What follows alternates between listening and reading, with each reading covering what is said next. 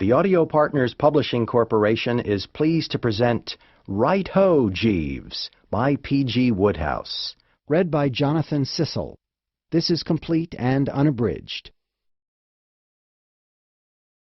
Chapter 1. Jeeves, I said, may I speak frankly? Certainly, sir. What I have to say may wound you. Not at all, sir. Well then, no. Wait. Hold the line a minute. I've gone off the rails. I don't know if you have had the same experience, but the snag I always come up against when I'm telling a story is this dashed difficult problem of where to begin it. It's a thing you don't want to go wrong over, because one false step and you're sunk. I mean, if you fool about too long at the start, trying to establish atmosphere, as they call it, and all that sort of rot, you fail to grip, and the customers walk out on you. Get off the mark, on the other hand, like a scalded cat, and your public's at a loss. It simply raises its eyebrows and can't make out what you're talking about. And in opening my report of the complex case of Gussie Fink-Nottle, Madeline Bassett, my cousin Angela, my Aunt Dahlia, my Uncle Thomas, young Tuppy Glossop, and the cook Anatole, with the above spot of dialogue, I see that I've made the second of these two floaters. I shall have to hark back a bit, and taking it for all in all, and weighing this against that, I suppose the affair may be said to have had its inception, if inception is the word I want, with that visit of mine to Cannes. If I hadn't gone to Cannes, I shouldn't have met the Bassett, or bought that white mess jacket, and Angela wouldn't have met her shark, and Aunt Dahlia wouldn't have played baccarat. Yes, most decidedly, Cannes was the point d'appui. Righto, then. Let me marshal my facts. I went to Cannes, leaving Jeeves behind, he having intimated that he did not wish to miss Ascot, round about the beginning of June. With me travelled my Aunt Dahlia and her daughter Angela. Tuppy Glossop, Angela's betrothed, was to have been at the party, but at the last moment couldn't get away. Uncle Tom, Aunt Dahlia's husband, remained at home because he can't stick the south of France at any price. So, there you have the layout. Aunt Dahlia, cousin Angela, and self off to Cannes round about the beginning of June. All pretty clear so far, what? We stayed at Cannes about 2 months, and except for the fact that Aunt Dahlia lost her shirt at baccarat, and Angela nearly got inhaled by a shark while aquaplaning, a pleasant time was had by all. On July the 25th, looking bronzed and fit, I accompanied aunt and child back to London. At 7 p.m. on July the 26th, we alighted at Victoria, and at 7:20 or thereabouts, we parted with mutual expressions of esteem, they to shove off in Aunt Dahlia's car to Brinkley Court, her place in Worcestershire, where they were expecting to entertain Tuppy in a day or two, I to go to the flat, drop my luggage, clean up a bit, and put on the soup and fish preparatory to pushing round to the drones for a bite of dinner. And it was while I was at the flat, toweling the torso after a much-needed rinse, that Jeeves, as we chatted of this and that, picking up the threads as it were, suddenly brought the name of Gussie Fink-Nottle into the conversation. As I recall it, the dialogue ran something as follows. Self. Well, Jeeves, here we are. What? Jeeves. Yes, sir. Self. I mean to say, home again. Jeeves. Precisely, sir. Self. Seems ages since I went away. Jeeves. Yes, sir. Self. Have a good time at Ascot. Jeeves. Most agreeable, sir. Self. Win anything? Jeeves. Quite a satisfactory sum, thank you, sir. Self. Good. Well, Jeeves, what news on the Rialto? Anybody been phoning or calling or anything during my abs? Jeeves. Mr. Fink-Nottle, sir, has been a frequent caller. I stared. Indeed, it would not be too much to say that I gaped. Mr. Fink-Nottle? Yes, sir. You don't mean Mr. Fink-Nottle? Yes, sir. But Mr. Fink-Nottle's not in London. Yes, sir. Well, I'm blowed. And I'll tell you why I was blowed. I found it scarcely possible to give credence to his statement. This Fink-Nottle, you see, was one of those freaks you come across from time to time during life's journey who can't stand London. He lived year in and year out, covered with moss, in a remote village down in Lincolnshire, never coming up even for the Eton and Harrow match. And when I asked him once if he didn't find the time hang a bit heavy on his hands, he said no, because he had a pond in his garden and studied the habits of newts. I couldn't imagine what could have brought the chap up to the great city. I would have been prepared to bet that as long as the supply of newts didn't give out, nothing could have shifted him from that village of his. Are you sure? Yes, sir. You got the name correctly? Fink-Nottle? Yes, sir. Well, it's the most extraordinary thing. It must be 5 years since he was in London. He makes no secret of the fact that the place gives him the pip. Until now, he's always stayed glued to the country, completely surrounded by newts. Sir? Newts, Jeeves. Mr. Fink-Nottle has a strong newt complex. You must have heard of newts. Those little sort of lizard things that charge about in ponds. Oh, yes, sir. The aquatic members of the family Salamandridae, which constitute the genus Mulga. That's right. Well, Gussie has always been a slave to them. He used to keep them at school. I believe young gentlemen frequently do, sir. He kept them in his study in a kind of glass tank arrangement, and pretty niffy the whole thing was, I recall. I suppose one ought to have been able to see what the end would be even then, but you know what boys are. Careless, heedless, busy about our own affairs. We scarcely gave this kink in Gussie's character a thought. We may have exchanged an occasional remark about it taking all sorts to make a world, but nothing more. You can guess the sequel. The trouble spread. Indeed, sir. Absolutely, Jeeves. The craving grew upon him. The newts got him. Arrived at man's estate, he retired to the depths of the country and gave his life up to these dumb chums. I suppose he used to tell himself that he could take 'em or leave 'em alone, and then found, too late, that he couldn't. It is often the way, sir. Too true, Jeeves. At any rate, for the last 5 years, he's been living at this place of his down in Lincolnshire, as confirmed a species-shunning hermit as ever put fresh water in the tank every second day and refused to see a soul. That's why I was so amazed when you told me he'd suddenly risen to the surface like this. I still can't believe it. I'm inclined to think that there must be some mistake, and that this bird who's been calling here is some different variety of Fink-Nottle. The chap I know wears horn-rimmed spectacles and has a face like a fish. How does that check up with your data? The gentleman who came to the flat wore horn-rimmed spectacles, sir. And looked like something on a slab? Possibly there was a certain suggestion of the Piscine, sir. Then it must be Gussie, I suppose. But what on earth can have brought him up to London? I am in a position to explain that, sir. Mr. Fink-Nottle confided to me his motive in visiting the metropolis. He came because the young lady is here. Young lady? Yes, sir. You don't mean he's in love? Yes, sir. Well, I'm dashed. I'm really dashed. I positively am dashed, Jeeves. And I was, too. I mean to say, a joke's a joke, but there are limits. Then I found my mind turning to another aspect of this rummy affair. Conceding the fact that Gussie Fink-Nottle, against all the ruling of the form book, might have fallen in love, why should he have been haunting my flat like this?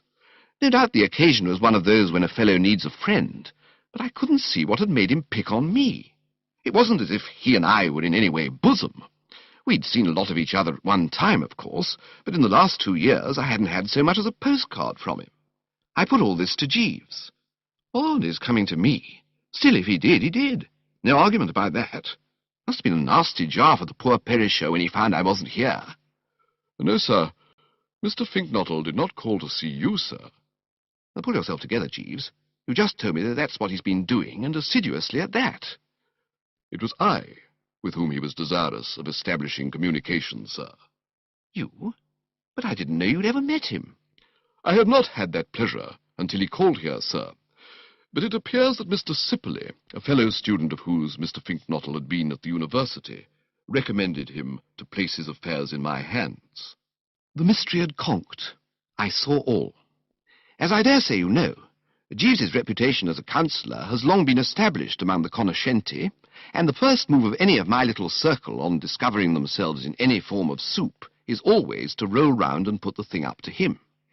And when he's got A out of a bad spot, A puts B onto him, and then when he's fixed up B, B sends C along, and so on, if you get my drift, and so forth. That's how these big consulting practices like Jeeves's grow. Old Sippy, I knew, had been deeply impressed by the man's efforts on his behalf at the time when he was trying to get engaged to Elizabeth Moon, so it was not to be wondered at that he should have advised Gussie to apply. Pure routine, you might say. Ah, you're acting for him, are you? Yes, sir. Now I follow. Now I understand. And what is Gussie's trouble? Oddly enough, sir, precisely the same as that of Mr. Sipperley when I was enabled to be of assistance to him. No doubt you recall Mr. Sipperley's predicament, sir. Deeply attached to Miss Moon, he suffered from a rooted diffidence which made it impossible for him to speak. I nodded. I remember. Yes, I recall the Sipperley case. He couldn't bring himself to the scratch. A marked coldness of the feet, was there not? I recollect you saying he was letting, letting something do something. Cats entered into it, if I'm not mistaken. Letting I dare not wait upon I would, sir. That's right. But how about the cats? Like the poor cat i' the adage, sir. Exactly. Beats me how you think up these things. And Gussie, you say, is in the same position? Yes, sir. Each time he endeavours to formulate a proposal of marriage, his courage fails him. And yet if he wants this female to be his wife, he's got to say so, what? I mean, only civil to mention it. Precisely, sir. I mused. Well, I suppose this was inevitable, Jeeves. I wouldn't have thought that this Fink-Nottle would ever have fallen a victim to the divine P. But if he has, no wonder he finds the going sticky. Yes, sir. Look at the life he's led. Yes, sir. I don't suppose he's spoken to a girl for years. What a lesson this is to us, Jeeves, not to shut ourselves up in country houses and stare into glass tanks. You can't be the dominant male if you do that sort of thing. In this life you can choose between two courses. You can either shut yourself up in a country house and stare into tanks, or you can be a dasher with the sex. You can't do both. No, sir. I mused once more. Gussie and I, as I say, had rather lost touch, but all the same I was exercised about the poor fish, as I am about all my pals, close or distant, who find themselves treading upon life's banana skins. It seemed to me that he was up against it. I threw my mind back to the last time I had seen him. About 2 years ago it had been. I had looked in at his place while on a motor trip, and he'd put me right off my feed by bringing a couple of green things with legs to the luncheon table, crooning over them like a young mother, and eventually losing one of them in the salad. That picture rising before my eyes didn't give me much confidence in the unfortunate goof's ability to woo and win, I must say. Especially if the girl he had earmarked was one of these tough modern thugs, all lipstick and cool, hard, sardonic eyes, as she probably was. Tell me, Jeeves, I said, wishing to know the worst, what sort of a girl is this girl of Gussie's? I have not met the young lady, sir. Mr. Fink-Nottle speaks highly of her attractions. Seemed to like her, did he? Yes, sir. Did he mention her name? Perhaps I know her. She is a Miss Bassett, sir. Miss Madeline Bassett. What? Yes, sir. I was deeply intrigued. Egad, Jeeves, fancy that. It's a small world, isn't it, what? The young lady is an acquaintance of yours, sir? I know her well.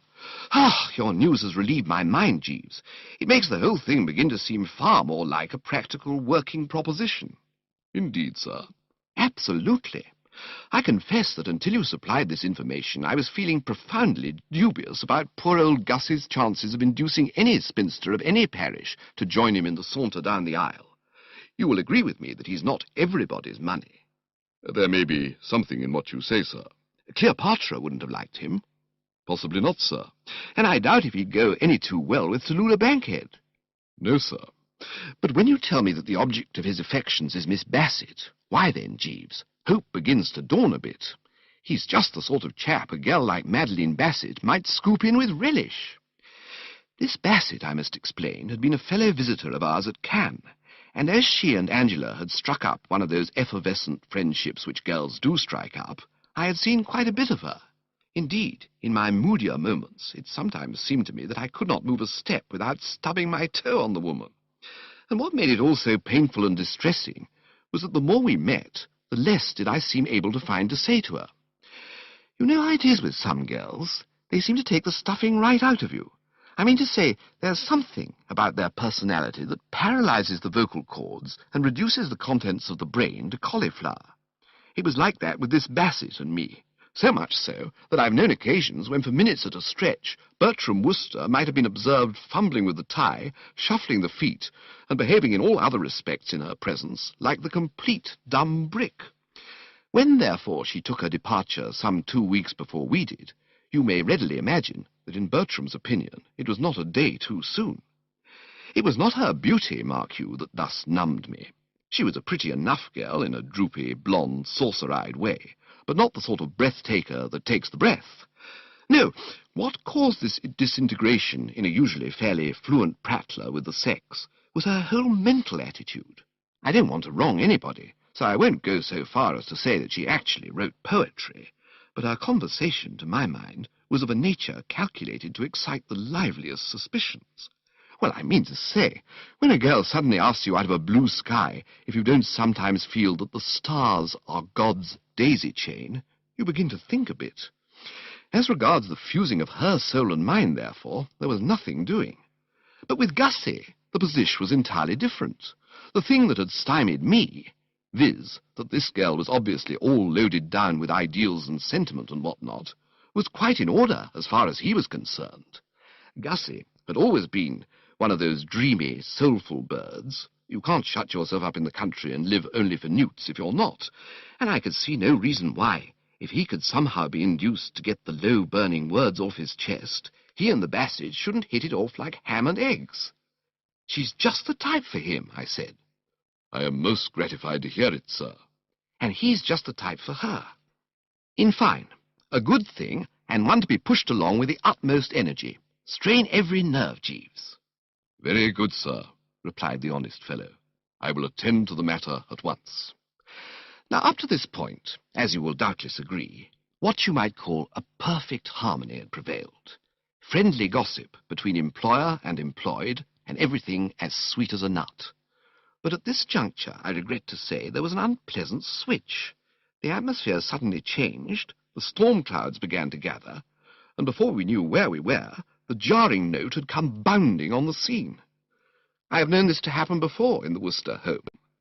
The first intimation I had that things were about to hot up was a pained and disapproving cough from the neighbourhood of the carpet, for during the above exchanges, I should explain, while I, having dried the frame, had been dressing in a leisurely manner, donning here a sock, there a shoe, and gradually climbing into the vest, the shirt, the tie, and the knee-length, Jeeves had been down on the lower level, unpacking my effects.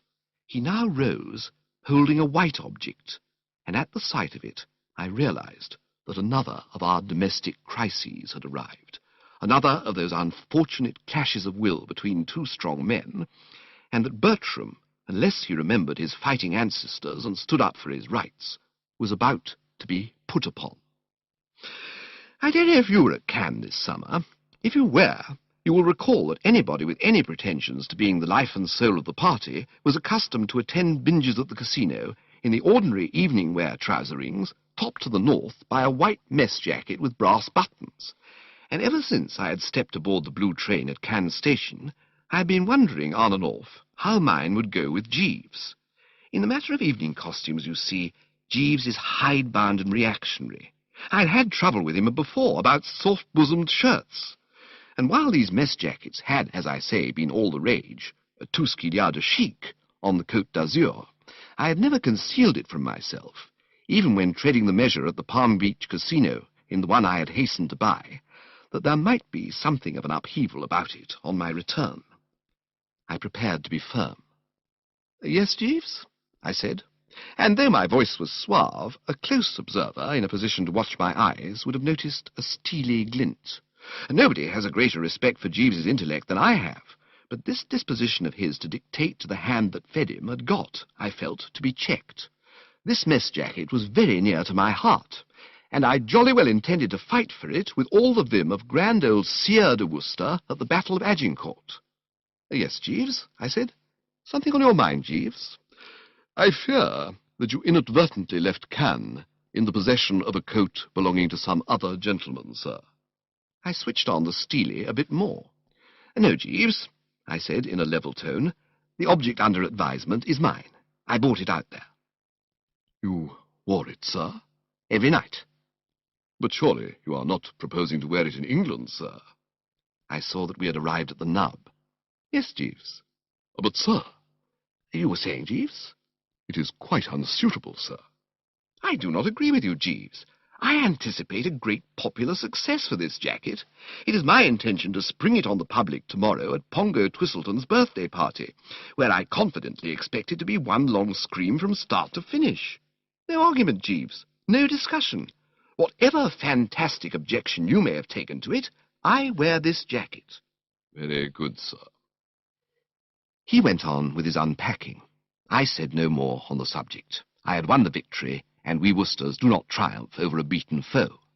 Presently, having completed my toilet, I bade the man a cheery farewell, and in generous mood suggested that, as I was dining out, why didn't he take the evening off and go to some improving picture or something? Sort of olive branch, if you see what I mean. He didn't seem to think much of it. "Thank you, sir. I will remain in." I surveyed him narrowly. "Is this dudgeon, Jeeves?"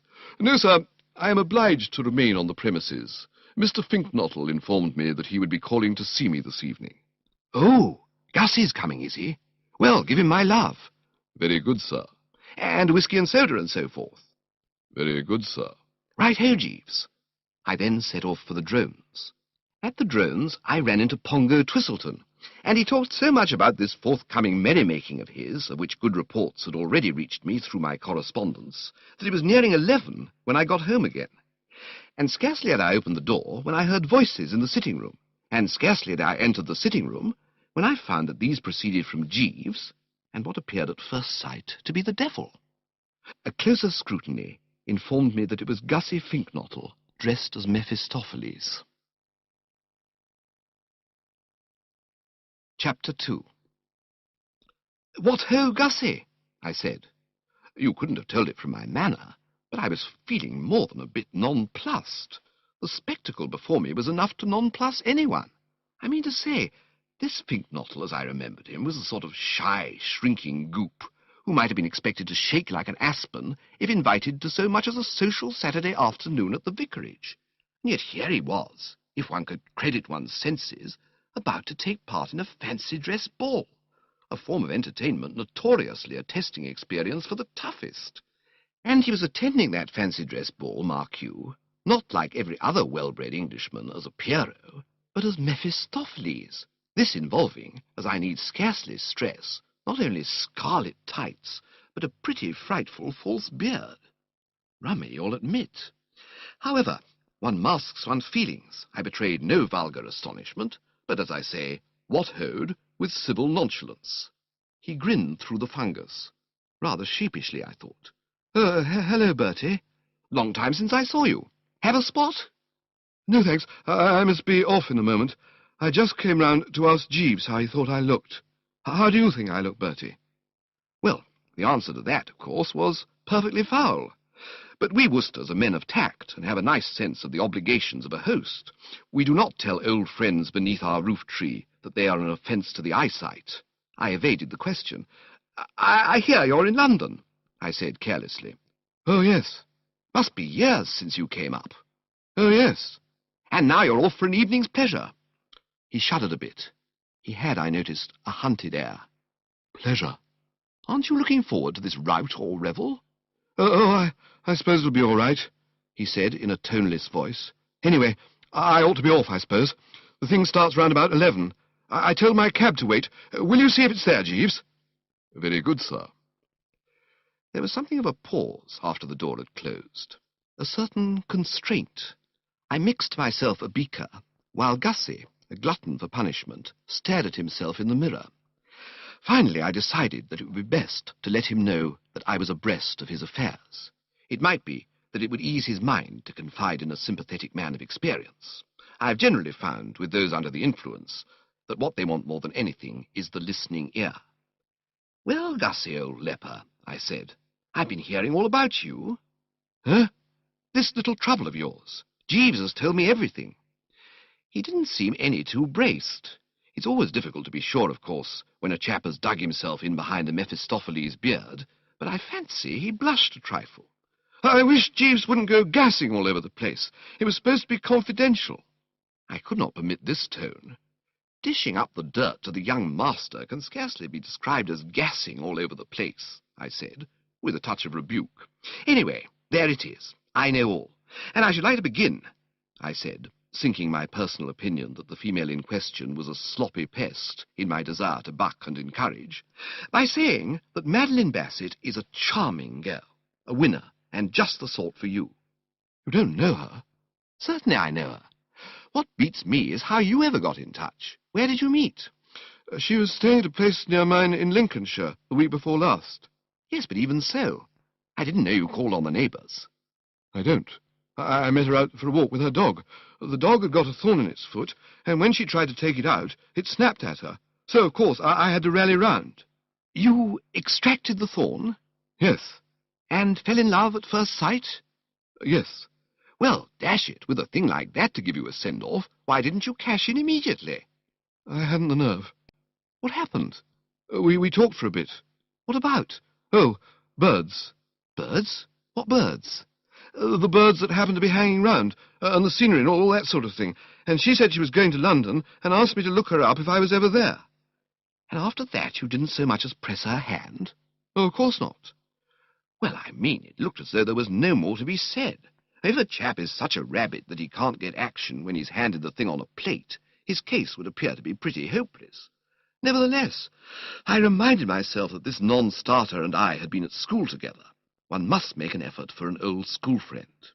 "Ah, well," I said, "we must see what can be done. Things may brighten. At any rate, you'll be glad to learn that I am behind you in this enterprise. You have Bertie Wooster in your corner, Gussie." "Thanks, old man." "And Jeeves, of course, which is the thing that really matters." I don't mind admitting that I winced. He meant no harm, I suppose, but I'm bound to say that this tactless speech nettled me not a little.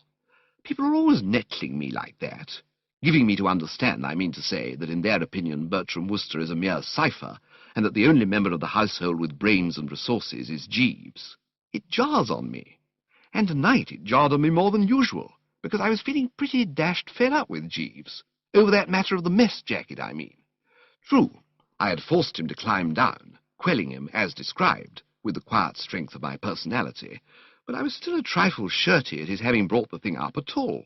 It seemed to me that what Jeeves wanted was the iron hand. "And what is he doing about it?" I inquired stiffly.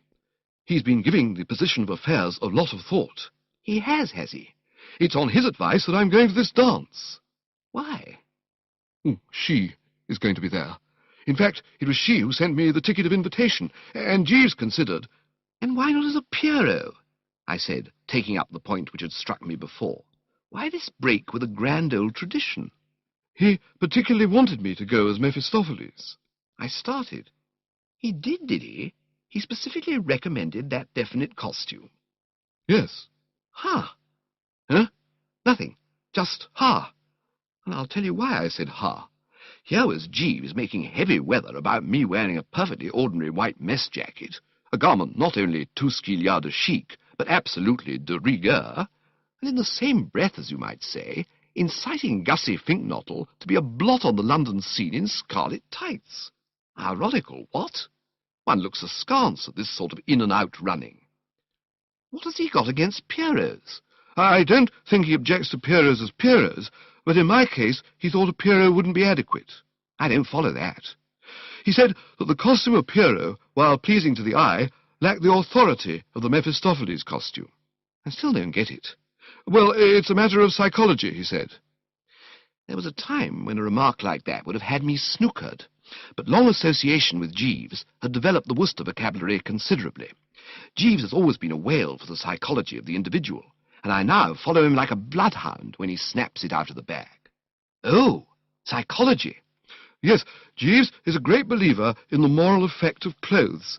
He thinks I might be emboldened in a striking costume like this. He said a pirate chief would be just as good. In fact, a pirate chief was his first suggestion, but I objected to the boots." I saw his point. There is enough sadness in life without having fellows like Gussie Fink-Nottle going about in sea boots. Are you emboldened? "Well, to be absolutely accurate, Bertie, old man, no." A gust of compassion shook me. After all, though we had lost touch a bit of recent years, this man and I had once thrown ink darts at each other. "Gussie," I said, "take an old friend's advice and don't go within a mile of this binge." "But it's my last chance of seeing her. She's off tomorrow to stay with some people in the country. Besides, you don't know." "Don't know what?" "This idea of Jeeves's won't work. I feel a most frightful chump now, yes, but who can say whether that will not pass off when I get into a mob of other people in fancy dress? I had the same experience as a child one year during the Christmas festivities. They dressed me up as a rabbit, and the shame was indescribable.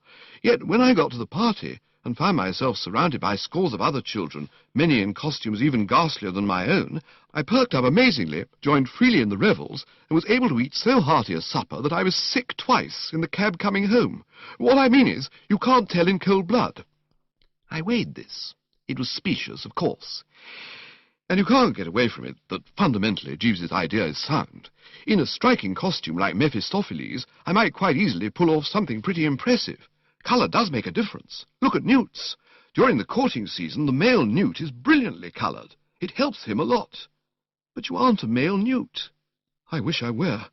Do you know how a male newt proposes, Bertie? He just stands in front of the female newt, vibrating his tail and bending his body in a semicircle. I could do that on my head. No, you wouldn't find me grousing if I were a male newt. But if you were a male newt, Madeline Bassett wouldn't look at you. Not with the eye of love, I mean. She would if she were a female newt. But she isn't a female newt. No, but suppose she was. Well, if she was, you wouldn't be in love with her. Yes, I would, if I were a male newt. A slight throbbing about the temples told me that this discussion had reached saturation point. Well, anyway, I said, coming down to hard facts and cutting out all this visionary stuff about vibrating tails and whatnot, the salient point that emerges is that you are booked to appear at a fancy dress ball. And I tell you out of my riper knowledge of fancy dress balls, Gussie, that you won't enjoy yourself. It isn't a question of enjoying yourself. I wouldn't go. I must go. I keep telling you she's off to the country tomorrow. I gave it up. So be it, I said. Have it your own way. Yes, Jeeves? Mr. Fink-Nottle's cab, sir. Ah, oh, the cab, eh? Your cab, Gussie. Oh, the cab. Oh, right. Of course. Yes, rather. Thanks, Jeeves. Well, so long, Bertie. And giving me the sort of weak smile Roman gladiators used to give the emperor before entering the arena, Gussie trickled off. And I turned to Jeeves. The moment had arrived for putting him in his place, and I was all for it. It was a little difficult to know how to begin, of course. I mean to say, while firmly resolved to tick him off, I didn't want to gash his feelings too deeply. Even when displaying the iron hand, we Woosters like to keep the thing fairly matey. However, on consideration, I saw that there was nothing to be gained by trying to lead up to it gently. It is never any use beating about the bee. Jeeves, I said, may I speak frankly? Certainly, sir. What I have to say may wound you. Not at all, sir. Well, then, I've been having a chat with Mr. Fink-Nottle, and he's been telling me about this Mephistopheles scheme of yours. Yes, sir. Now, let me get it straight. If I follow your reasoning correctly, you think that, stimulated by being upholstered throughout in scarlet tights, Mr. Fink-Nottle, on encountering the adored object, will vibrate his tail and generally let himself go with a whoop. I am of opinion that he will lose much of his normal diffidence, sir. I don't agree with you, Jeeves. No, sir. No, in fact, not to put too fine a point on it, I consider that of all the dash, silly, drivelling ideas I ever heard in my puff, this is the most blithering and futile. It won't work. Not a chance. All you have done is to subject Mr. Fink-Nottle to the nameless horrors of a fancy dress ball for nothing. And this is not the first time this sort of thing has happened. To be quite candid, Jeeves, I have frequently noticed before now a tendency of disposition on your part to become, what's the word? I could not say, sir. Eloquent. No, it's not eloquent. Elusive. No, it's not elusive. It's on the tip of my tongue. It begins with an E and means being a jolly sight too clever. Elaborate, sir? That is the exact word I was after. Too elaborate, Jeeves. That's what you are frequently prone to become. Your methods are not simple, not straightforward. You cloud the issue with a lot of fancy stuff that is not of the essence. All that Gussie needs is the elder brotherly advice of a seasoned man of the world. So what I suggest is that from now onwards you leave this case to me. Very good, sir. You lay off and devote yourself to your duties about the home. Very good, sir. I shall no doubt think of something quite simple and straightforward, yet perfectly effective, ere long. I will make a point of seeing Gussie tomorrow. Very good, sir. Right-ho, Jeeves. But on the morrow, all those telegrams started coming in, and I confess that for 24 hours I didn't give the poor chap a thought, having problems of my own to contend with. Chapter 3. The first of the telegrams arrived shortly after noon, and Jeeves brought it in with the before-luncheon snifter. It was from my Aunt Dahlia, operating from Market Snodsbury, a small town of sorts, a mile or two along the main road as you leave her country seat. It ran as follows: "Come at once, Travers." And when I say it puzzled me like the dickens, I am understating it, if anything. As mysterious a communication, I considered, as was ever flashed over the wires. I studied it in a profound reverie for the best part of 2 dry martinis and a dividend. I read it backwards, I read it forwards. As a matter of fact, I have a sort of recollection of even smelling it, but it still baffled me. Consider the facts, I mean. It was only a few hours since this aunt and I had parted, after being in constant association for nearly 2 months, and yet here she was, with my farewell kiss still lingering on her cheek, so to speak, pleading for another reunion. Bertram Wooster is not accustomed to this gluttonous appetite for his society. Ask anyone who knows me, and they will tell you that after 2 months of my company, what the normal person feels is that that will about do for the present. Indeed, I have known people who couldn't stick it out for more than a few days. Before sitting down to the well-cooked, therefore, I sent this reply: "Perplexed. Explain. Bertie." To this I received an answer during the after-luncheon sleep. "What on earth is there to be perplexed about, ass? Come at once, Travers." 3 cigarettes and a couple of turns about the room, and I had my response ready. "How do you mean come at once? Regards, Bertie." I append the comeback. "I mean come at once, you maddening half-wit. What did you think I meant? Come at once, or expect an aunt's curse, first post tomorrow. Love, Travers." I then dispatched the following message, wishing to get everything quite clear. "When you say come, do you mean come to Brinkley Court? And when you say at once, do you mean at once? Fogged, at a loss, all the best, Bertie." I sent this one off on my way to the drones, where I spent a restful afternoon throwing cards into a top hat with some of the better element. Returning in the evening hush, I found the answer waiting for me. "Yes, yes, yes, yes, yes, yes, yes. It doesn't matter whether you understand or not. You just come at once as I tell you, and for heaven's sake stop this back chat. Do you think I am made of money that I can afford to send you telegrams every 10 minutes? Stop being at hat-head and come immediately. Love, Travers." It was at this point that I felt the need of getting a second opinion. I pressed the bell. "Jeeves," I said, "a V-shaped rumminess has manifested itself from the direction of Worcestershire. Read these," I said, handing him the papers in the case. He scanned them. "What do you make of it, Jeeves?" I think Mrs. Travers wishes you to come at once, sir." "You gather that too, do you?" "Yes, sir." "I put the same construction on the thing. But why, Jeeves? Dash it all, she's just had nearly 2 months of me." "Yes, sir." "And many people consider the medium dose for an adult 2 days." "Yes, sir, I appreciate the point you raise. Nevertheless, Mrs. Travers appears very insistent. I think it would be well to acquiesce in her wishes." "Pop down, you mean?" "Yes, sir."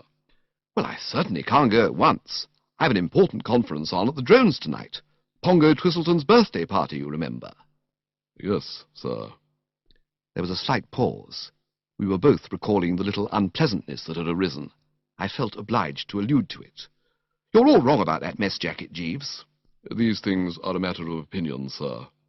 "When I wore it at the casino in Cannes, beautiful women nudged one another and whispered, 'Who is he?' "The code at continental casinos is notoriously lax, sir." And when I described it to Pongo last night, he was fascinated." "Indeed, sir?" "So were all the rest of those present. One and all admitted that I'd got hold of a good thing. Not a dissentient voice." "Indeed, sir." "I am convinced that you will eventually learn to love this mess jacket, Jeeves." "I fear not, sir." I gave it up. It is never any use trying to reason with Jeeves on these occasions. Pig-headed is the word that springs to the lips. One sighs and passes on. Well, anyway, returning to the agenda, I can't go down to Brinkley Court or anywhere else yet a while. That's final. I'll tell you what, Jeeves. Give me form and pencil, and I'll wire her that I'll be with her sometime next week or the week after. Dash it all, she ought to be able to hold out without me for a few days. It only requires willpower. Yes, sir. Right here, then. I'll wire, expect me tomorrow fortnight, or words to some such effect. That ought to meet the case. Then if you will toddle round the corner and send it off, that will be that. Very good, sir. And so the long day wore on, till it was time for me to dress for Pongo's party. Pongo has assured me, while chatting of the affair on the previous night, that this birthday binge of his was to be on a scale calculated to stagger humanity, and I must say I have participated in less fruity functions. It was well after 4 when I got home, and by that time I was about ready to turn in. I can just remember groping for the bed and crawling into it, and it seemed to me that the lemon had scarcely touched the pillow before I was aroused by the sound of the door opening. I was barely ticking over, but I contrived to raise an eyelid. That my tea, Jeeves?" No, sir. It is Mrs. Travers. And a moment later there was a sound like a mighty rushing wind, and the relative had crossed the threshold at 50 mph under her own steam. Chapter 4. It has been well said of Bertie Wooster that while no one views his flesh and blood with a keener and more remorselessly critical eye, he is nevertheless a man who delights in giving credit where credit is due. And if you have followed these memoirs of mine with the proper care, you will be aware that I have frequently had occasion to emphasize the fact that Aunt Dahlia is all right. She is the one, if you remember, who married old Tom Travers en secondes noces, as I believe the expression is, the year Bluebottle won the Cambridgeshire, and once induced me to write an article on What the Well-Dressed Man is Wearing for that paper she runs, Milady's Boudoir. She is a large, genial soul with whom it is a pleasure to hobnob. In her spiritual make-up there is none of that subtle gosh-awfulness which renders such an exhibit as, say, My Aunt Agatha, the curse of the home counties and a menace to one and all. I have the highest esteem for Aunt Dahlia, and have never wavered in my cordial appreciation of her humanity, sporting qualities, and general good-eggishness. This being so, you may conceive of my astonishment at finding her at my bedside at such an hour. I mean to say, I have stayed at her place many a time and oft, and she knows my habits. She is well aware that until I have had my cup of tea in the morning, I do not receive. This crashing in at a moment when she knew that solitude and repose were of the essence was scarcely, I could not but feel, the good old form. Besides, what business had she being in London at all? That was what I asked myself. When a conscientious housewife has returned to her home after an absence of 7 weeks, one does not expect her to start racing off again the day after her arrival. One feels that she ought to be sticking round, ministering to her husband, conferring with the cook, feeding the cat, combing and brushing the Pomeranian, in a word, staying put. I was more than a little bleary-eyed, but I endeavoured, as far as the fact that my eyelids were more or less glued together would permit, to give her an austere and censorious look. She didn't seem to get it. "Wake up, Bertie, you old ass!" she cried, in a voice that hit me between the eyebrows and went out at the back of my head. If Aunt Dahlia has a fault, it is that she is apt to address a vis-à-vis as if he was somebody half a mile away whom she had observed riding over hounds. A throwback, no doubt, to the time when she counted the day lost that was not spent in chivying some unfortunate fox over the countryside. I gave her another of the austere and censorious, and this time it registered. All the effect it had, however, was to cause her to descend to personalities. "Oh, don't blink at me in that obscene way," she said. "I wonder, Bertie," she proceeded, gazing at me as I should imagine Gussie would have gazed at some newt that was not up to sample, "if you have the faintest conception how perfectly loathsome you look, a cross between an orgy scene in the movies and some low form of pond life. I suppose you were out on the tiles last night." "I attended a social function, yes," I said coldly. "Pongo Twistleton's birthday party. I couldn't let Pongo down. Noblesse oblige. Well, get up and dress." I felt I could not have heard her aright. Get up and dress? Yes. I turned on the pillow with a little moan, and at this juncture Jeeves entered with the vital oolong. I clutched at it like a drowning man at a straw hat. A deep sip or two, and I felt I won't say restored, because a birthday party like Pongo Twistleton's isn't a thing you get restored after with a mere mouthful of tea, but sufficiently the old Bertram to be able to bend the mind on this awful thing that had come upon me. And the more I bent same, the less I could grasp the trend of the scenario. "What is this, Aunt Dahlia?" I inquired. "Looks to me like tea," was her response, "but you know best. You're drinking it." If I hadn't been afraid of spilling the healing brew, I have little doubt that I should have given an impatient gesture. I know I felt like it. "Not the contents of this cup. All this. You're barging in and telling me to get up and dress. All that rot." "I barged in, as you call it, because my telegrams seem to produce no effect, and I told you to get up and dress because I want you to get up and dress. I've come to take you back with me. I like your crust, worrying that you'd come next year or whenever it was. You're coming now. I've got a job for you." "I don't want a job." "What you want, my lad, and what you're going to get are two very different things. There is man's work for you to do at Brinkley Court.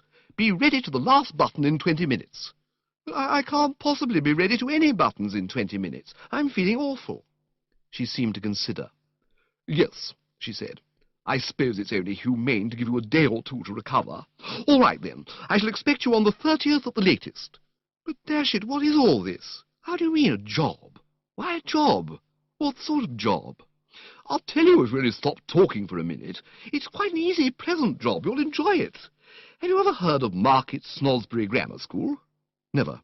"It's a grammar school at Market Snodsbury." I told her a little frigidly that I had divined as much. "Well, how am I to know that a man with a mind like yours would grasp it so quickly?" she protested. "All right, then. Market Snodsbury Grammar School is, as you have guessed, the grammar school at Market Snodsbury. I'm one of the governors." "You mean one of the governesses?" "I don't mean one of the governesses. Listen, ass. There was a board of governors at Eton, wasn't there? Very well. So there is at Market Snodsbury Grammar School, and I'm a member of it. And they left the arrangements for the summer prize-giving to me. This prize-giving takes place on the last, or 31st day of this month. Have you got that clear?" I took another Oz of the life-saving and inclined my head. Even after a Pongo Twistleton birthday party, I was capable of grasping simple facts like these. "I follow, yes. I see the point you're trying to make, certainly.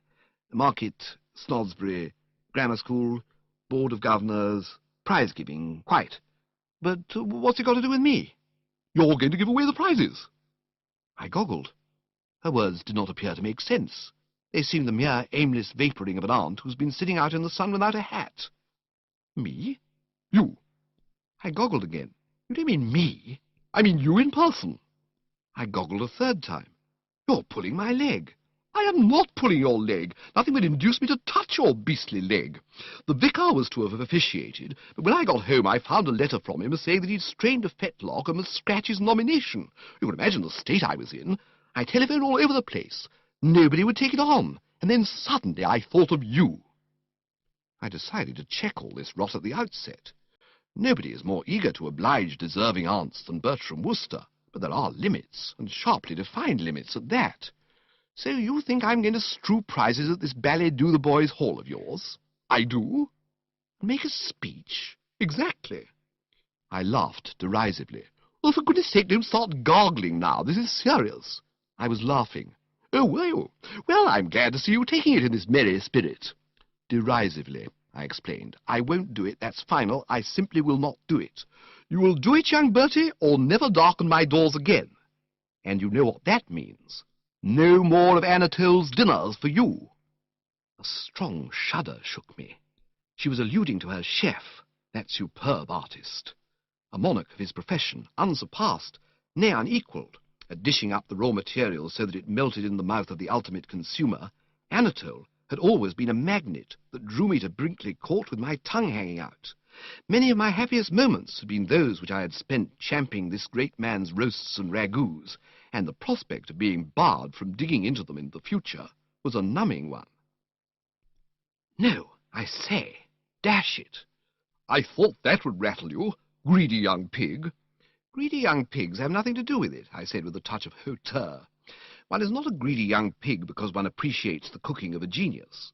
"Well, I will say I like it myself," conceded the relative, "but not another bite of it do you get if you refuse to do this simple, easy, pleasant job. No, not so much as another sniff. So put that in your 12-inch cigarette holder and smoke it." I began to feel like some wild thing caught in a snare. But why do you want me? I mean, what am I? Ask yourself that. I often have. I mean to say, I'm not the type.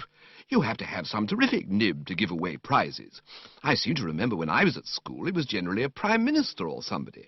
Ah, but that was at Eton. At Market Snodsbury, we aren't nearly so choosy. Anybody in spats impresses us. Why don't you get Uncle Tom? Uncle Tom? Well, why not? He's got spats. Bertie, she said. I will tell you why not Uncle Tom. You remember me losing all that money at baccarat at Cannes? Well, very shortly I shall have to sidle up to Tom and break the news to him. If right after that I ask you to put on lavender gloves and a topper and distribute the prizes at Market Snodsbury Grammar School, there'll be a divorce in the family. He would pin a note to the pincushion and be off like a rabbit. No, my lad, you're for it, so you may as well make the best of it. But Aunt Dahlia, listen to reason. I assure you that you've got hold of the wrong man. I'm hopeless at a game like that. Ask Jeeves about that time I got lugged in to address a girls' school. I made the most colossal ass of myself. And I confidently anticipate that you will make an equally colossal ass of yourself on the 31st of this month. That's why I want you.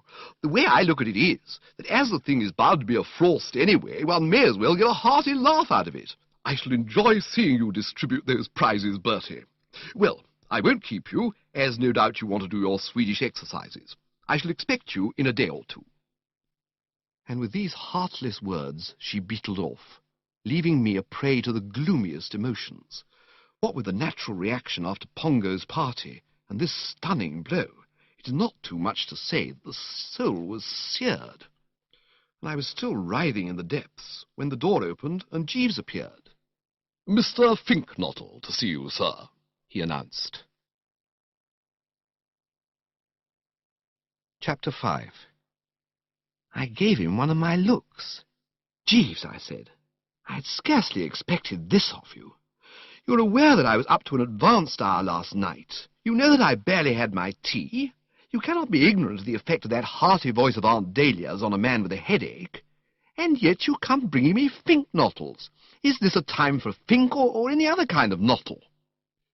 "But did you not give me to understand, sir, that you wished to see Mr. Fink-Nottle to advise him on his affairs?" This, I admit, opened up a new line of thought. In the stress of my emotions, I had clean forgotten about having taken Gussie's interests in hand. It altered things. One can't give the raspberry to a client. I mean, you didn't find Sherlock Holmes refusing to see clients just because he'd been out late the night before at Dr. Watson's birthday party. I could have wished that the man had selected some more suitable hour for approaching me, but as he appeared to be a sort of human lark, leaving his watery nest at daybreak, I supposed I'd better give him an audience. "True," I said. "All right. Bung him in." "Very good, sir. But before doing so, bring me one of those pick-me-ups of yours." "Very good, sir." And presently he returned with the vital essence. I have had occasion, I fancy, to speak before now of these pick-me-ups of Jeeves's, and their effect on a fellow who is hanging to life by a thread on the morning after. What they consist of I couldn't tell you. He says some kind of sauce, the yolk of a raw egg, and a dash of red pepper, but nothing will convince me that the thing doesn't go much deeper than that. Be that as it may, however, the results of swallowing one are amazing. For perhaps the split part of a second, nothing happens. It is as though all nature waited breathless. Then suddenly, it is as if the last trump had sounded and Judgment Day set in with unusual severity. Bonfires burst out in all parts of the frame. The abdomen becomes heavily charged with molten lava. A great wind seems to blow through the world, and the subject is aware of something resembling a steam hammer striking the back of the head. During this phase, the ears ring loudly, the eyeballs rotate, and there is a tingling about the brow. And then, just as you're feeling that you ought to ring up your lawyer and see that your affairs are in order before it is too late, the whole situation seems to clarify. The wind drops, the ears cease to ring, birds twitter, brass bands start playing, the sun comes up over the horizon with a jerk. And a moment later, all you are conscious of is a great peace. As I drain the glass now, new life seemed to burgeon within me. I remember Jeeves, who, however much he may go off the rails at times in the matter of dress clothes, and in his advice to those in love, has always had a neat turn of phrase, once speaking of someone rising on stepping stones of his dead self to higher things. It was that way with me now. I felt that the Bertram Wooster, who lay propped up against the pillows, had become a better, stronger, finer Bertram. "Thank you, Jeeves," I said. "Not at all, sir." That touched the exact spot. I am now able to cope with life's problems. "I am gratified to hear it, sir." What madness not to have had one of those before tackling Aunt Dahlia. However, too late to worry about that now. Tell me of Gussie. How did he make out at the fancy dress ball? "He did not arrive at the fancy dress ball, sir." I looked at him a bit austerely. "Jeeves," I said, "I admit that after that pick-me-up of yours I feel better, but don't try me too high. Don't stand by my sick-bed talking absolute rot. We shot Gussie into a cab, and he started forth, headed for wherever this fancy dress ball was. He must have arrived." "No, sir. As I gather from Mr. Fink-Nottle, he entered the cab convinced in his mind that the entertainment to which he had been invited was to be held at number 17 Suffolk Square, whereas the actual rendezvous was number 71 Norfolk Terrace. These aberrations of memory are not uncommon with those who, like Mr. Fink-Nottle, belong essentially to what one might call the dreamer type. One might also call it the fat-headed type." "Yes, sir." "Well, on reaching number 17 Suffolk Square, Mr. Fink-Nottle endeavoured to produce money to pay the fare. what stopped him?" "The fact that he had no money, sir. He discovered that he had left it, together with his ticket of invitation, on the mantelpiece of his bedchamber in the house of his uncle, where he was residing. Bidding the cabman to wait accordingly, he rang the doorbell, and when the butler appeared, requested him to pay the cab, adding that it was all right, as he was one of the guests invited to the dance. The butler then disclaimed all knowledge of a dance on the premises." "And declined to unbelt?" "Yes, sir. Upon which Mr. Fink-Nottle directed the cabman to drive him back to his uncle's residence." "Well, why wasn't that the happy ending? All he had to do was go in, collect cash and ticket, and there he would have been, on velvet." "I should have mentioned, sir, that Mr. Fink-Nottle had also left his latch-key on the mantelpiece of his bedchamber." "He could have rung the bell." "He did ring the bell, sir, for some 15 minutes. At the expiration of that period, he recalled that he had given permission to the caretaker, the house was officially closed and all the staff on holiday, to visit his sailor son at Portsmouth." "Golly, Jeeves." "Yes, sir." "These dreamer types do live, don't they?" "Yes, sir." "What happened then?" "Mr. Fink-Nottle appears to have realized at this point that his position as regards the cabman had become equivocal. The figures on the clock had already reached a substantial sum, and he was not in a position to meet his obligations." "He could have explained." "You cannot explain to cabmen, sir. On endeavouring to do so, he found the fellows sceptical of his bona fides." "I should have legged it." That is the policy which appears to have commended itself to Mr. Fink-Nottle. He darted rapidly away, and the cabman, endeavouring to detain him, snatched at his overcoat.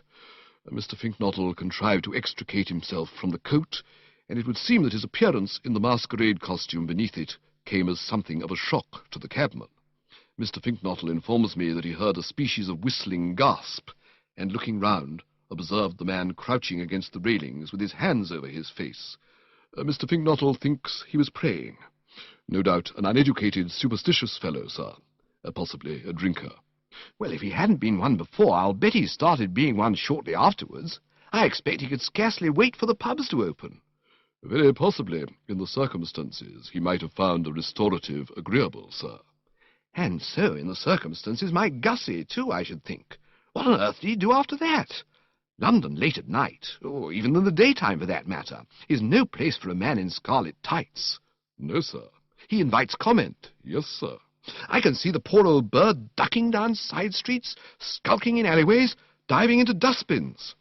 "I gather from Mr. Fink-Nottle's remarks, sir, that something very much on those lines was what occurred. Eventually, after a trying night, he found his way to Mr. Sipperley's residence, where he was able to secure lodging and a change of costume in the morning." I nestled against the pillows, the brow a bit drawn. It is all very well to try to do old school friends a spot of good, but I could not but feel that in espousing the cause of a lunkhead capable of mucking things up as Gussie had done, I had taken on a contract almost too big for human consumption.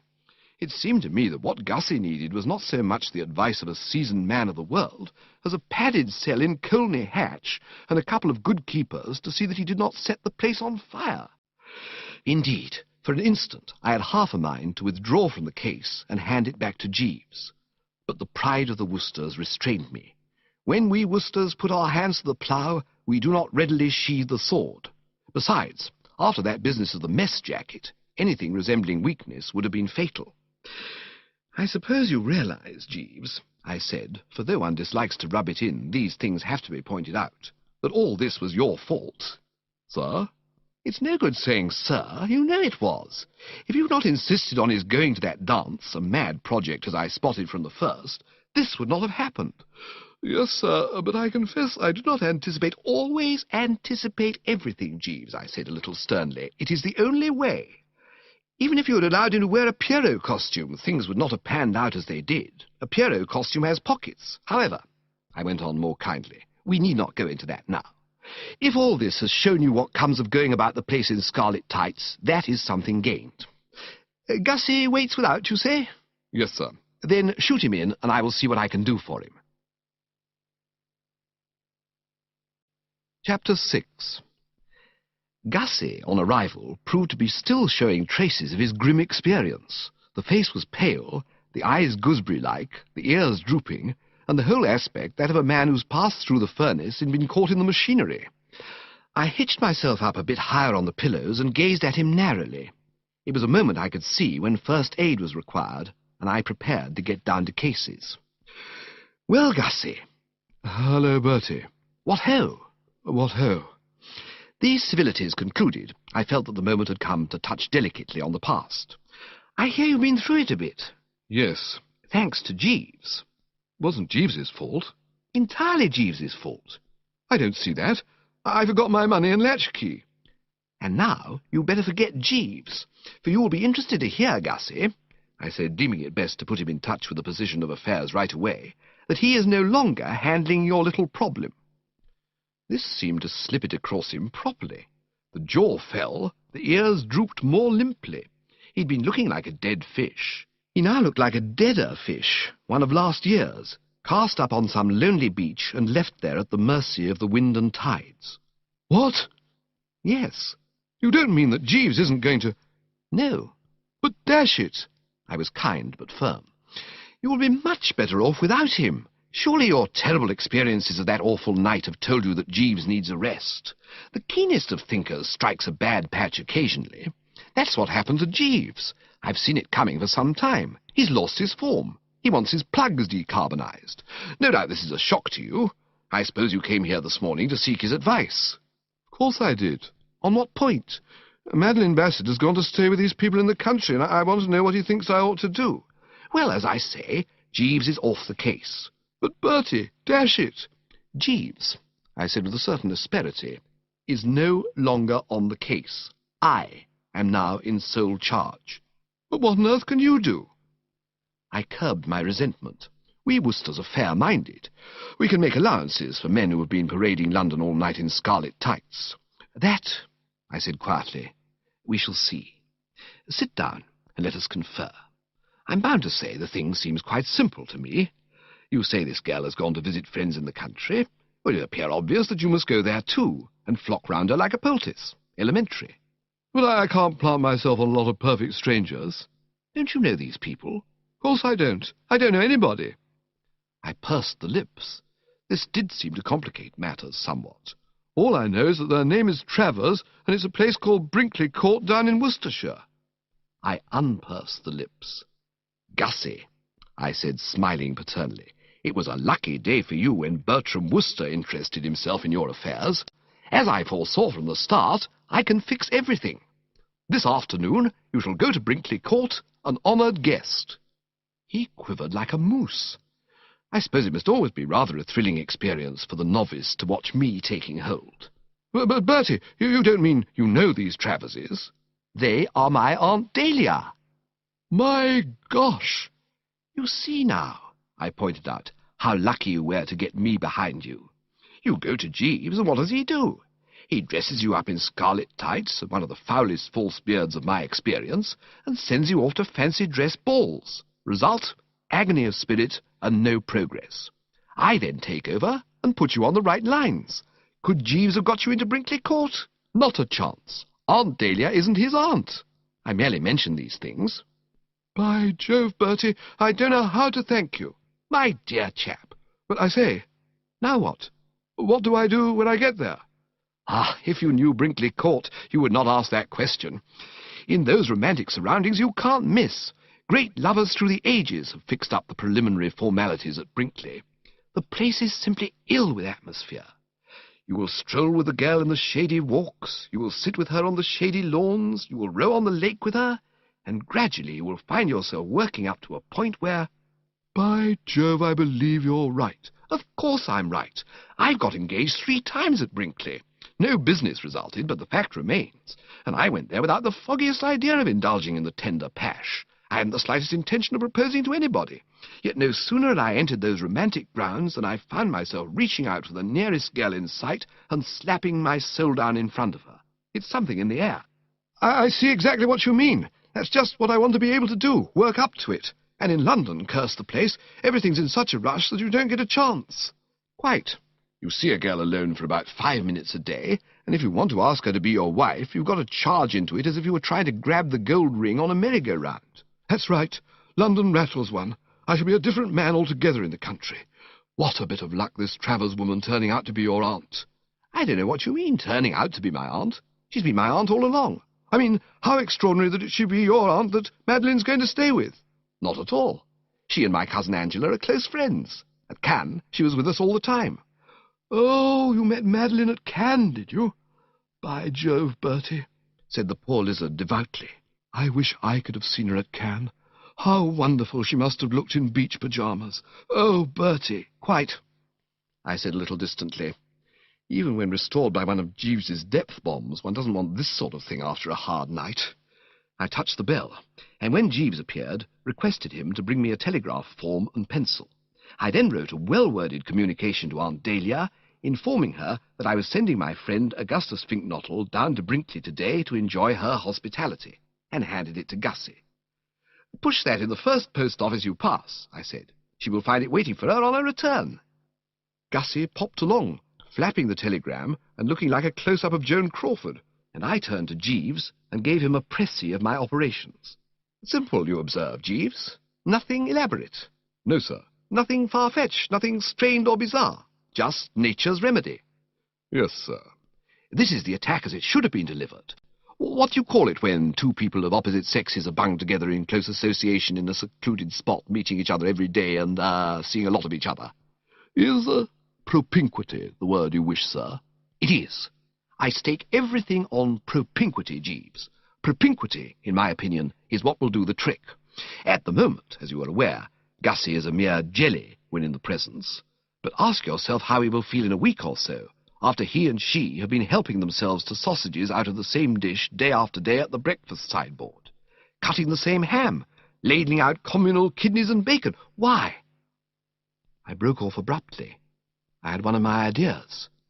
"Golly, Jeeves." "Sir?" "Here's an instance of how you have to think of everything. You heard me mention sausages, kidneys, bacon, and ham." "Yes, sir." "Well, there must be nothing of that. Fatal. The wrong note entirely. Give me that telegraph form and pencil. I must warn Gussie without delay. What he's got to do is to create in this girl's mind the impression that he is pining away for love of her. This cannot be done by wolfing sausages." "No, sir." "Very well, then.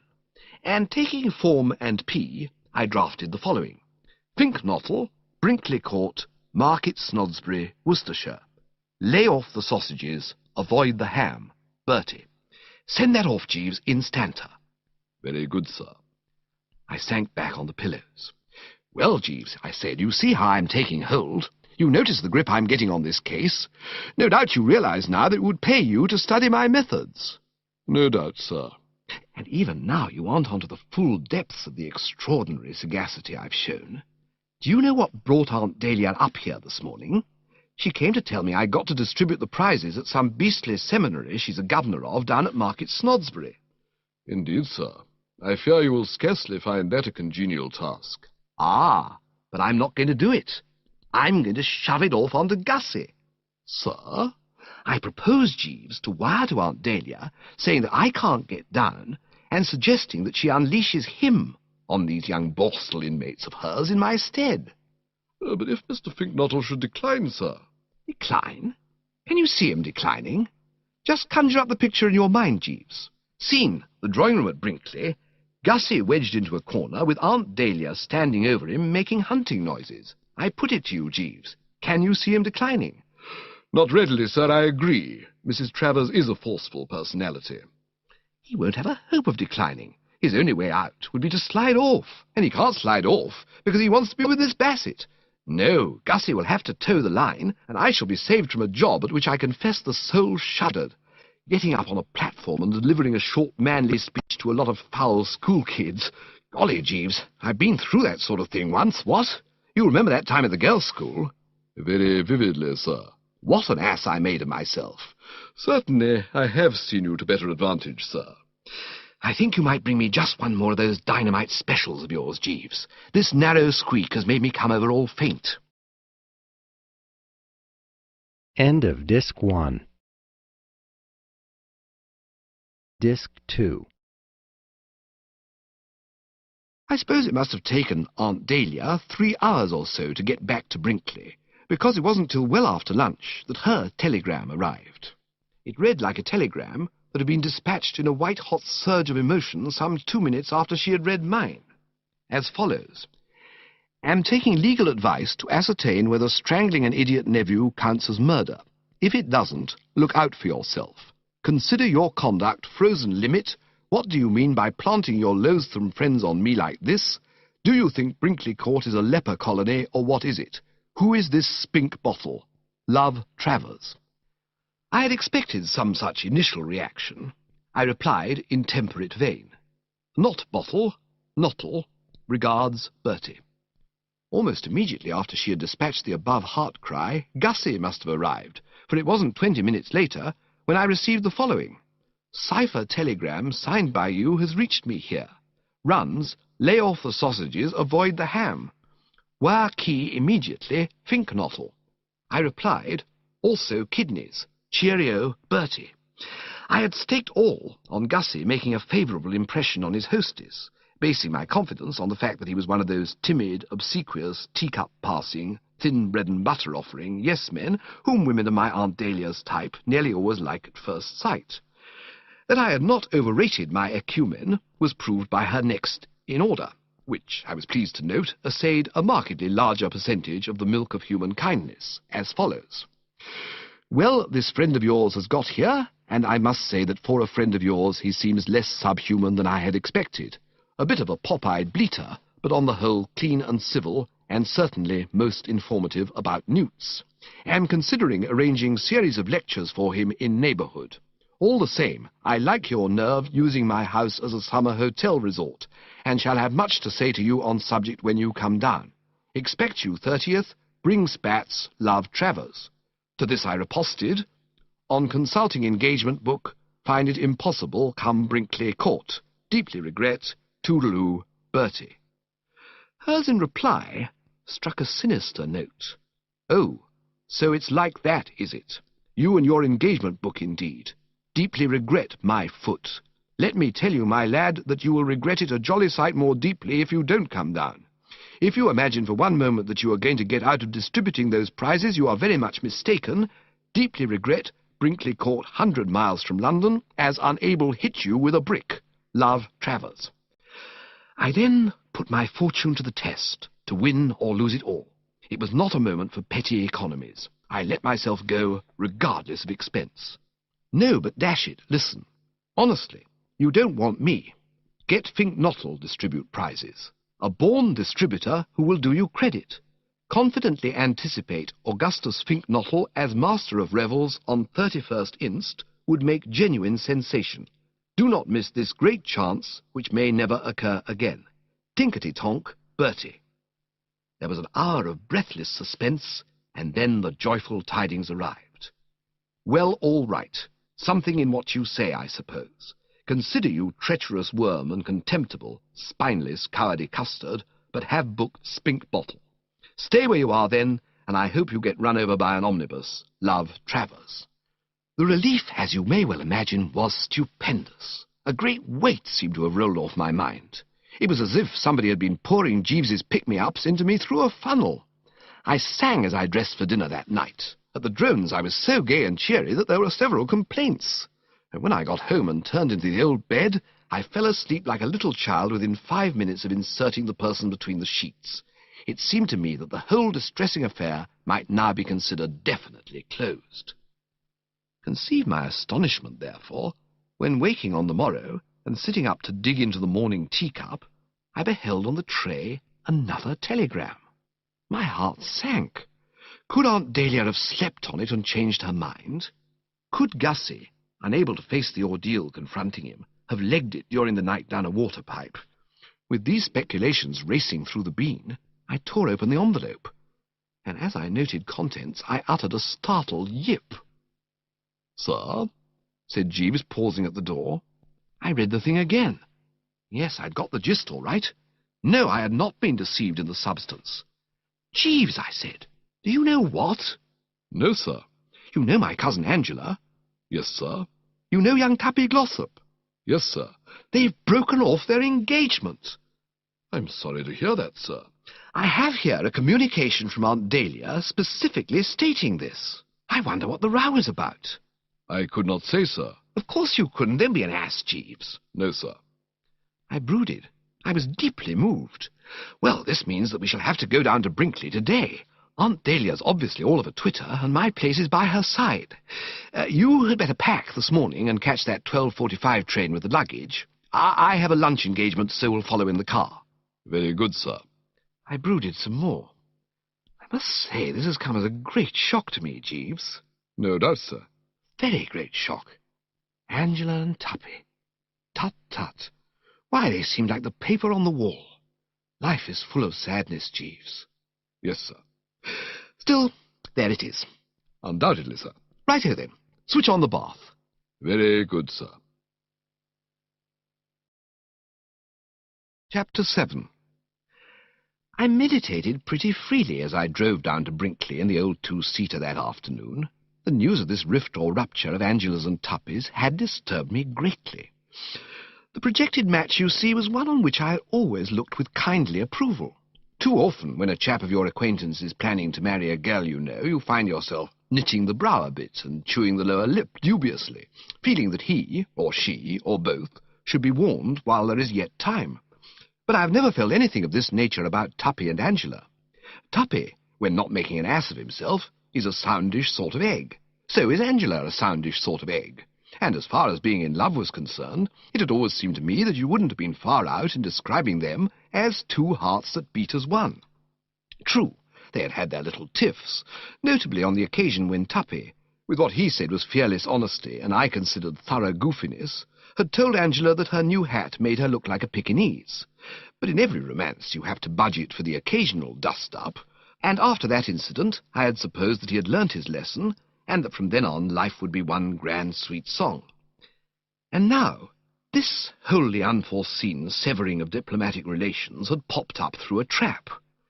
I gave the thing the cream of the Wooster brain all the way down, but it continued to beat me what could have caused the outbreak of hostilities, and I bunged my foot sedulously on the accelerator in order to get to Aunt Dahlia with the greatest possible speed and learn the inside history straight from the horse's mouth.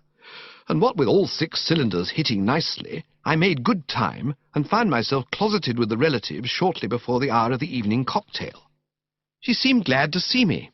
In fact, she actually said she was glad to see me, a statement no other aunt on the list would have committed herself to, the customary reaction of these near and dear ones to the spectacle of Bertram arriving for a visit being a sort of sick horror.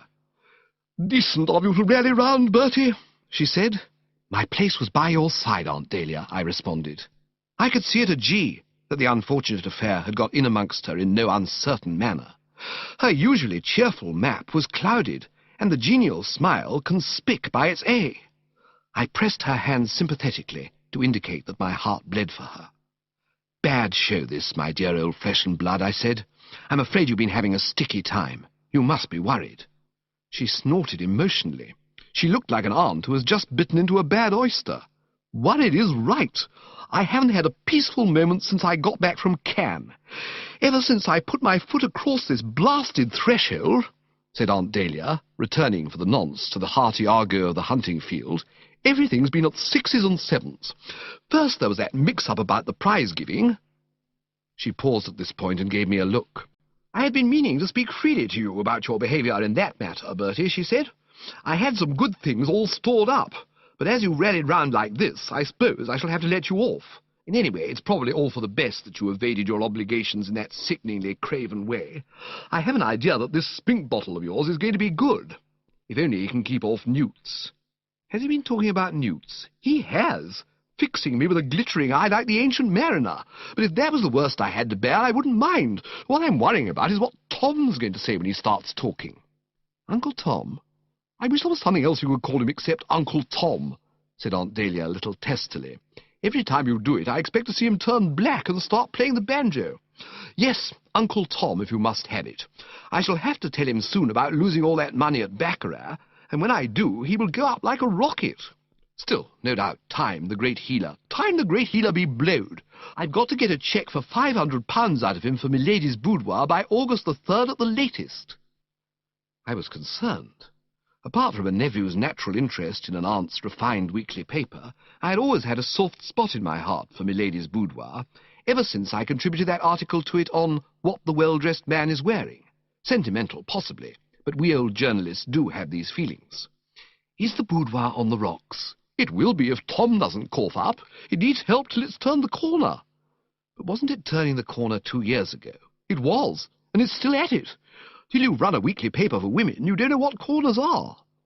And you think the chances of getting into my uncle by marriage's ribs are slight. I'll tell you, Bertie. Up till now, when these subsidies were required, I've always been able to come to Tom in the gay, confident spirit of an only child touching an indulgent father for chocolate cream. But he's just had a demand from the income tax people for an additional £58 1 and threepence, and all he's been talking about since I got back has been ruin and the sinister trend of socialistic legislation and what will become of us all. I could readily believe it. This Tom has a peculiarity I've noticed in other very oofy men. Nick him for the paltriest sum, and he lets out a squawk you can hear at Land's End. He has the stuff in gobs, but he hates giving up. If it wasn't for Anatole's cooking, I doubt if he'd bother to carry on. Thank God for Anatole, I say. I bowed my head reverently. Good old Anatole, I said. Amen, said Aunt Dahlia. And then the look of holy ecstasy, which is always the result of letting the mind dwell, however briefly, on Anatole's cooking, died out of her face. But don't let me wander from the subject, she resumed. I was telling you of the way hell's foundations have been quivering since I got home. First the prize-giving, then Tom, and now, on top of everything else, this infernal quarrel between Angela and young Glossop. I nodded gravely. I was frightfully sorry to hear of that. Terrible shock. What was the row about? Sharks? Eh? Sharks. Or rather one individual shark. The brute that went for the poor child when she was aquaplaning at Cannes. You remember Angela's shark? Certainly I remembered Angela's shark. A man of sensibility does not forget about a cousin nearly being chewed by monsters of the deep. The episode was still green in my memory. In a nutshell, what had occurred was this. You know how you aquaplane. A motorboat nips on ahead, trailing a rope. You stand on a board holding the rope, and the boat tows you along. And every now and then you lose your grip on the rope and plunge into the sea and have to swim to your board again. A silly process it always seemed to me, though many find it diverting. Well, on the occasion referred to, Angela had just regained her board after taking a toss, when a great beastly shark came along and cannoned into it, flinging her into the salty once more.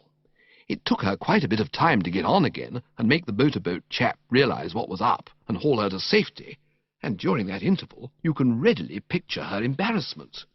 According to Angela, the finny denizen kept snapping at her ankles virtually without cessation, so that by the time help arrived she was feeling more like a salted almond at a public dinner than anything human.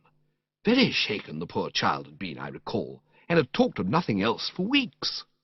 I remember the whole incident vividly, I said. But how did that start the trouble?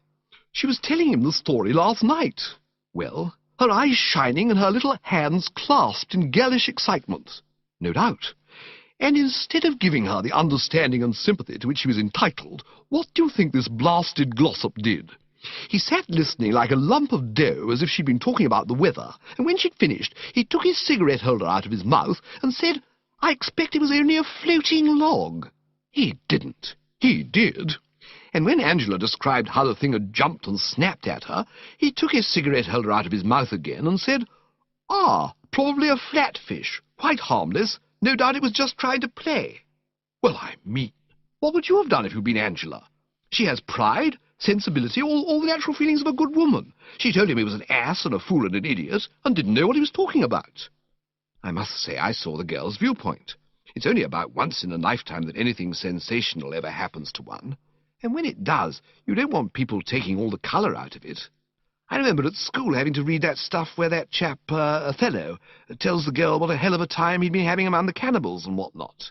Well, imagine his feelings, if after he'd described some particularly sticky passage with a cannibal chief, and was waiting for the awestruck, "Oh, not really," she had said that the whole thing had no doubt been greatly exaggerated, and that the man had probably been a prominent local vegetarian.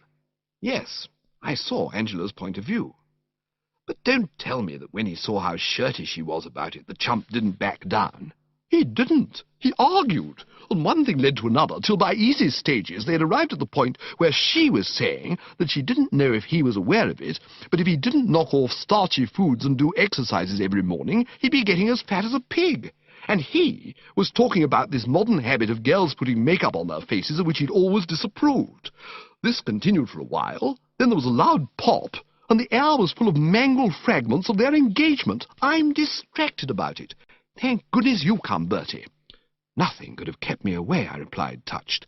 I felt you needed me. Yes, quite. Or rather, she said, not you, of course, but Jeeves. The minute all this happened, I thought of him. The situation obviously cries out for Jeeves. If ever, in the whole history of human affairs, there was a moment when that lofty brain was required about the home, this is it. I think, if I had been standing up, I would have staggered. In fact, I'm pretty sure I would. But it isn't so dashed easy to stagger when you're sitting in an armchair. Only my face, therefore, showed how deeply I'd been stung by these words. Until she spoke them, I had been all sweetness and light, the sympathetic nephew prepared to strain every nerve to do his bit. I now froze, and the face became hard and set. "Jeeves," I said beneath clenched teeth. "Unberufen," said Aunt Dahlia. I saw that she'd got the wrong angle. I was not sneezing, I was saying Jeeves. And well you may. What a man! I'm going to put the whole thing up to him. There's nobody like Jeeves. My frigidity became more marked. I venture to take issue with you, Aunt Dahlia. You take what? Issue. You do you? I emphatically do. Jeeves is hopeless. What? Quite hopeless. He's lost his grip completely. Only a couple of days ago, I was compelled to take him off a case because his handling of it was so footling. And in any way, I resent this assumption, if assumption is the word I want, that Jeeves is the only fellow with brain. I object to the way everybody puts things up to him without consulting me and letting me have a stab at them first. She seemed about to speak, but I checked her with a gesture. It is true that in the past I have sometimes seen fit to seek Jeeves's advice. It is possible that in the future I may seek it again. But I claim the right to have a pop at these problems as they arise in person, without having everybody behave as if Jeeves was the only onion in the hash. I sometimes feel that Jeeves, though admittedly not unsuccessful in the past, has been lucky rather than gifted. Have you and Jeeves had a row? Nothing of the kind. You seem to have it in for him. Not at all. And yet I must admit that there was a modicum of truth in what she said. I had been feeling pretty austere about the man all day, and I'll tell you why. You remember that he caught that 12:45 with the luggage, while I remained on in order to keep a luncheon engagement.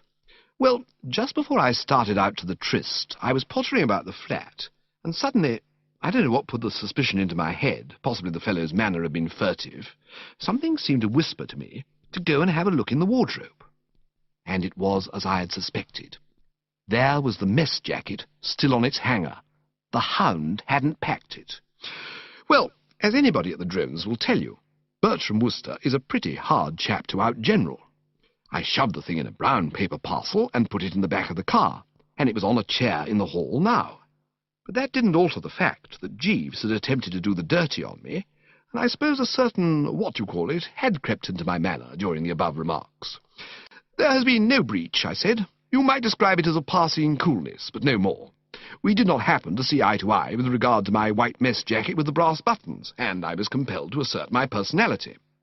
But, well, it doesn't matter anyway. The thing that matters is that you are talking piffle, you poor fish. Jeeves lost his grip? Absurd! Why, I saw him for a moment when he arrived. His eyes were absolutely glittering with intelligence. I said to myself, trust Jeeves, and I intend to. You'd be far better advised to let me see what I can accomplish, Aunt Dahlia. For heaven's sake, don't you start butting in. You'll only make matters worse. On the contrary, it may interest you to know that while driving here, I concentrated deeply on this trouble of Angela's and was successful in formulating a plan based on the psychology of the individual, which I am proposing to put into effect at an early moment. Oh, my God! My knowledge of human nature tells me it will work. Bertie, said Aunt Dahlia, and her manner struck me as febrile. Lay off, for pity's sake, lay off. I know these plans of yours. I suppose you want to shove Angela into the lake and push young Glossop in after to save her life, or something like that. Nothing of the kind. It's the sort of thing you do. My scheme is far more subtle. Let me outline it for you. No thanks. I say to myself, but not to me. Do listen for a second. I won't. Righto, then. I am dumb, and have been from a child. I perceived that little good could result from continuing the discussion. I waved a hand and shrugged a shoulder. Very well, Aunt Dahlia, I said with dignity. If you don't want to be in on the ground floor, that is your affair. But you are missing an intellectual treat. And anyway, no matter how much you may behave like the deaf adder of Scripture, which, as you are doubtless aware, the more one piped, the less it danced, or was that effect, I shall carry on as planned. I'm extremely fond of Angela, and I shall spare no effort to bring the sunshine back into her heart. Bertie, you abysmal chump! I appeal to you once more, will you please lay off? You'll only make things 10 times as bad as they are already. I remember reading in one of those historical novels once about a chap, a buck he would have been, no doubt, or macaroni, or some such bird as that, who, when people said the wrong thing, merely laughed down from lazy eyelids and flicked a speck of dust from the irreproachable Mechlin lace at his wrists. This was practically what I did now. At least, I straightened my tie and smiled one of those inscrutable smiles of mine. I then withdrew and went out for a saunter in the garden. And the first chap I ran into was young Tuppy. His brow was furrowed, and he was moodily bunging stones at a flower pot. Chapter 8. I think I've told you before about young Tuppy Glossop. He was the fellow, if you remember, who, callously ignoring the fact that we had been friends since boyhood, betted me one night at the Drones that I couldn't swing myself across the swimming bath by the rings, a childish feat for one of my lissomness, and then, having seen me well on the way, looped back the last ring, thus rendering it necessary for me to drop into the deep end in formal evening costume. To say that I had not resented this foul deed, which seemed to me deserving of the title of the crime of the century, would be paltering with the truth. I had resented it profoundly, chafing not a little at the time, and continuing to chafe for some weeks. But you know how it is with these things. The wound heals, the agony abates. I am not saying, mind you, that had the opportunity presented itself of dropping a wet sponge on Tuppy from some high spot, or of putting an eel in his bed, or finding some other form of self-expression of a like nature, I would not have embraced it eagerly. But that let me out. I mean to say, grievously injured though I had been, it gave me no pleasure to feel that the fellow's bally life was being ruined by the loss of a girl whom, despite all that had passed, I was convinced he still loved like the Dickens. On the contrary, I was heart and soul in favour of healing the breach and rendering everything hotsy-totsy once more between these two young sundered blighters. You will have gleaned that from my remarks to Aunt Dahlia, and if you had been present at this moment and had seen the kindly, commiserating look I gave Tuppy, you would have gleaned it still more. It was one of those searching, melting looks, and was accompanied by the hearty clasp of the right hand and the gentle laying of the left on the collarbone. "Well, Tuppy, old chap," I said, "how are you, old man?" My commiseration deepened as I spoke the words, for there had been no lighting up of the eye, No answering pressure of the palm. No sign whatever, in short, of any disposition on his part to do spring dances at the sight of an old friend. The man seemed sandbagged. Melancholy, as I remember Jeeves saying once about Pongo Twistleton when he was trying to knock off smoking, had marked him for her own. Not that I was surprised, of course. In the circus, no doubt, a certain moodiness was only natural. I released the hand, ceased to knead the shoulder, and, producing the old case, offered him a cigarette. He took it dully. "Are you here, Bertie?" he asked. "Yes, I'm here." "Just passing through or come to stay?" I thought for a moment. I might have told him that I'd arrived at Brinkley Court with the express intention of bringing Angela and himself together once more, of knitting up the severed threads, and so on and so forth. And for perhaps half the time required for the lighting of a gasper, I had almost decided to do so. Then I reflected, better on the whole perhaps not. To broadcast the fact that I proposed to take him and Angela and play on them as on a couple of stringed instruments might have been injudicious. Chaps don't always like being played on as on a stringed instrument. "It all depends," I said. "I may remain, I may push on. My plans are uncertain." He nodded listlessly, rather in the manner of a man who did not give a damn what I did, and stood gazing out over the sunlit garden. In build and appearance, Tuppy somewhat resembles a bulldog, and his aspect now was that of one of these fine animals who has just been refused a slice of cake. It was not difficult for a man of my discernment to read what was in his mind, and it occasioned me no surprise, therefore, when his next words had to do with a subject marked with a cross on the agenda paper. "You've heard of this business of mine, I suppose? Me and Angela?" "I have indeed, Tuppy, old man." "We've bust up." "I know. Some little friction, I gather, in Angela's shark." "Yes. I said it must have been a flatfish." "So my informant told me." "Who did you hear it from?" "Aunt Dahlia." "I suppose she cursed me properly."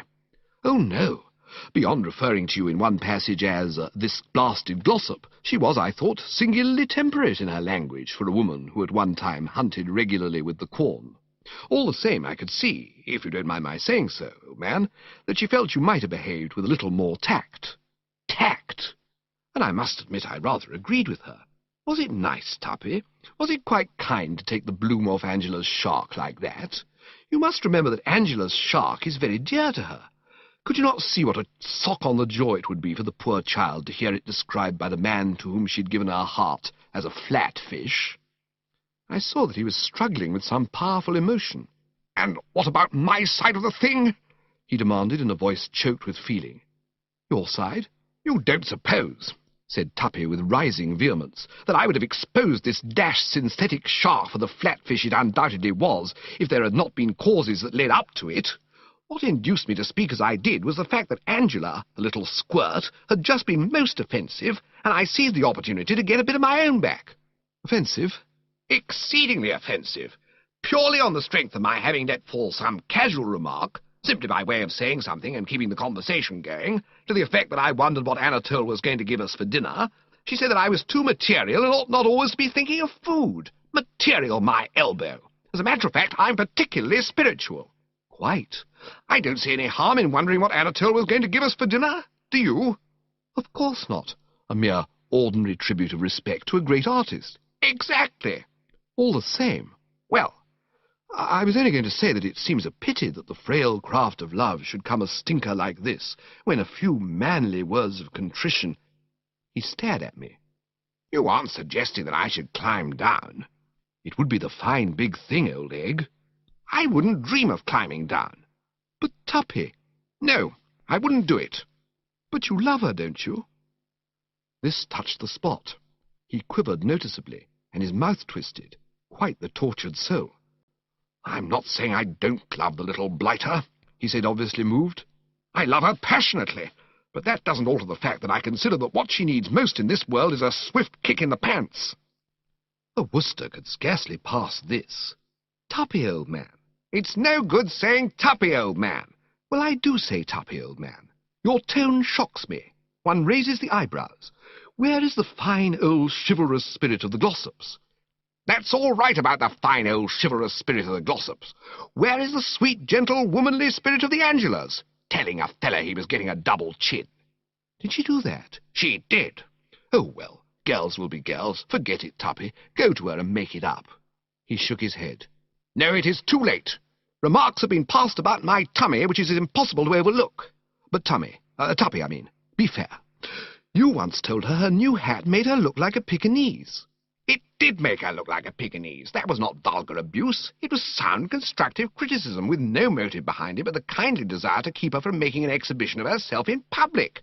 Wantonly to accuse a man of puffing when he goes up a flight of stairs is something very different. I began to see that the situation would require all my address and ingenuity. If the wedding bells were ever to ring out in the little church of Market Snodsbury, Bertram had plainly got to put in some shrewdish work. I had gathered, during my conversation with Aunt Dahlia, that there had been a certain amount of frank speech between the two contracting parties, but I had not realized till now that matters had gone so far. The pathos of the thing gave me the pip. Tuppy had admitted in so many words that love still animated the Glossop bosom, and I was convinced that even after all that occurred, Angela had not ceased to love him. At the moment, no doubt, she might be wishing that she could hit him with a bottle, but deep down in her I was prepared to bet that there still lingered all the old affection and tenderness. Only injured pride was keeping these two apart, and I felt that if Tuppy would make the first move, all would be well. I had another whack at it. "She's broken-hearted about this rift, Tuppy." "How do you know? Have you seen her?" "No, but I'll bet she is." "She doesn't look it." "Wearing the mask, no doubt. Jeeves does that when I assert my authority." "She wrinkles her nose at me as if I was a drain that had gone out of order." "Merely the mask. I feel convinced she loves you still, and that a kindly word from you is all that is required." I could see that this had moved him. He plainly wavered. He did a sort of twiddly on the turf with his foot, and when he spoke, one spotted the tremolo in the voice. "You really think that?" "Absolutely." "If you were to go to her—" He shook his head. "I can't do that. It'd be fatal. Bing instantly would go my prestige. I know girls. Grovel, and the best of them get uppish." He mused. "The only way to work the thing would be by tipping her off in some indirect way that I am prepared to open negotiations. Should I sigh a bit when we meet, do you think?" "She would think you were puffing." "That's true." I lit another cigarette and gave my mind to the matter. And first crack out of the box, as is so often the way with the Woosters, I got an idea. I remembered the counsel I had given Gussie in the matter of the sausages and ham. "I've got it, Tuppy. There is one infallible method of indicating to a girl that you love her, and it works just as well when you've had a row and want to make it up. Don't eat any dinner tonight. You can see how impressive that would be.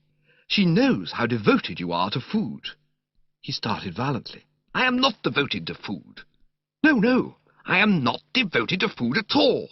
Quite, all I meant—" "This rot about me being devoted to food," said Tuppy warmly, "has got to stop. I am young and healthy and have a good appetite, but that's not the same as being devoted to food. I admire Anatole as a master of his craft, and am always willing to consider anything he may put before me. But when you say I am devoted to food—" Quite. All I meant was that if she sees you push away your dinner untasted, she will realize that your heart is aching, and will probably be the first to suggest blowing the all clear." Tuppy was frowning thoughtfully. "Push my dinner away, eh?" "Yes." "Push away a dinner cooked by Anatole." "Yes." "Push it away untasted." "Yes." "Let's get this straight. Tonight, at dinner, when the butler offers me a riz de veau à la financière, or whatever it may be, hot from Anatole's hand, you wish me to push it away untasted?" "Yes." He chewed his lip. One could sense the struggle going on within. And then suddenly a sort of glow came into his face. The old martyrs probably used to look like that. "All right." "You'll do it?" "I will." "Fine." "Of course it'll be agony." I pointed out the silver lining. "Only for the moment. You could slip down tonight after everyone's in bed and raid the larder." He brightened. "That's right. I could, couldn't I?" "I expect there'll be something cold there." "There is something cold there," said Tuppy with growing cheerfulness. "A steak and kidney pie. We had it for lunch today. One of Anatole's ripest." "The thing I admire about that man," said Tuppy reverently, "the thing that I admire so enormously about Anatole is that, though a Frenchman, he does not, like so many of these chefs, confine himself exclusively to French dishes, but is always willing and ready to weigh in with some good old simple English fare, such as this steak and kidney pie to which I've alluded. A masterly pie, Bertie. And it wasn't more than half finished. It'll do me nicely. And dinner you will push as arranged? Absolutely as arranged. Fine. It's an excellent idea. One of Jeeves's best. You can tell him from me when you see him that I am much obliged. The cigarette fell from my fingers. It was as though somebody had slapped Bertram Wooster across the face with a wet dish rag. You aren't suggesting that you think this scheme I've been sketching out is Jeeves's? Of course it is. It's no good trying to kid me, Bertie. You wouldn't have thought of a wheeze like that in a million years. There was a pause. I drew myself up to my full height, then, seeing that he wasn't looking at me, lowered myself again. "Come, Glossop," I said coldly. "We had better be going. It is time we were dressing for dinner." Chapter 9. Tuppy's fat-headed words were still rankling in my bosom as I went up to my room. They continued rankling as I shed the form-fitting, and had not ceased to rankle when, clad in the old dressing-gown, I made my way along the corridor to the salle de bain. It is not too much to say that I was piqued to the tonsils. I mean to say, one does not court praise. The adulation of the multitude means very little to one. But all the same, when one has taken the trouble to whack out a highly juicy scheme to benefit an in-the-soup friend in his hour of travail, it's pretty foul to find him giving the credit to one's personal attendant, particularly if that personal attendant is a man who goes about the place not packing mess jackets. But after I'd been splashing about in the porcelain for a bit, composure began to return. I've always found that in moments of heart-bowed-downness there is nothing that calms the bruised spirit like a good go at the soap and water. I don't say that I actually sang in the tub, but there were times when it was a mere spin of the coin whether I would do so or not. The spiritual anguish induced by that tactless speech had become noticeably lessened. The discovery of a toy duck in the soap dish, presumably the property of some former juvenile visitor, contributed not a little to this new and happier frame of mind. What with one thing and another, I hadn't played with toy ducks in my bath for years, and I found the novel experience most invigorating. For the benefit of those interested, I may mention that if you shove the thing under the surface with the sponge and then let go, it shoots out of the water in a manner calculated to divert the most careworn. 10 minutes of this, and I was enabled to return to the bedchamber much more the old merry Bertram. Jeeves was there, laying out the dinner disguise. He greeted the young master with his customary suavity. "Good evening, sir." I responded in the same affable key. "Good evening, Jeeves." "I trust you had a pleasant drive, sir." "Very pleasant, thank you, Jeeves. Hand me a sock or two, will you?" He did so, and I commenced to don. "Well, Jeeves," I said, reaching for the underlinen, "here we are again at Brinkley Court in the county of Worcestershire." "Yes, sir. A nice mess things seem to have gone and got themselves into in this rustic joint." "Yes, sir. The rift between Tuppy Glossop and my cousin Angela would appear to be serious." "Yes, sir. Opinion in the servants' hall is inclined to take a grave view of the situation." "And the thought that springs to your mind, no doubt, is that I shall have my work cut out to fix things up." "Yes, sir." "You are wrong, Jeeves. I have the thing well in hand." "You surprise me, sir." "I thought I should. Yes, Jeeves, I pondered on the matter most of the way down here, and with the happiest results. I have just been in conference with Mr. Glossop, and everything is taped out." "Indeed, sir. Might I inquire—" "You know my methods, Jeeves. Apply them." "Have you," I asked, slipping into the shirt and starting to adjust the cravat, "been gnawing into the thing at all?" "Oh, yes, sir. I have always been much attached to Miss Angela, and I felt that it would afford me great pleasure were I to be able to be of service to her." "A laudable sentiment. But I suppose you drew blank." "No, sir. I was rewarded with an idea." "What was it?" "It occurred to me that a reconciliation might be effected between Mr. Glossop and Miss Angela by appealing to that instinct which prompts gentlemen in time of peril to hasten to the rescue of—" I had to let go of the cravat in order to raise a hand. I was shocked. "Don't tell me you were contemplating descending to that old he-saved-her-from-drowning gag. I'm surprised, Jeeves. Surprised and pained. When I was discussing the matter with Aunt Dahlia on my arrival, she said in a sniffy sort of way that she supposed I was going to shove my cousin Angela into the lake and push Tuppy in to haul her out, and I let her see pretty clearly that I considered the suggestion an insult to my intelligence. And now, if your words have the meaning I read into them, you are mooting precisely the same drivelling scheme. Really, Jeeves? No, sir, not that. But the thought did cross my mind as I walked in the grounds and passed the building where the fire bell hangs, that a sudden alarm of fire in the night might result in Mr. Glossop endeavouring to assist Miss Angela to safety. I shivered. Rotten, Jeeves. Well, sir, No good. Not a bit like it. I fancy, sir, no, Jeeves, no more. Enough has been said. Let us drop the subject. I finished tying the tie in silence. My emotions were too deep for speech. I knew, of course, that this man had for the time being lost his grip, but I'd never suspected that he'd gone absolutely to pieces like this.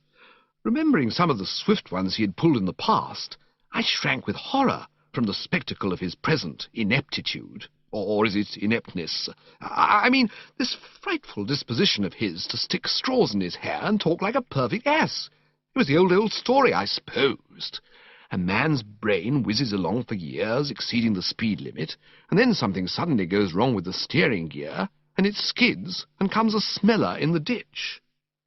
A bit elaborate, I said, trying to put the thing in as kindly a light as possible. Your old failing. You can see that it's a bit elaborate.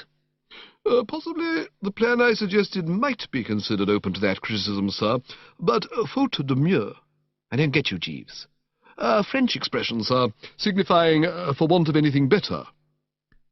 A moment before, I'd been feeling for this wreck of a once fine thinker nothing but a gentle pity. These words jarred the Wooster pride, inducing asperity. I understand perfectly well what faute de mieux means, Jeeves. I did not recently spend 2 months among our Gallic neighbours for nothing. Besides, I remember that one from school. What caused my bewilderment was that you should be employing the expression well knowing that there is no bally faute de mieux about it at all. Where did you get that faute de mieux stuff? Didn't I tell you I had everything taped out? Yes, sir, but... What do you mean, but? Well, sir...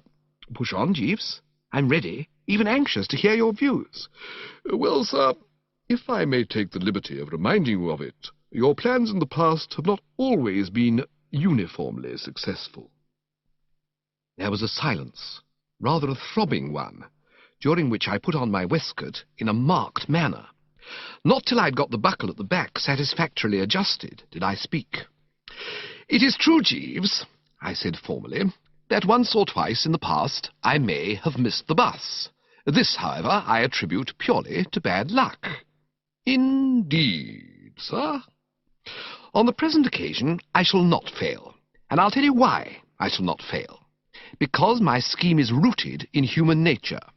"Indeed, sir?"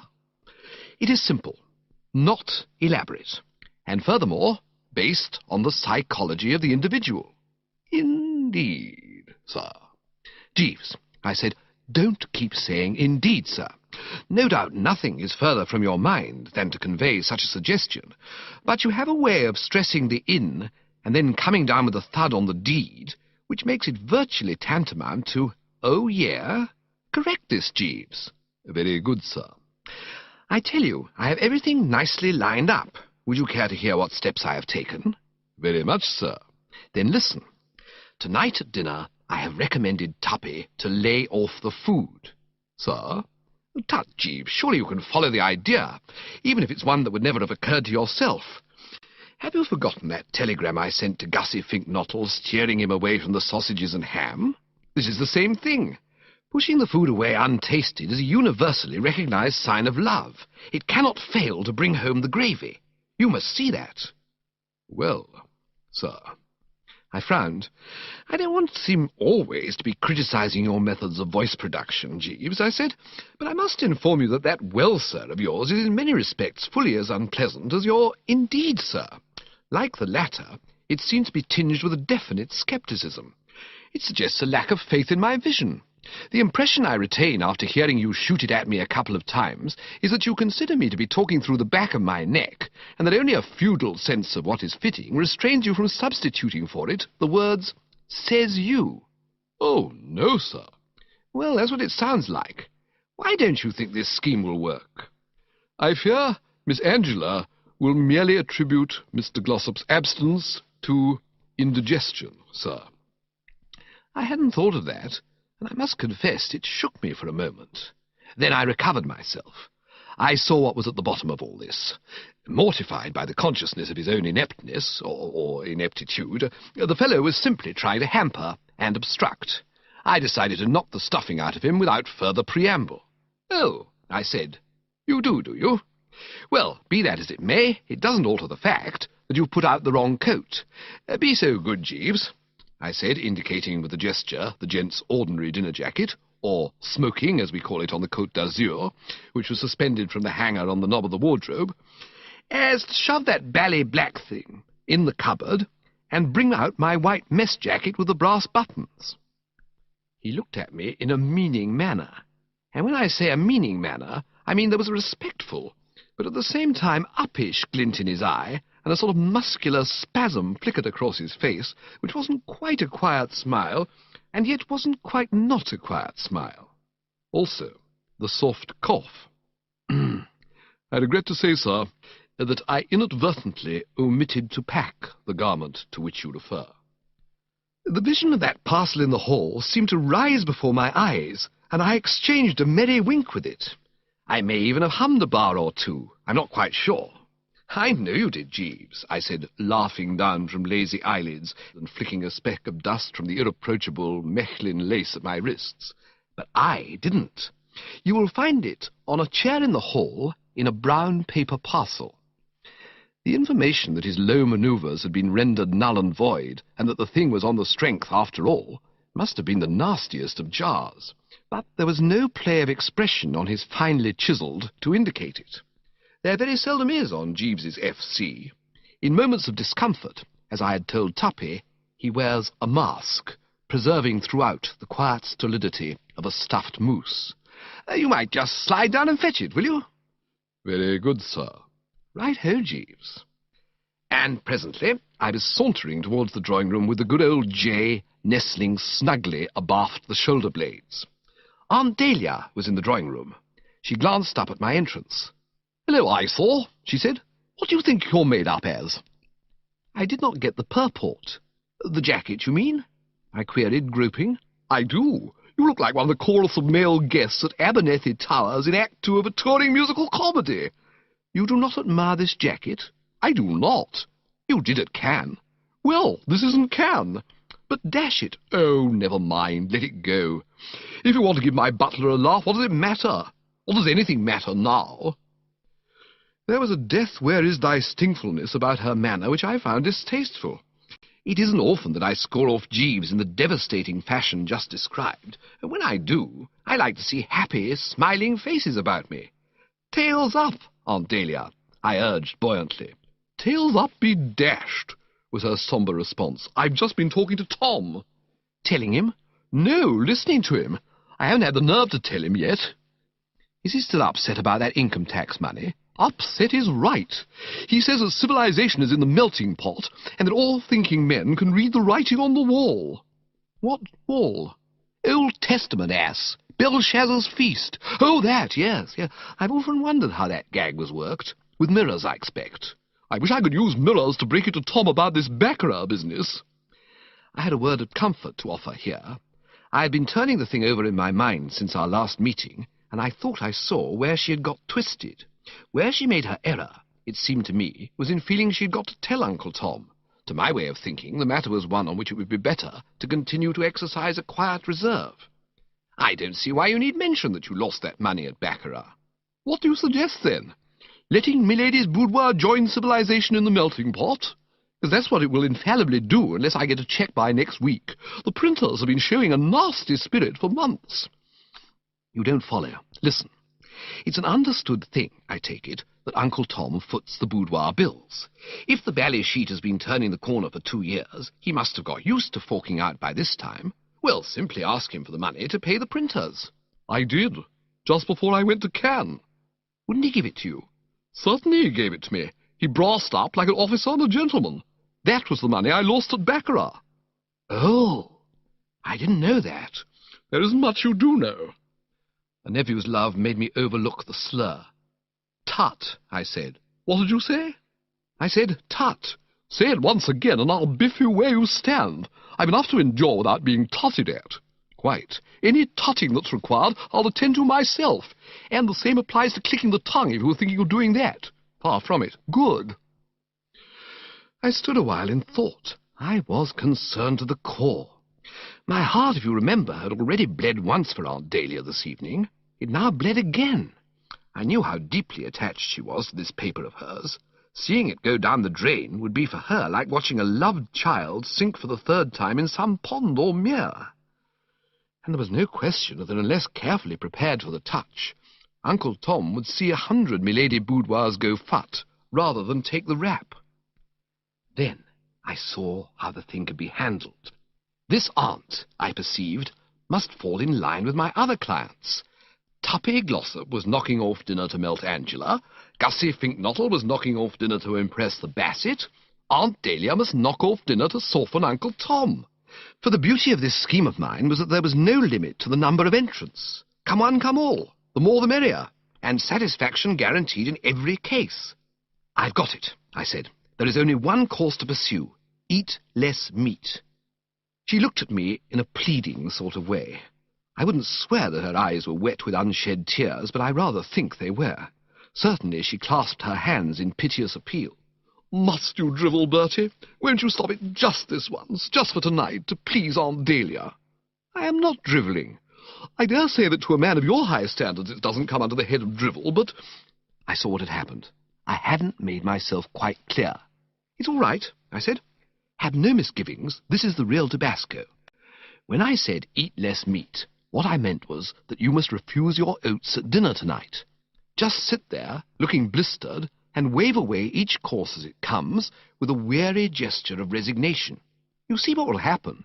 Uncle Tom will notice your loss of appetite, and I'm prepared to bet that at the conclusion of the meal he will come to you and say, Dahlia, darling. I take it he calls you Dahlia. Dahlia, darling, he will say, I noticed at dinner tonight that you were a bit off your feed. Is anything the matter, Dahlia, darling? Why, yes, Tom, darling, you will reply. It is kind of you to ask, darling. The fact is, darling, I am terribly worried. My darling, he will say. Aunt Dahlia interrupted at this point to observe that these Traverses seemed to be a pretty soppy couple of blighters, to judge by their dialogue. She also wished to know when I was going to get to the point. I gave her a look. My darling, he will say tenderly, is there anything I can do? To which your reply will be that there jolly well is, viz., reach for his cheque-book and start writing. I was watching her closely as I spoke, and was pleased to note respect suddenly dawn in her eyes. But, Bertie, this is positively bright. I told you Jeeves wasn't the only fellow with brain. I believe it would work. It's bound to work. I recommended it to Tuppy. Young Glossop? In order to soften Angela. Splendid. And to Gussie Fink-Nottle, who wants to make a hit with the Bassett. Well, well, well, what a busy little brain it is. Always working, Aunt Dahlia, always working. You're not the chump I took you for, Bertie. When did you ever take me for a chump? Oh, sometime last summer. I forget what gave me the idea. Yes, Bertie, this scheme is bright. I suppose, as a matter of fact, Jeeves suggested it. Jeeves did not suggest it. I resent these implications. Jeeves had nothing to do with it whatsoever. Well, all right. No need to get excited about it. Yes, I think it will work. Tom's devoted to me. Who wouldn't be? I'll do it. And then the rest of the party trickled in, and we toddled down to dinner. Conditions being as they were at Brinkley Court, I mean to say, the place being loaded down above the Plinsoll mark with aching hearts and standing room only as regarded tortured souls, I hadn't expected the evening meal to be particularly effervescent. Nor was it. Silent, sombre, the whole thing more than a bit like Christmas dinner on Devil's Island. I was glad when it was over. What with having on top of her other troubles to rein herself back from the trough, Aunt Dahlia was at a total loss as far as anything in the shape of brilliant badinage was concerned. The fact that he was 50 quid in the red and expecting civilization to take a toss at any moment had caused Uncle Tom, who always looked a bit like a pterodactyl with a secret sorrow, to take on a deeper melancholy. The Bassett was a silent bread crumbler. Angela might have been hewn from the living rock. Tuppy had the air of a condemned murderer refusing to make the usual hearty breakfast before tooling off to the execution shed. And as for Gussie Fink-Nottle, many an experienced undertaker would have been deceived by his appearance and started embalming him on sight. This was the first glimpse I'd had of Gussie since we parted at my flat, and I must say his demeanour disappointed me. I'd been expecting something a great deal more sparkling. At my flat, on the occasion alluded to, he had, if you recall, practically given me a signed guarantee that all he needed to touch him off was a rural setting. Yet in his aspect now I could detect no indication whatsoever that he was about to round into mid-season form. He still looked like a cat in an adage, and it did not take me long to realize that my very first act on escaping from this morgue must be to draw him aside and give him a pep talk. If ever a chap wanted the clarion note, it looked as if it was this Fink-Nottle. In the general exodus of mourners, however, I lost sight of him, and owing to the fact that Aunt Dahlia roped me in for a game of backgammon, it was not immediately that I was able to institute a search. But after we'd been playing for a while, Butler came in and asked her if she would speak to Anatole, so I managed to get away. And some 10 minutes later, having failed to find scent in the house, I started to throw out the dragnet through the grounds and flushed him in the rose garden. He was smelling a rose at the moment in a limp sort of way, but removed the beak as I approached. "Well, Gussie," I said. I had beamed genially upon him as I spoke, such being my customary policy on meeting an old pal. But instead of beaming back genially, he gave me a most unpleasant look. His attitude perplexed me. It was as if he were not glad to see Bertram. For a moment he stood letting this unpleasant look play upon me, as it were, and then he spoke. "You and your well, Gussie." He said this between clenched teeth, always an unmatey thing to do, and I find myself more fogged than ever. "How do you mean, me and my well, Gussie?" "I like your nerve, coming bounding about the place saying, 'Well, Gussie.' That's about all the well, Gussie, I shall require from you, Wooster. And it's no good looking like that, you know what I mean? That damn prize-giving. It was a dastardly act to crawl out as you did and shove it off onto me. I'll not mince my words. It was an act of a hound and a stinker." Now, though, as I have shown, I had devoted most of the time on the journey down to meditating upon the case of Angela and Tuppy, I had not neglected to give a thought or two to what I was going to say when I encountered Gussie. I had foreseen that there might be some little temporary unpleasantness when we met, and when a difficult interview is in the offing, Bertram Wooster likes to have his story ready. So now I was able to reply with a manly, disarming frankness. The sudden introduction of the topic had given me a bit of a jolt, it is true, for in the stress of recent happenings I'd rather let that prize-giving business slide to the back of my mind. But I had speedily recovered, and, as I say, was able to reply with a manly D.F. "But, my dear chap," I said, "I took it for granted that you would understand that that was all part of my schemes."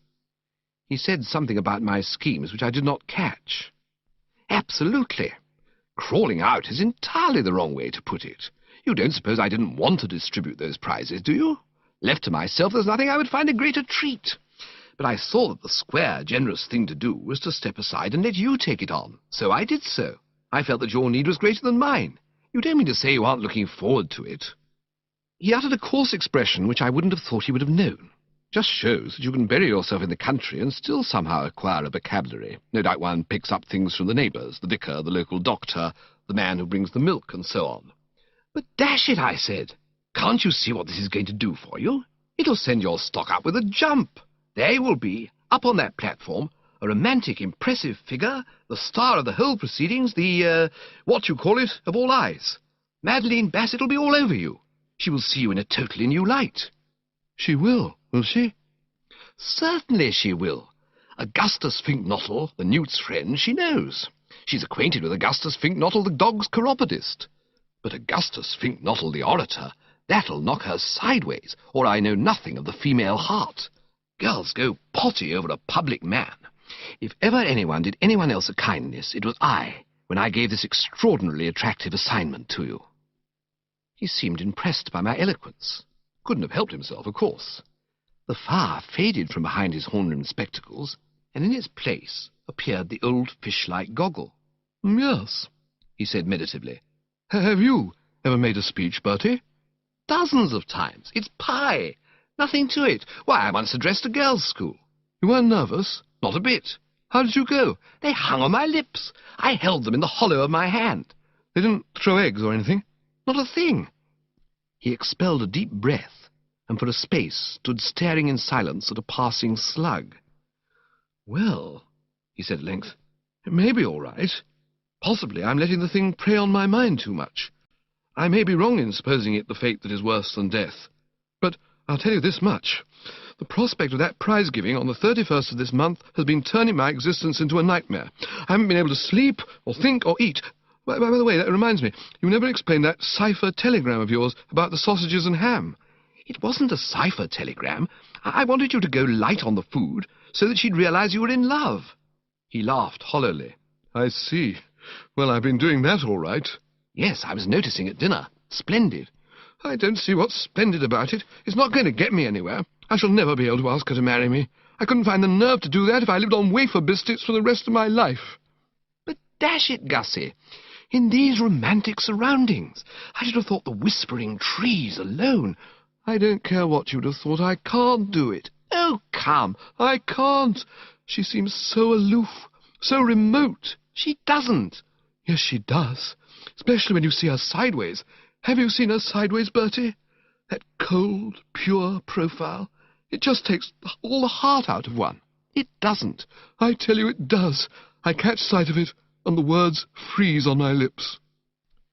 He spoke with a sort of dull despair, and so manifest was his lack of ginger and the spirit that wins to success, that for an instant, I confess, I felt a bit stymied. It seemed hopeless to go on trying to steam up such a human jellyfish. Then I saw the way. With that extraordinary quickness of mine, I realized exactly what must be done if this Fink-Nottle was to be enabled to push his nose past the judge's box. She must be softened up, I said. Be what? Softened up, sweetened, worked on. Preliminary spade work must be put in. Here, Gussie, is the procedure I propose to adopt. I shall now return to the house and lug this Bassett out for a stroll. I shall talk to her of hearts that yearn, intimating that there is one actually on the premises. I shall pitch in strong, sparing no effort. You, meanwhile, will lurk on the outskirts, and in about a quarter of an hour you will come along and carry on from there.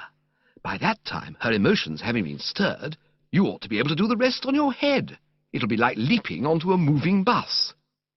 I remember when I was a kid at school, having to learn a poem of sorts about a fellow named, Pig something, a sculptor he'd have been, no doubt, who made a statue of a girl, and what should happen one morning but that the ballet thing suddenly came to life. Pretty nasty shock for the chap, of course, but the point I'm working round to is that there were a couple of lines that went, if I remember correctly, she starts, she moves, she seems to feel the stir of life along her keel. And what I'm driving at is that you couldn't get a better description of what happened to Gussie as I spoke these heartening words. His brow cleared, his eyes brightened, he lost that fishy look, and he gazed at the slug, which was still on the long, long trail, with something approaching bonhomie, a marked improvement. I see what you mean. You will sort of pave the way, as 'twere. That's right. Spade work. It's a terrific idea, Bertie. It'll make all the difference. Quite. But don't forget that after that it'll be up to you. You will have to haul up your slacks and give her the old oil, or my efforts will have been in vain. Something of his former God-helpersness seemed to return to him. He gasped a bit. That's true. What the dickens shall I say? I restrained my impatience with an effort. The man had been at school with me. Well, dash it, there are hundreds of things you can say. Talk about the sunset. Sunset? Certainly. Half the married men you meet began by talking about the sunset. But what can I say about the sunset? Well, Jeeves got off a good one the other day. I met him airing the dog in the park one evening, and he said, "Now fades the glimmering landscape on the sight, sir, and all the air a solemn stillness holds." You might use that. What sort of landscape? Glimmering. G for gastritis, L for lizard. Oh, glimmering. Yes, that's not bad. Glimmering landscape, solemn stillness. Yes, I call that pretty good. You could then say that you've often thought that the stars are God's daisy chain. But I haven't. Well, I dare say not, but she has. Hand her that one, and I don't see how she can help feeling that you're a twin soul. God's daisy chain. God's daisy chain. And then you go on about how twilight always makes you sad. I know you're going to say it doesn't, but on this occasion it's jolly well got to. Why? That's just what she will ask, and you will then have got her going, because you will reply that it is because yours is such a lonely life. It wouldn't be a bad idea to give her a brief description of a typical home evening at your Lincolnshire residence, showing how you pace the meadows with a heavy tread. I generally sit indoors and listen to the wireless. No, you don't. You pace the meadows with a heavy tread, wishing that you had someone to love you. And then you speak of the day when she came into your life. Like a fairy princess. Absolutely, I said with approval. I hadn't expected such a hot one from such a quarter. Like a fairy princess. Nice work, Gussie. And then? Well, after that, it's easy. You say you have something you want to say to her, then you snap into it. I don't see how it can fail. If I were you, I should do it in this rose garden. It is well established that there's no sounder move than to steer the adored object into rose gardens in the gloaming. And you better have a couple of quick ones first. Quick ones? Snifters. Drinks, do you mean? But I don't drink. What? I've never touched a drop in my life. This made me a bit dubious, I must confess. On these occasions it is pretty generally conceded that a moderate skinful is of the essence. However, if the facts were as he had stated, I suppose there was nothing to be done about it. Well, you'll have to make out as best you can on ginger pop. I always drink orange juice. Orange juice, then. Tell me, Gussie, to settle a bet, do you really like that muck? Very much. Then there's no more to be said. Now, let's just have a run-through to see that you've got the layout straight. Start off with the glimmering landscape. Stars, God's daisy chain. Twilight makes you feel sad. Because mine lonely life. Describe life. Talk about the day I met her. Add fairy princess gag. Say there's something you want to say to her, heave a couple of sighs, grab her hand and give her the works. Right? And confident that he had grasped the scenario, that everything might now be expected to proceed through the proper channels, I picked up the feet and hastened back to the house. It was not until I had reached the drawing-room and was enabled to take a square look at the Bassett that I found the debonair gaiety with which I had embarked on this affair beginning to wane a trifle. Beholding her at close range like this, I suddenly became cognizant of what I was in for. The thought of strolling with this rummy specimen undeniably gave me a most unpleasant sinking feeling. I could not but remember how often, when in her company at Cannes, I had gazed dumbly at her, wishing that some kindly motorist in a racing car would ease the situation by coming along and ramming her amidships. As I have already made abundantly clear, this girl was not one of my most congenial buddies. However, a Wooster's word is his bond. Woosters may quail, but they do not edge out. Only the keenest ear could have detected the tremor in the voice, as I asked her if she would care to come out for half an hour. "Lovely evening," I said. "Yes, lovely, isn't it?" "Lovely. Reminds me of Cannes." "How lovely the evenings were there." "Lovely," I said.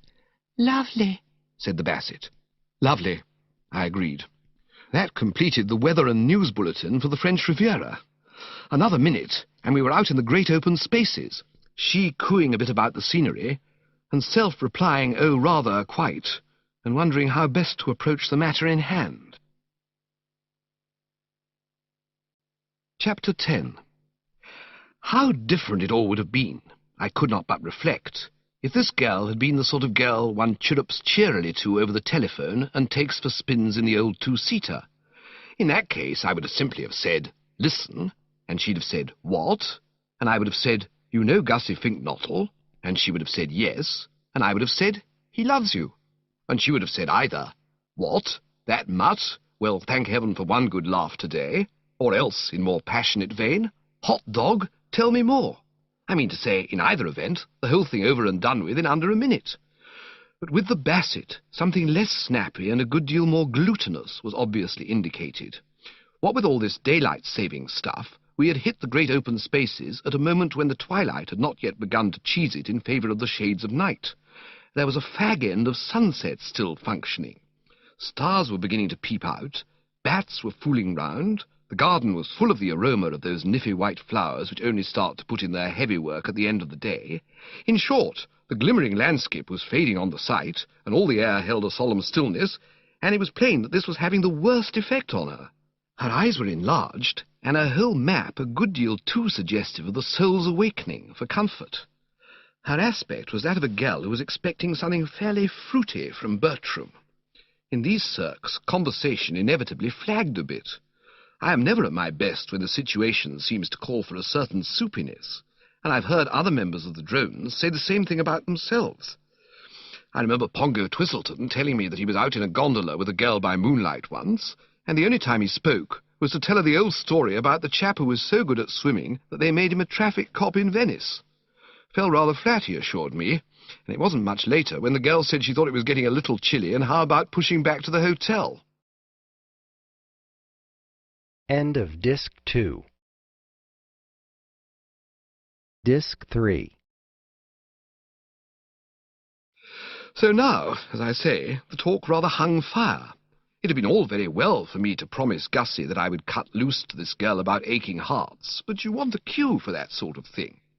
And when, toddling along, we reached the edge of the lake, and she finally spoke, conceive my chagrin when I discovered that what she was talking about was stars. Not a bit of good to me. "Oh, look," she said. She was a confirmed oh-looker. I had noticed this at Cannes, where she had drawn my attention in this manner on various occasions to such diverse objects as a French actress, a Provençal filling station, the sunset over the Esterels, Michael Arlen, a man selling coloured spectacles, the deep velvet blue of the Mediterranean, and the late mayor of New York in a striped one-piece bathing suit. "Oh, look at that sweet little star up there all by itself."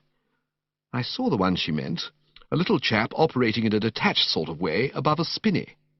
"Yes," I said. "I wonder if it feels lonely." "Oh, I shouldn't think so." "A fairy must have been crying." "Eh?" "Don't you remember? Every time a fairy sheds a tear, a wee bit star is born in the Milky Way. Have you ever thought that, Mr. Wooster?" I never had. Most improbable, I considered, and it didn't seem to me to check up with her statement that the stars were God's daisy chain. I mean, you can't have it both ways. However, I was in no mood to dissect and criticize. I saw that I'd been wrong in supposing that the stars were not germane to the issue. Quite a decent cue they had provided, and I leapt on it promptly. Talking of shedding tears... But she was now on the subject of rabbits, several of which were messing about in the park to our right. "Oh, look! Little bunnies!" Talking of shedding tears... "Don't you love this time of the evening, Mr. Wooster, when the sun has gone to bed and all the bunnies come out to have their little suppers? When I was a child, I used to think that rabbits were gnomes, and that if I held my breath and stayed quite still, I should see the fairy queen." Indicating with a reserved gesture that this was just the sort of loony thing I should have expected her to think as a child, I returned to the point. "Talking of shedding tears," I said firmly, "it may interest you to know that there is an aching heart in Brinkley Court." This held her. She cheesed the rabbit theme. Her face, which had been aglow with what I supposed was a pretty animation, clouded.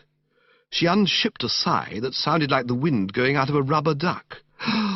"Yes, life is very sad, isn't it?" "It is for some people. This aching heart, for instance." "Those wistful eyes of hers, drenched irises, and they used to dance like elves of delight, and all through a foolish misunderstanding about a shark. What a tragedy misunderstandings are! That pretty romance, broken and over, just because Mr. Glossop would insist that it was a flatfish." I saw that she'd got the wires crossed. "I'm not talking about Angela." "But her heart is aching." "I know it's aching, but so is somebody else's." She looked at me, perplexed. "Somebody else? Mr. Glossop's, you mean?" "No, I don't.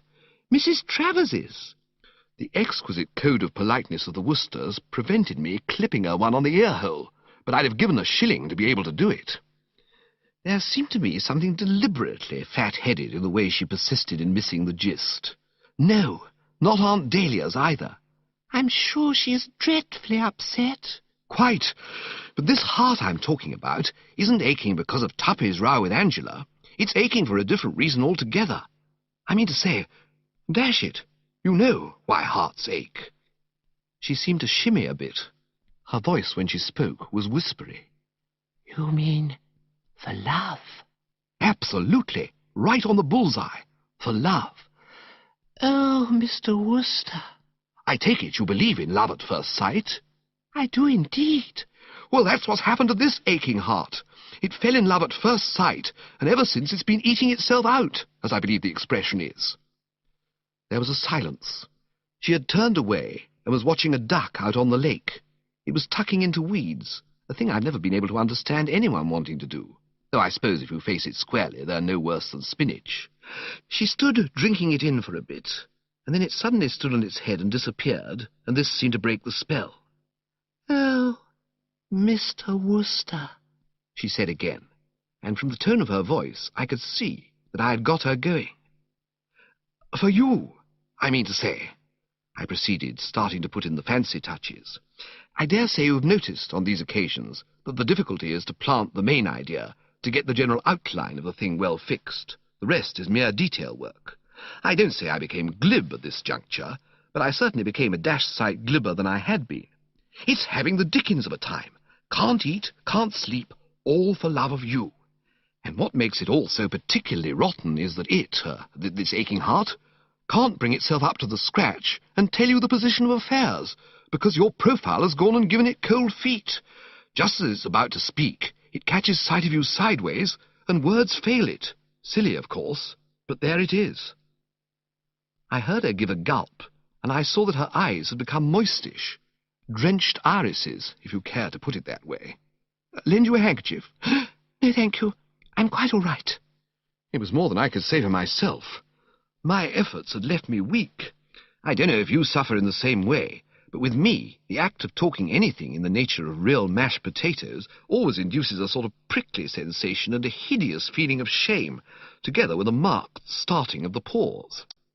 I remember at my Aunt Agatha's place in Hertfordshire once being put on the spot and forced to enact the role of King Edward III saying goodbye to that girl of his, Fair Rosamond, at some sort of pageant in aid of the distressed daughters of the clergy. It involved some rather warmish medieval dialogue, I recall, racy of the days when they called a spade, and by the time the whistle blew, I'll bet no daughter of the clergy was half as distressed as I was. Not a dry stitch. My reaction now was very similar. It was a highly liquid Bertram, who, hearing his vis-à-vis give a couple of hiccups and start to speak, bent an attentive ear. Please, don't say any more, Mr. Wooster. Well, I wasn't going to, of course. I understand. I was glad to hear this. Yes, I understand. I won't be so silly as to pretend not to know what you mean. I suspected this at Cannes, when you used to stand and stare at me without speaking a word, but with whole volumes in your eyes.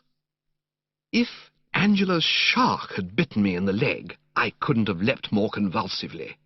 So tensely had I been concentrating on Gussie's interests that it hadn't so much as crossed my mind that another, and an unfortunate construction could be placed on those words of mine. The persp, already bedewing my brow, became a regular Niagara. My whole fate hung upon a woman's word. I mean to say, I couldn't back out. If a girl thinks a man's proposing to her, and on that understanding books him up, he can't explain to her that she's got hold of entirely the wrong end of the stick, and that he hadn't the smallest intention of suggesting anything of the kind. He must simply let it ride. And the thought of being engaged to a girl who talked openly about fairies being born because stars blew their noses or whatever it was, frankly appalled me. She was carrying on with her remarks, and as I listened, I clenched my fists till I shouldn't wonder if the knuckles didn't stand out white under the strain. It seemed as if she would never get to the nub. Yes, all through those days at Cannes, I could see what you were trying to say. A girl always knows. And then you followed me down here, and there was that same dumb, yearning look in your eyes when we met this evening. And then you were so insistent that I should come out and walk with you in the twilight. And now you stammer out those halting words. No, this does not come as a surprise. But I am sorry. The word was like one of Jeeves's pick-me-ups. Just as if a glassful of meat sauce, red pepper, and the yolk of an egg, though, as I say, I am convinced that these are not the sole ingredients, had been shot into me, I expanded like some lovely flower blossoming in the sunshine. It was all right after all. My guardian angel had not been asleep at the switch. But I'm afraid it's impossible. She paused. Impossible, she repeated.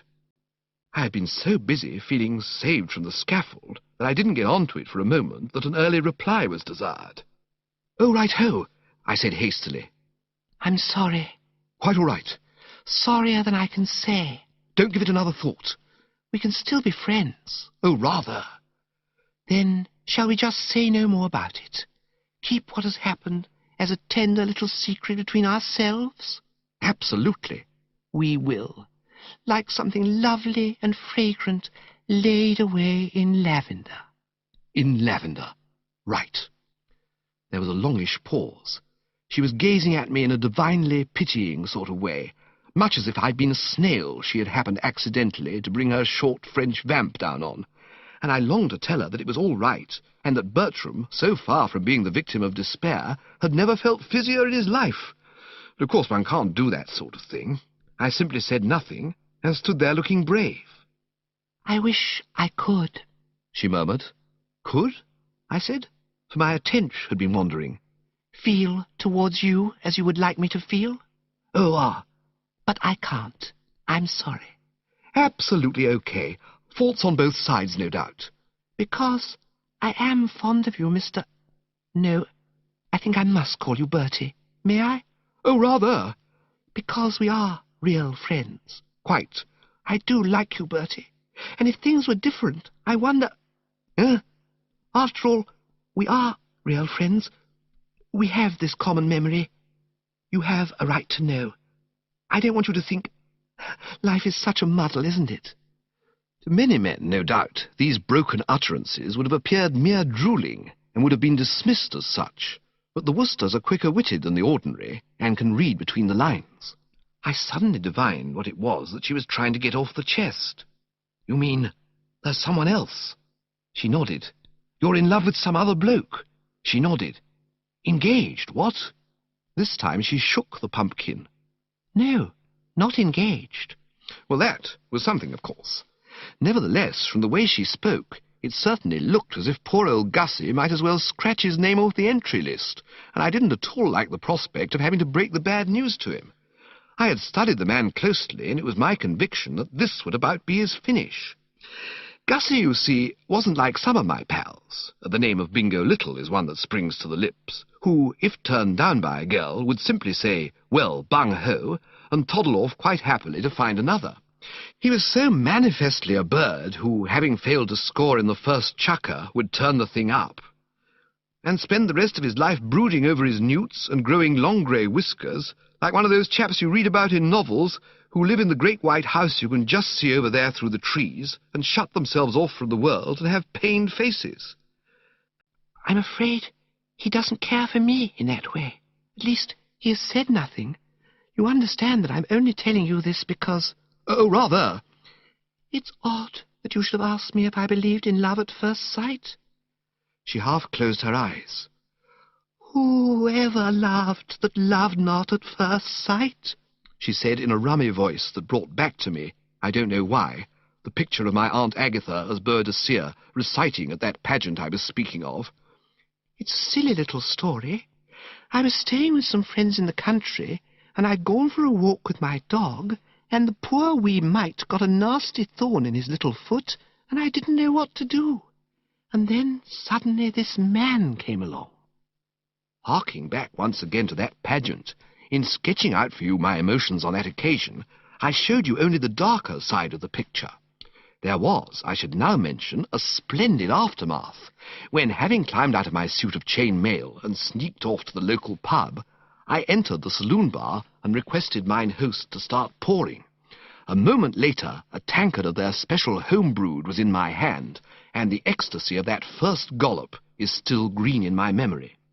The recollection of the agony through which I had passed was just what was needed to make it perfect. It was the same now. When I realized, listening to her words, that she must be referring to Gussie, I mean to say there couldn't have been a whole platoon of men taking thorns out of her dog that day, the animal wasn't a pincushion, and became aware that Gussie, who an instant before had to all appearances gone so far back in the betting as not to be worth a quotation, was the big winner after all. A positive thrill permeated the frame, and there escaped from my lips a wow so crisp and hearty that the Bassett leapt a liberal inch and a half from terra firma. "I beg your pardon?" she said. I waved a jaunty hand. "Nothing," I said, "nothing. Just remember there's a letter I have to write tonight without fail. If you don't mind, I think I'll be going in. Here," I said, "comes Gussie Fink-Nottle. He will look after you." And as I spoke, Gussie came sidling out from behind a tree. I passed away and left them to it. As regards these two, everything was beyond a question absolutely in order. All Gussie had to do was to keep his head down and not press. Already, I felt, as I legged it back to the house, the happy ending must have begun to function. I mean to say, when you leave a girl and a man, each of whom has admitted in set terms that she and he loves him and her, in close juxtaposition in the twilight, there doesn't seem much more to do but start pricing fish slices. Something attempted, something done, seemed to me to have earned 2 penn'orth of wassail in the smoking room. I proceeded thither. Chapter 11. The makings were neatly laid out on a side table, and to pour into a glass an inch or so of the raw spirit and shoosh some soda water on top of it was with me the work of a moment. This done, I retired to an armchair and put my feet up, sipping the mixture with carefree enjoyment, rather like Caesar having one in his tent the day he overcame the nervy eye. As I let the mind dwell on what must even now be taking place in that peaceful garden, I felt bucked and uplifted. Though never for an instant faltering in my opinion that Augustus Fink-Nottle was nature's final word in cloth-headed guffins, I liked the man, wished him well, and could not have felt more deeply involved in the success of his wooing if I, and not he, had been the bloke under the ether. The thought that by this time he might quite easily have completed the preliminary pourparlers and be deep in an informal discussion of honeymoon plans was very pleasant to me. Of course, considering the sort of girl Madeline Bassett was, stars and rabbits and all that, I mean, you might say that a sober sadness would have been more fitting. But in these matters you've got to realize that tastes differ. The impulse of right-thinking men might be to run a mile when they saw the Bassett, but for some reason she appealed to the deeps in Gussie, so that was that. I had reached this point in my meditations when I was aroused by the sound of the door opening. Somebody came in and started moving like a leopard towards the side table, and lowering the feet, I perceived that it was Tuppy Glossop. The sight of him gave me a momentary twinge of remorse, reminding me as it did that in the excitement of getting Gussie fixed up, I had rather forgotten about this other client. It is often that way when you're trying to run 2 cases at once. However, Gussie now being off my mind, I was prepared to devote my whole attention to the Glossop problem. I had been much pleased by the way he had carried out the task assigned him at the dinner table. No easy one, I can assure you, for the browsing and sluicing had been of the highest quality, and there had been one dish in particular, I allude to the nonette de poulet Agnès Sorel, which might well have broken down the most iron resolution. But he had passed it up like a professional fasting man, and I was proud of him. "Oh, hello, Tuppy," I said. "I wanted to see you." He turned, snifter in hand, and it was easy to see that his privations had tried him sorely. He was looking like a wolf on the steppes of Russia, which has seen its peasants shin up a high tree. "Yes," he said rather unpleasantly. "Well, here I am." "Well? How do you mean, well?" "Make your report." "What report?" "Have you nothing to tell me about Angela?" "Only that she's a blister." I was concerned. "Hasn't she come clustering round you yet?" "She has not." "Very odd." "Why odd?" "Well, she must have noted your lack of appetite." He barked raspingly, as if he were having trouble with the tonsils of the soul. "Lack of appetite? I'm as hollow as the Grand Canyon." "Courage, Tuppy. Think of Gandhi." "What about Gandhi?" "He hasn't had a square meal for years." "Nor have I. Or I could swear I hadn't. Gandhi, my left foot." I thought it might be best to let the Gandhi motive slide. I went back to where we had started. "She's probably looking for you now." "Who is? Angela?" "Yes. She must have noticed your supreme sacrifice." "I don't suppose she noticed it at all, the little fathead. I'll bet it didn't register in any way whatsoever." Come, Tuppy, I urged. This is morbid. Don't take this gloomy view. She must at least have spotted that you refused those nonnettes de poulet agnes sorel. It was a sensational renunciation, and stuck out like a sore thumb, and the cèpe à la Rossini. A hoarse cry broke from his twisted lips. Will you stop it, Bertie? Do you think I'm made of marble? Isn't it bad enough to have sat watching one of Anatole's supremest dinners flit by course after course without having you make a song about it? Don't remind me of those nonnettes. I can't stand it. I endeavoured to hearten and console. Be brave, Tuppy. Fix your thoughts on that cold steak and kidney pie in the larder. As the good book says, it cometh in the morning. Yes, in the morning. And it's now about 9:30 at night. You would bring that pie up, wouldn't you? Just when I was trying to keep my mind off it. I saw what he meant. Hours must pass before he could dig into that pie. I dropped the subject, and we sat for a pretty good time in silence. Then he rose and began to pace the room in an overwrought sort of way, like a zoo lion who has heard the dinner gong go and is hoping the keeper won't forget him in the general distribution. I averted my gaze tactfully, but I could hear him kicking chairs and things. It was plain that the man's soul was in travail and his blood pressure high. Presently he returned to his seat, and I saw that he was looking at me intently. There was that about his demeanour that led me to think that he had something to communicate. Nor was I wrong. He tapped me significantly on the knee and spoke. Bertie. Hello. Shall I tell you something? Certainly, old bird, I said cordially. I was just beginning to feel that the scene could do with a bit more dialogue. This business of Angela and me. Yes. I've been putting in a lot of solid thinking about it. Oh, yes? I have analysed the situation pitilessly, and one thing stands out as clear as damn it. There has been dirty work afoot. I don't get you. All right. Let me review the facts. Up to the time she went to Cannes, Angela loved me. She was all over me. I was the blue-eyed boy in every sense of the term. You'll admit that, indisputably. And directly she came back, we had this bust-up. Quite. About nothing. Oh, dash it, old man, nothing? You're a bit tactless, what, about her shark? I was frank and candid about her shark, and that's just my point. Do you seriously believe that a trifling disagreement about sharks would make a girl hand a man his hat, if her heart were really his? Certainly. It beat me why he couldn't see it. But then poor old Tuppy has never been very hot on the finer shades. He's one of those large, tough, football-playing blokes who lack the more delicate sensibilities, as I've heard Jeeves call them. Excellent at blocking a punt, or walking across an opponent's face in cleated boots, but not so good when it comes to understanding the highly strung female temperament.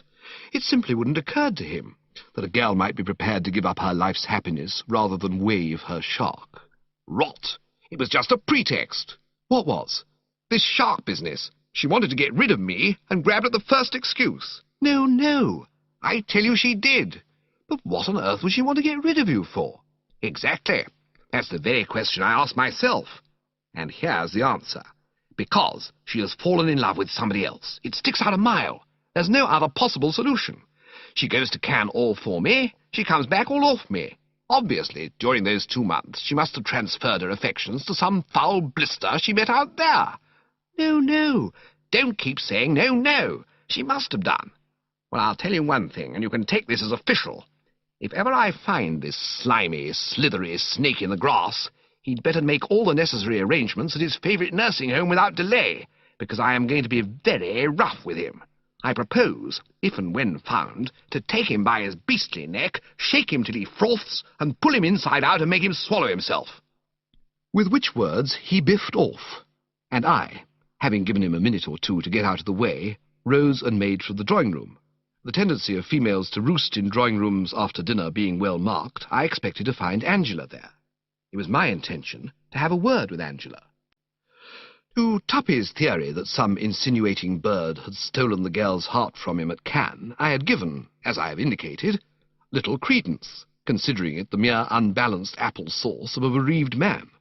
It was, of course, the shark, and nothing but the shark, that had caused Love's young dream to go temporarily off the boil, and I was convinced that a word or two with the cousin at this juncture would set everything right.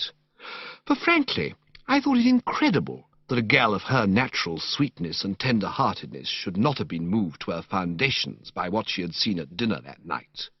Even Seppings, Aunt Dahlia's butler, a cold, unemotional man, had gasped and practically reeled when Tuppy waved aside those nonnet de poulet Agnès Sorel, while the footman, standing by with the potatoes, had stared like one seeing a vision. I simply refused to consider the possibility of the significance of the thing having been lost on a nice girl like Angela. I fully expected to find her in the drawing-room with her heart bleeding freely, all ripe for an immediate reconciliation. In the drawing-room, however, when I entered, only Aunt Dahlia met the eye. It seemed to me that she gave me rather a jaundiced look as I hove in sight, but this, having so recently beheld Tuppy in his agony, I attributed to the fact that she, like him, had been going light on the menu. You can't expect an empty aunt to beam like a full aunt. "Oh, it's you, is it?" she said. Well, it was, of course. "Where's Angela?" I asked. "Gone to bed." "Already? She said she had a headache."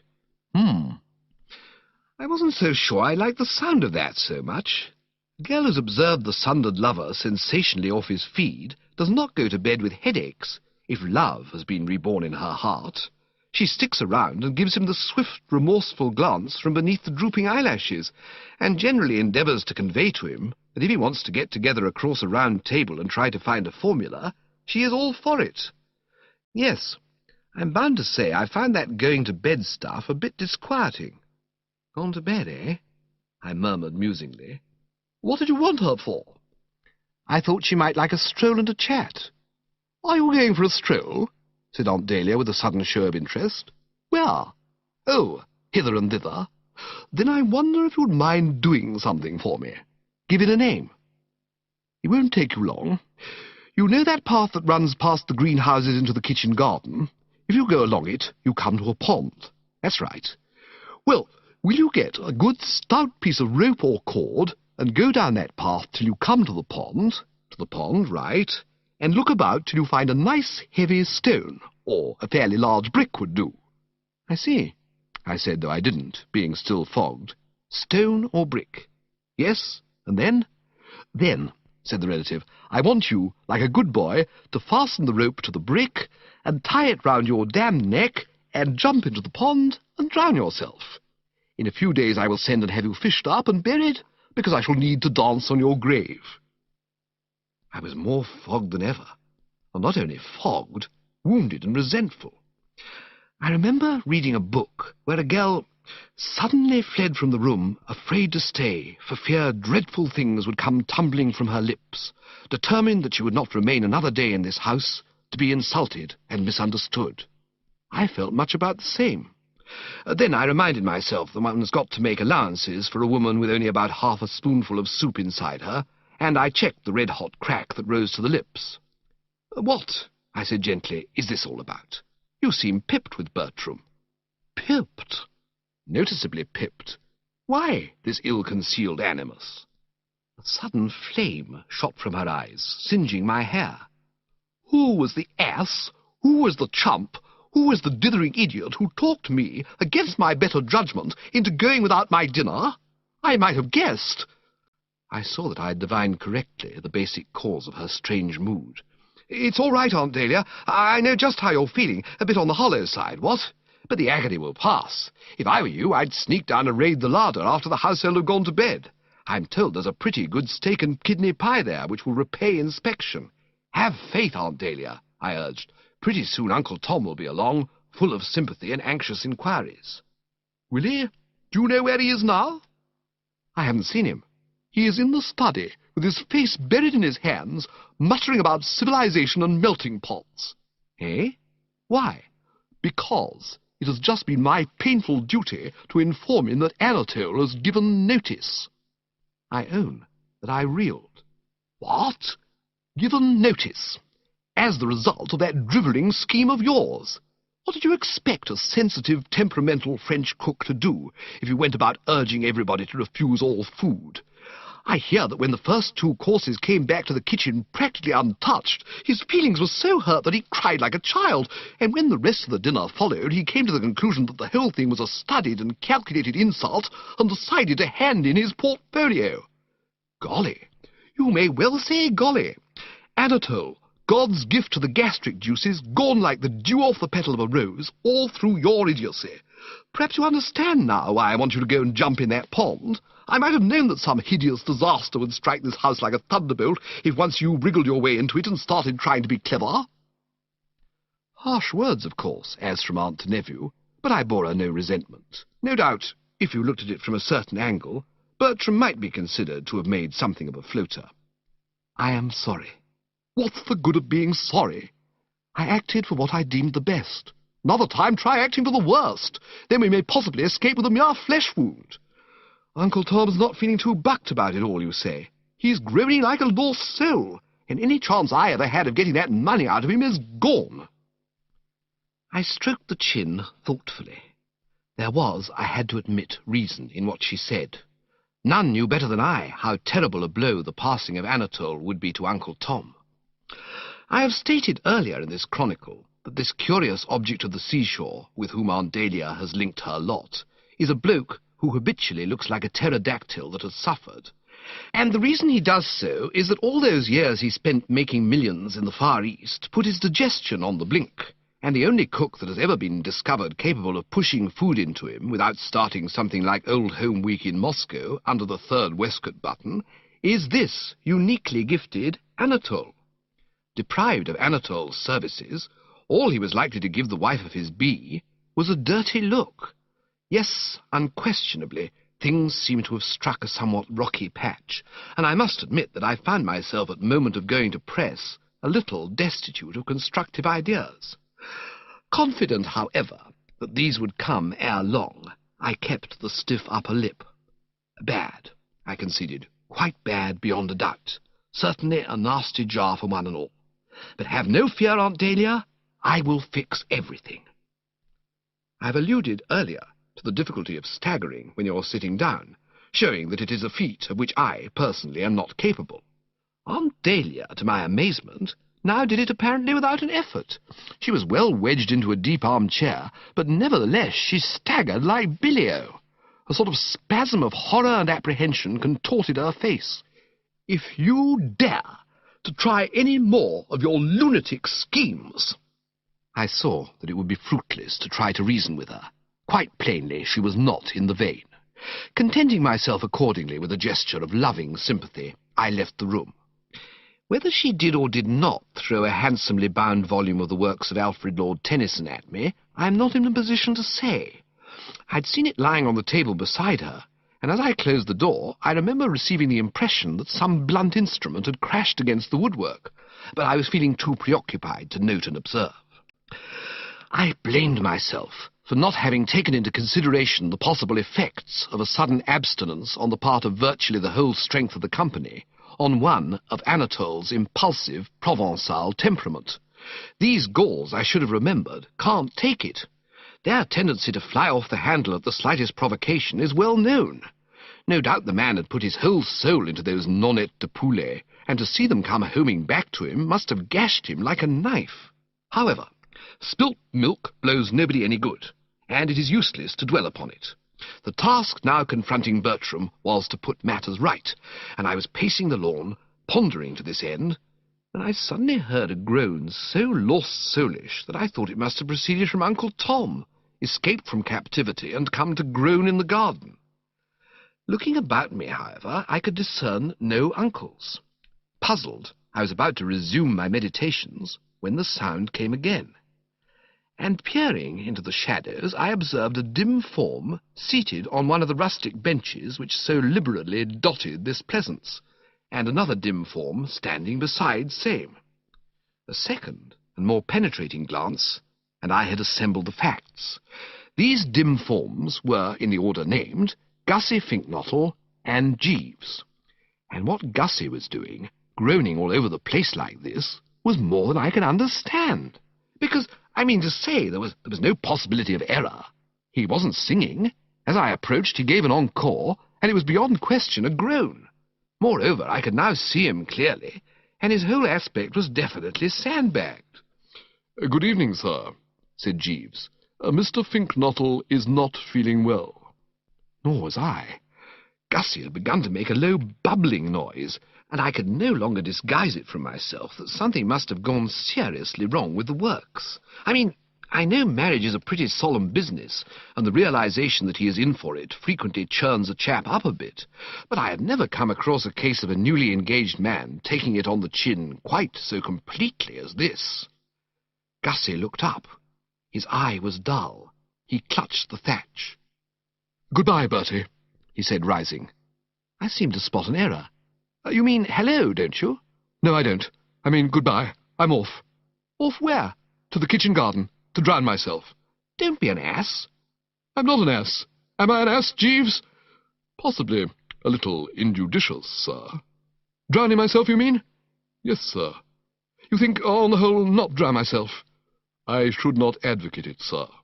"Very well, Jeeves. I accept your ruling. After all, it'd be unpleasant for Mrs. Travers to find a swollen body floating in her pond." "Yes, sir." "And she's been very kind to me." "Yes, sir." "And you've been very kind to me, Jeeves." "Thank you, sir." "So have you, Bertie. Very kind. Everybody's been very kind to me. Very, very kind. Very kind indeed. I have no complaints to make. All right. I'll go for a walk instead."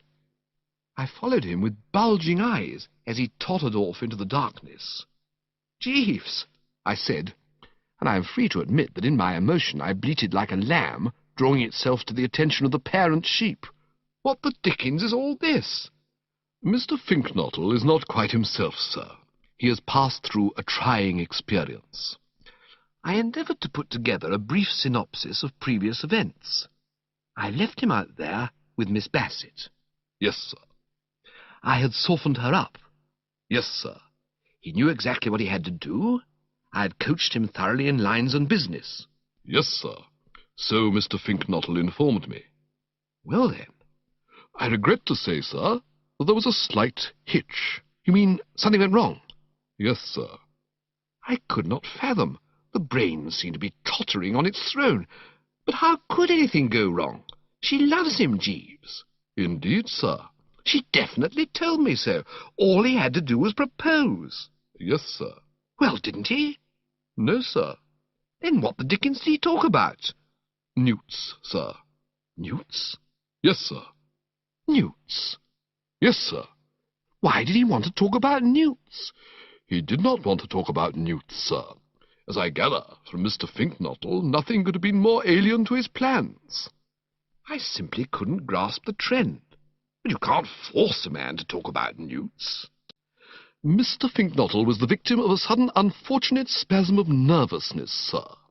Upon finding himself alone with the young lady, he admits to having lost his morale.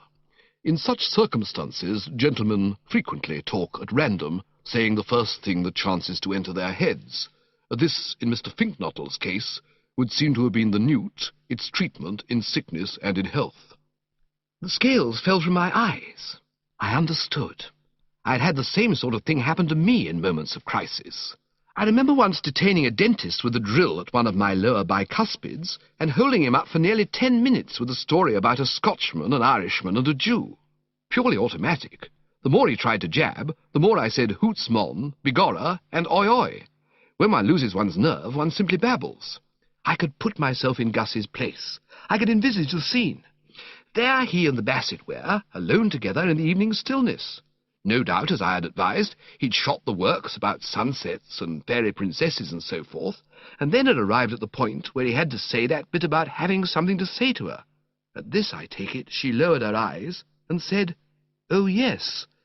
He then, I should imagine, said it was something very important, to which her response would, one assumes, have been something on the lines of, really, or indeed, or possibly just a sharp intake of the breath. And then their eyes met, just as mine met the dentist's, and something suddenly seemed to catch him in the pit of the stomach, and everything went black, and he heard his voice starting to drool about newts. Yes, I could follow the psychology.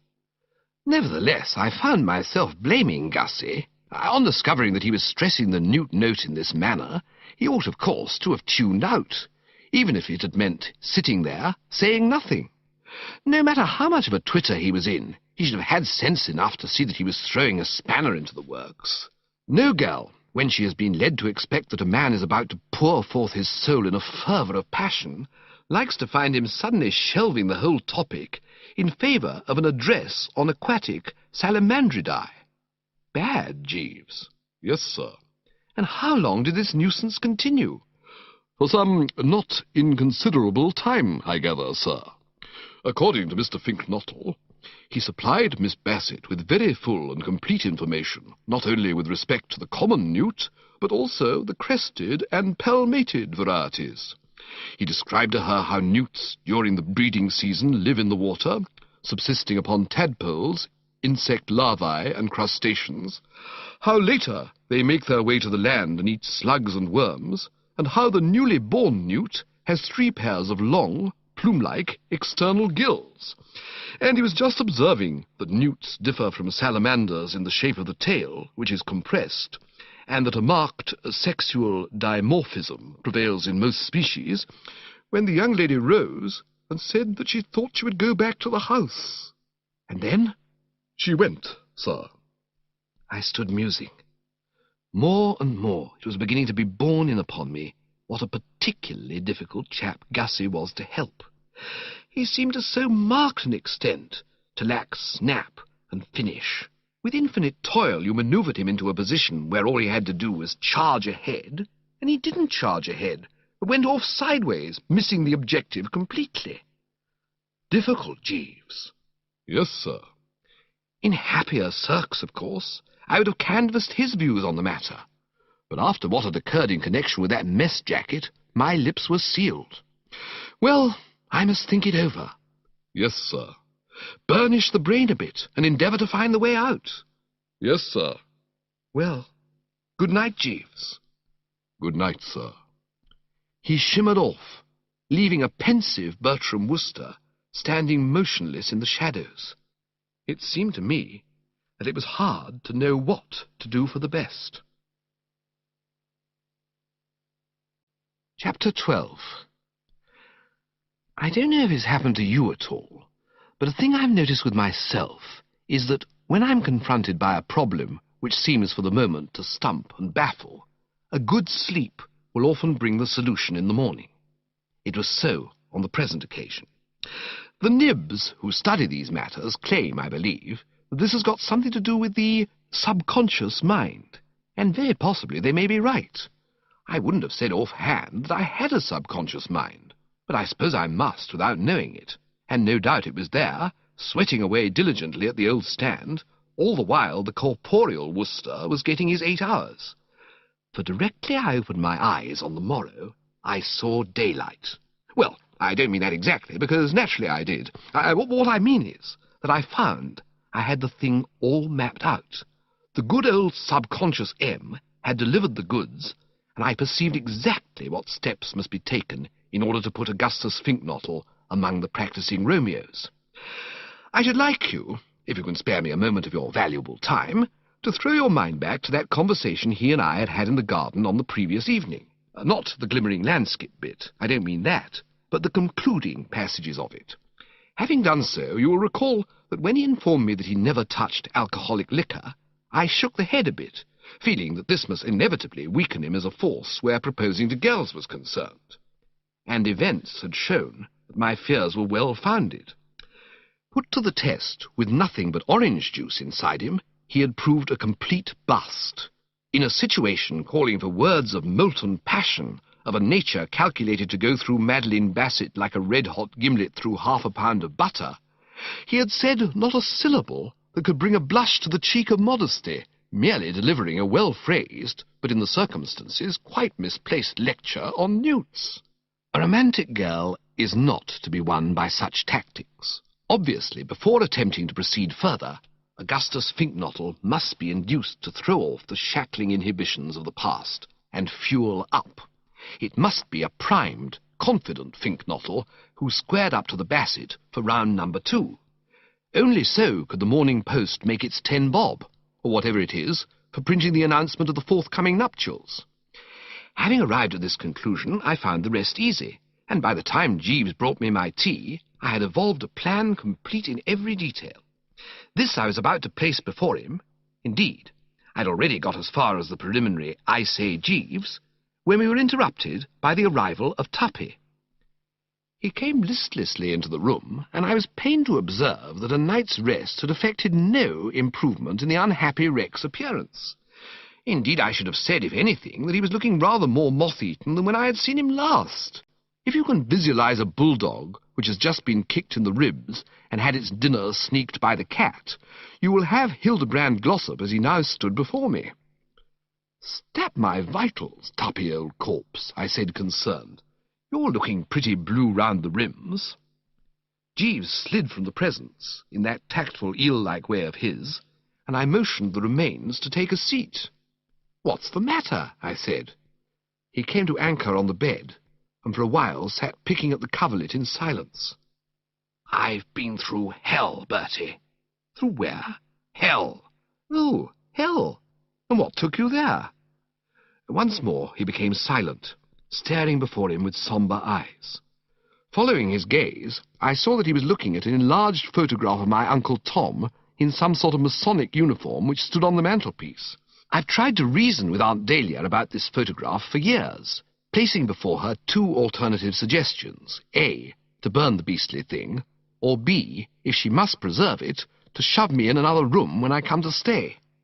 But she declines to accede. She says it's good for me, a useful discipline, she maintains, teaching me that there is a darker side to life, and that we were not put into this world for pleasure only. "Turn it to the wall if it hurts you, Tuppy," I said gently. "Eh?" "That photograph of Uncle Tom as the bandmaster." "I didn't come here to talk about photographs. I came here for sympathy." "And you shall have it. What's the trouble? Worrying about Angela, I suppose. Well, have no fear. I have another well-laid plan for encompassing that young shrimp. I'll guarantee that she'll be weeping on your neck before yonder sun has set." He barked sharply. "A fat chance." "Tushy, huh? I mean tush, Tuppy. I'll tell you, I will do it. I was just going to describe this plan of mine to Jeeves when you came in. Care to hear it?" "I don't want to hear any more of your beastly plans. Plans are no good. She's gone and fallen in love with this other bloke and now hates my gizzard." "Rot." "It isn't rot. I tell you, Tuppy, as one who can read the female heart, that this Angela loves you still." "Well, it didn't look much like it in the larder last night." "Oh, you went to the larder last night?" "I did." "And Angela was there?" "She was. And your aunt, also your uncle." I saw that I should require footnotes. All this was new stuff to me. I'd stayed at Brinkley Court quite a lot in my time, but I had no idea the larder was such a social vortex. More like a snack bar on a racecourse than anything else it seemed to have become. "Tell me the whole story in your own words," I said, omitting no detail, however apparently slight, for one never knows how important the most trivial detail may be. He inspected the photograph for a moment with growing gloom. "All right," he said. "This is what happened. You know my views about that steak and kidney pie?" "Quite." "Well, round about 1 a.m. I thought the time was ripe. I stole from my room and went downstairs. The pie seemed to beckon to me." I nodded. I knew how pies do. "I got to the larder. I fished it out. I set it on the table. I found knife and fork. I collected salt, mustard, and pepper. There were some cold potatoes. I added those. And I was about to pitch in when I heard a sound behind me, and there was your aunt at the door, in a blue and yellow dressing gown." "Embarrassing." "Most." "I suppose you didn't know where to look." "I looked at Angela." "She came in with my aunt?" "No, with your uncle a minute or two later. He was wearing mauve pyjamas and carried a pistol. Have you ever seen your uncle in pyjamas and a pistol?" "Never." "You haven't missed much." "Tell me, Tuppy," I asked, for I was anxious to ascertain this, "about Angela. Was there any momentary softening in her gaze as she fixed it on you?" "She didn't fix it on me. She fixed it on the pie." "Did she say anything?" "Not right away. Your uncle was the first to speak. He said to your aunt, 'God bless my soul, Dahlia, what are you doing here?' To which she replied, 'Well, if it comes to that, my merry somnambulist, what are you?' Your uncle then said he thought there must be burglars in the house as he'd heard noises." I nodded again. I could follow the trend. Ever since the scullery window was found open the year Shining Light was disqualified in the Cesarevitch for boring, Uncle Thomas had a marked complex about burglars. I can still recall my emotions when paying my first visit after he'd had bars put on all the windows, and attempting to thrust the head out in order to get a sniff of country air. I nearly fractured my skull on a sort of iron grill, as worn by the tougher kinds of medieval prison. "What sort of noises?" said your aunt. "Funny noises," said your uncle. Whereupon Angela, with a nasty, steely tinkle in her voice, the little buzzard, observed, "I expect it was Mr. Glossop eating." And then she did give me a look. It was the sort of wondering, revolted look a very spiritual woman would give a fat man gulping soup in a restaurant. The kind of look that makes a fellow feel he's 46 round the waist and has great rolls of superfluous flesh pouring over the back of his collar. And still speaking in the same unpleasant tone, she added, "I ought to have told you, father, that Mr. Glossop always likes to have a good meal 3 or 4 times during the night. It helps to keep him going till breakfast. He has the most amazing appetite. See, he's practically finished a large steak and kidney pie already." As he spoke these words, a feverish animation swept over Tuppy. His eyes glittered with a strange light, and he thumped the bed violently with his fist, nearly catching me a juicy one on the leg. That was what hurt, Bertie. That was what stung. I hadn't so much as started on that pie, but that's a woman all over. The eternal feminine. She continued her remarks. "You've no idea," she said, "how Mr. Glossop loves food. He just lives for it. He always eats 6 or 7 meals a day and then starts in again after bedtime. I think it's rather wonderful." Your aunt seemed interested and said it reminded her of a boa constrictor. Angela said, didn't she mean a python? And then they argued as to which of the two it was. Your uncle, meanwhile, poking about with that damn pistol of his till human life wasn't safe in the vicinity. And the pie lying there on the table and me unable to touch it. You begin to understand why I said I'd been through hell. Quite. Can't have been at all pleasant. Presently your aunt and Angela settled their discussion, deciding that Angela was right and that it was a python that I reminded them of. And shortly after that we all pushed back to bed, Angela warning me in a motherly voice not to take the stairs too quickly. After 7 or 8 solid meals, she said a man of my build ought to be very careful because of the danger of apoplectic fits. She said it was the same with dogs. When they become very fat and overfed, you had to see they didn't hurry upstairs, and it made them puff and pant, and it was bad for their hearts. She asked your aunt if she remembered the late spaniel Ambrose, and your aunt said, poor old Ambrose, you couldn't keep him away from the garbage pail, and Angela said, exactly, so do please be careful, Mr. Glossop. And you tell me she loves me still. I did my best to encourage. Gallish banter, what? Gallish banter be dashed! She's right off me. Once her ideal, I am now less than the dust beneath her chariot wheels. She became infatuated with this chap, whoever he was at Cannes, and now she can't stand the sight of me. I raised the eyebrows. My dear Tuppy, you're not showing your usual good sense in this Angela chap at Cannes matter. If you'll forgive me saying so, you've got an idée fixe. A what? An idée fixe. You know, one of those things fellows get, like Uncle Tom's delusion that everybody who's known even slightly to the police is lurking in the garden waiting for a chance to break into the house. You keep talking about this chap at Cannes, and there never was a chap at Cannes, and I tell you why I'm so sure about this. During those 2 months on the Riviera, it so happens that Angela and I were practically inseparable. If there had been somebody nosing round her, I should have spotted it in a second. He started. I could see that this had impressed him. Oh, she was with you all the time at Cannes, was she? Well, I don't suppose she said 2 words to anybody else, except, of course, idle conv at the crowded dinner table, or a chance remark in a throng at the casino. I see. You mean that anything in the shape of mixed bathing and moonlight strolls she conducted solely in your company? That's right. It was quite a joke at the hotel. You must have enjoyed that. Oh, rather. I've always been devoted to Angela. Oh, yes? When we were kids, she used to call herself my little sweetheart. She did. Absolutely. I see. He sat, plunged in thought, while I, glad to have set his mind at rest, proceeded with my tea. And presently there came the banging of a gong from the hall below, and he started like a war-horse at the sound of a bugle. "Breakfast!" he said, and was off to a flying start, leaving me to brood and ponder. And the more I brooded and pondered, the more did it seem to me that everything now looked pretty smooth. Tuppy, I could see, despite that painful scene in the larder, still loved Angela with all the old fervour. This meant that I could rely on that plan to which I had referred to bring home the bacon. And as I had found the way to straighten out the Gussie Bassett difficulty, there seemed nothing more to worry about. It was with an uplifted heart that I addressed Jeeves as he came in to remove the tea tray. Chapter 13. "Jeeves," I said. "Sir?" "I've just been having a chat with young Tuppy, Jeeves.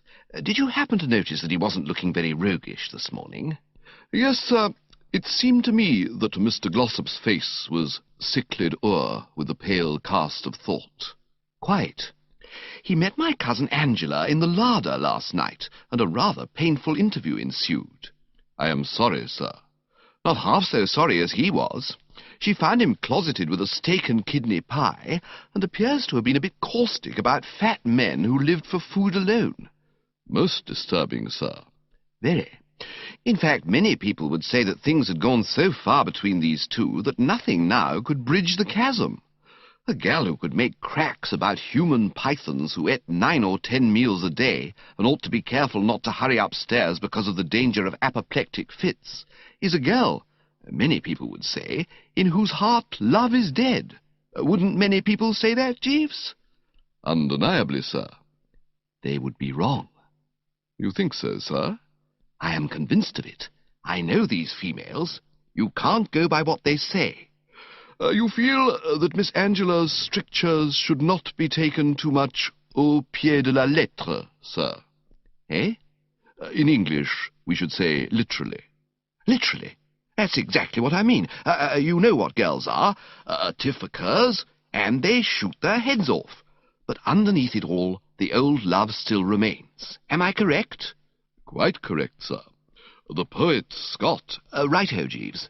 "Very good, sir." "And in order to bring that old love whizzing to the surface once more, all that is required is the proper treatment." "By proper treatment, sir, you mean—" "Clever handling, Jeeves. A spot of the good old snaky work. I see what must be done to jerk my cousin Angela back to normalcy. I'll tell you, shall I?" "If you would be so kind, sir." I lit a cigarette and eyed him keenly through the smoke. He waited respectfully for me to unleash the words of wisdom.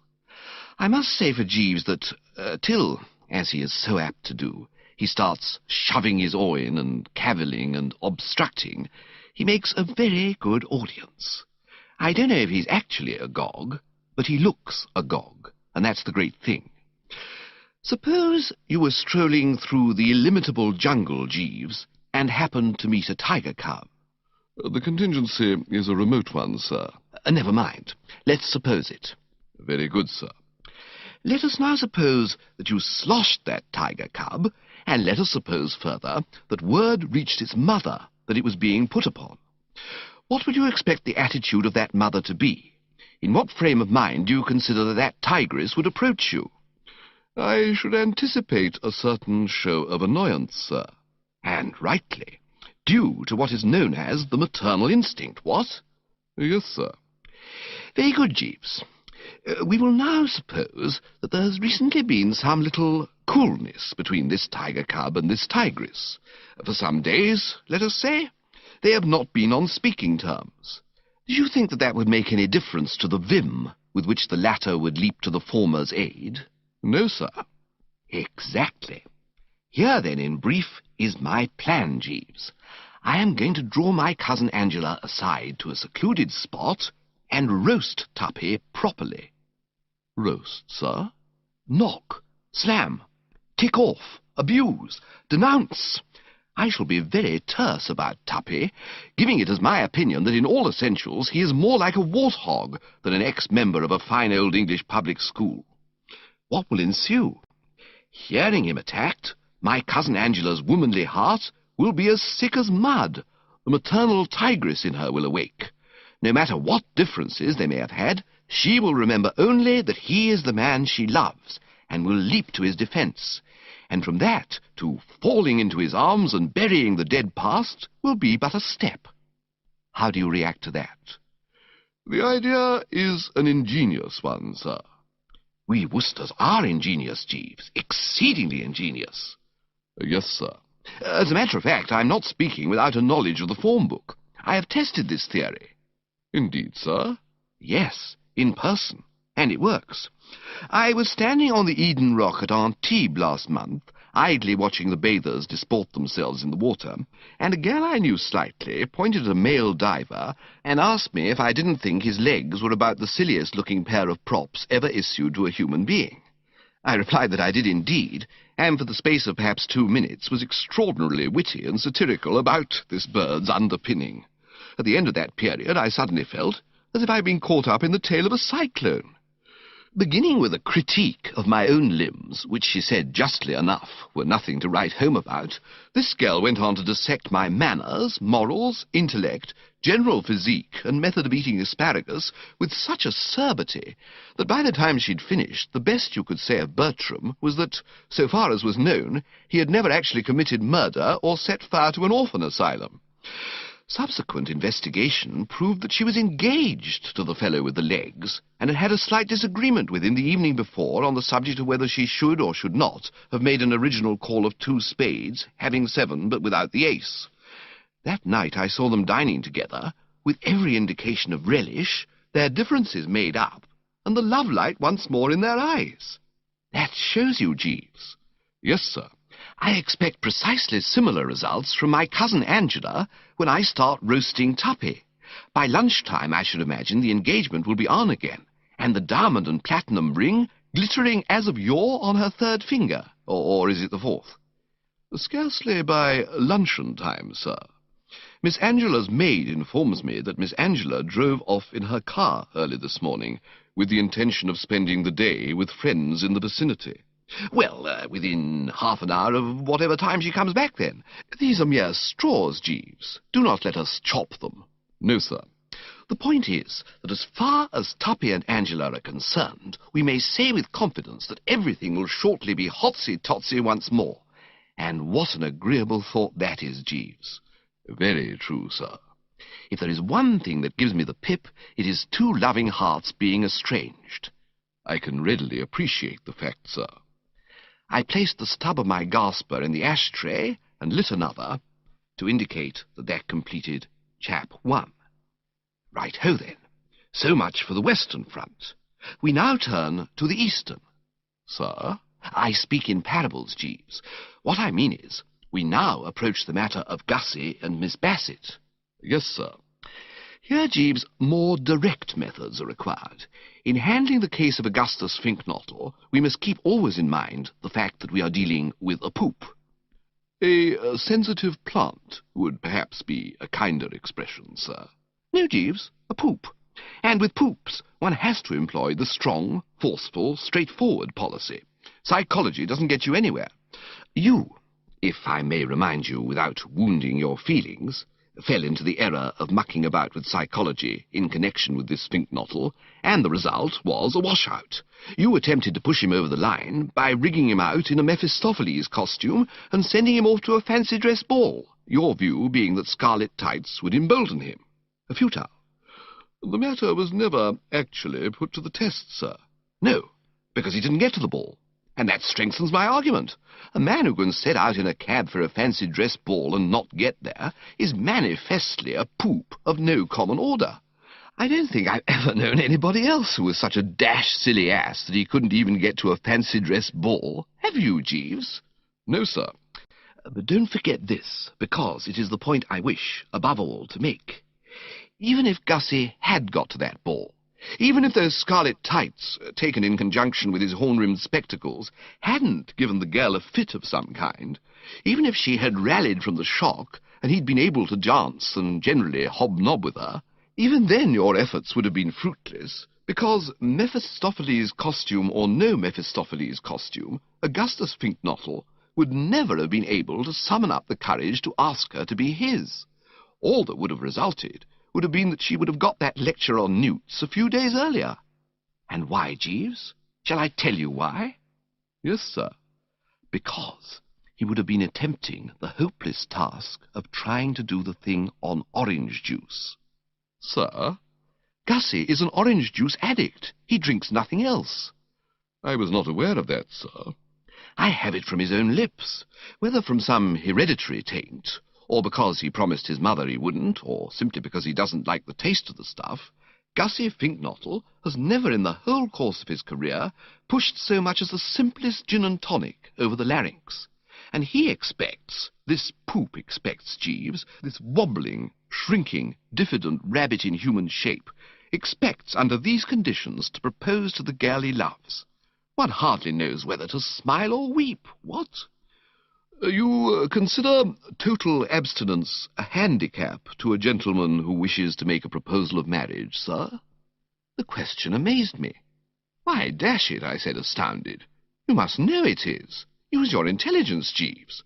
Reflect what proposing means. It means that a decent, self-respecting chap has got to listen to himself saying things which, if spoken on the silver screen, would cause him to dash to the box office and demand his money back.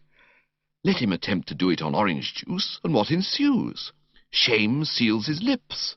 Or, if it doesn't do that, makes him lose his morale and start to babble. Gussie, for example, as we have seen, babbles of syncopated newts. Palmated newts, sir.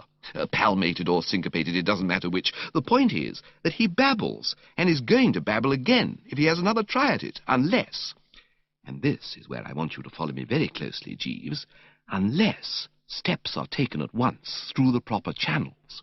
Only active measures, promptly applied, can provide this poor pusillanimous poop with the proper pep.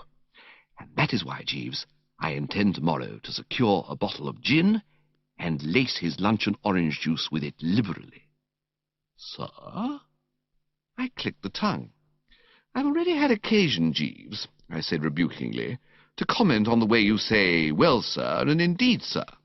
I take this opportunity of informing you that I object equally strongly to your sir pure and simple.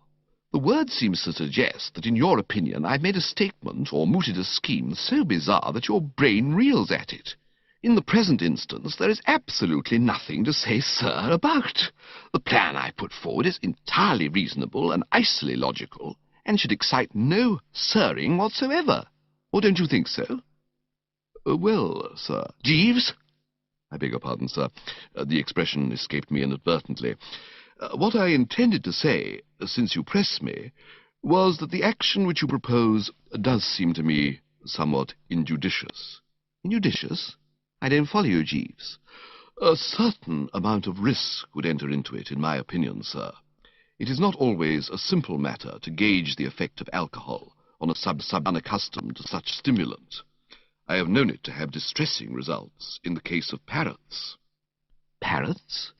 I was thinking of an incident of my earlier life, sir, before I entered your employment. I was in the service of the late Lord Brancaster at the time, a gentleman who owned a parrot to which he was greatly devoted, and one day the bird chanced to be lethargic, and his lordship, with the kindly intention of restoring it to its customary animation, offered it a portion of seed cake steeped in the 84 port. The bird accepted the morsel gratefully, and consumed it with every indication of satisfaction. Almost immediately afterwards, however, its manner became markedly feverish. Having bitten his lordship in the thumb, and sung part of a sea shanty, it fell to the bottom of the cage, and remained there for a considerable period of time with its legs in the air, unable to move. I merely mention this, sir, in order to— I put my finger on the floor. I had spotted it all along. But Gussie isn't a parrot. No, sir, but it is high time, in my opinion, that this question of what young Gussie really is was threshed out and cleared up. He seems to think he's a male newt, and you appear to suggest that he's a parrot. The truth of the matter being that he is just a plain, ordinary poop, and needs a snootful as badly as ever man did. So no more discussion, Jeeves. My mind is made up. There's only one way of handling this difficult case, and that is the way I have outlined. Very good, sir. Right-ho, Jeeves. So much for that, then. Now, here's something else. You noticed that I said I was going to put this project through tomorrow, and no doubt you wondered why I said tomorrow. Why did I, Jeeves? Because you feel that if it were done when 'tis done, then 'twere well it were done quickly, sir? Partly, Jeeves, but not altogether. My chief reason for fixing the date as specified is that tomorrow though you have doubtless forgotten it, is the day of the distribution of prizes at Market Snodsbury Grammar School, at which, as you know, Gussie is to be the male star and master of the revels. So you see we shall, by lacing that juice, not only embolden him to propose to Miss Bassett, but also put him so into shape that he will hold that Market Snodsbury audience spellbound. In fact, you will be killing 2 birds with 1 stone, sir. Exactly. A very neat way of putting it. And now, here is a minor point. On second thoughts, I think the best plan will be for you, not me, to lace the juice. Sir? Jeeves. I beg your pardon, sir. And I'll tell you why that'll be the best plan. Because you are in a position to obtain ready access to the stuff. It is served to Gussie daily, I have noticed, in an individual jug. This jug will presumably be lying about the kitchen or somewhere before lunch tomorrow. It'll be the simplest of tasks for you to slip a few fingers of gin in it. No doubt, sir. But, don't say but, Jeeves. I fear, sir. I fear, sir, is just as bad. What I am endeavouring to say, sir, is that I am sorry, but I am afraid I must enter an unequivocal nolle prosequi. Do what? The expression is a legal one, sir, signifying the resolve not to proceed with the matter. In other words, eager though I am to carry out your instructions, sir, as a general rule, on this occasion I must respectfully decline to cooperate. You won't do it, you mean? Precisely, sir. I was stunned. I began to understand how a general must feel when he has ordered a regiment to charge and has been told that it isn't in the mood. Jeeves, I said, I had not expected this of you. No, sir? No, indeed. Naturally, I realize that lacing Gussie's orange juice is not one of those regular duties for which you receive the monthly stipend. And if you care to stand on the strict letter of the contract, I suppose there's nothing to be done about it. But you will permit me to observe that this is scarcely the feudal spirit. I am sorry, sir. It's quite all right, Jeeves. Quite all right. I'm not angry, only a little hurt. Very good, sir. Right-ho, Jeeves. End of Disc 3. Disc 4. Chapter 14. Investigation proved that the friends Angela had gone to spend the day with were some stately homeowners of the name of Stretchley Budd, hanging out in a joint called Kingham Manor, about 8 miles distant in the direction of Pershaw. I didn't know these birds, but their fascination must have been considerable, for she tore herself away from them only just in time to get back and dress for dinner. It was accordingly not until coffee had been consumed that I was able to get matters moving. I found her in the drawing-room, and at once proceeded to put things in train. It was with very different feelings from those which had animated the bosom when approaching the Bassett 24 hours before, in the same manner, in this same drawing-room, that I headed for where she sat. As I had told Tuppy, I have always been devoted to Angela, and there is nothing I like better than a ramble in her company. And I could see by the look of her now how sorely in need she was of my aid and comfort. Frankly, I was shocked by the unfortunate young prune's appearance. At Cannes, she had been a happy, smiling English girl of the best type, full of beans and buck. Her face now was pale and drawn, like that of a hockey centre-forward at a girls' school, who, in addition to getting a fruity one on the shin, has just been penalised for sticks. In any normal gathering, her demeanour would have excited instant remark, but the standard of gloom at Brinkley Court had become so high that it passed unnoticed. Indeed, I shouldn't wonder if Uncle Tom, crouched in his corner waiting for the end, didn't think she was looking indecently cheerful. I got down to the agenda in my debonair way. "What ho, Angela, old girl." "Hello, Bertie, darling." "Glad you're back at last. I missed you." "Did you, darling?" "I did indeed. Care to come for a saunter?" "I'd love it." "Fine. I have much to say to you that is not for the public ear." I think at this moment poor old Tuppy must have got a sudden touch of cramp.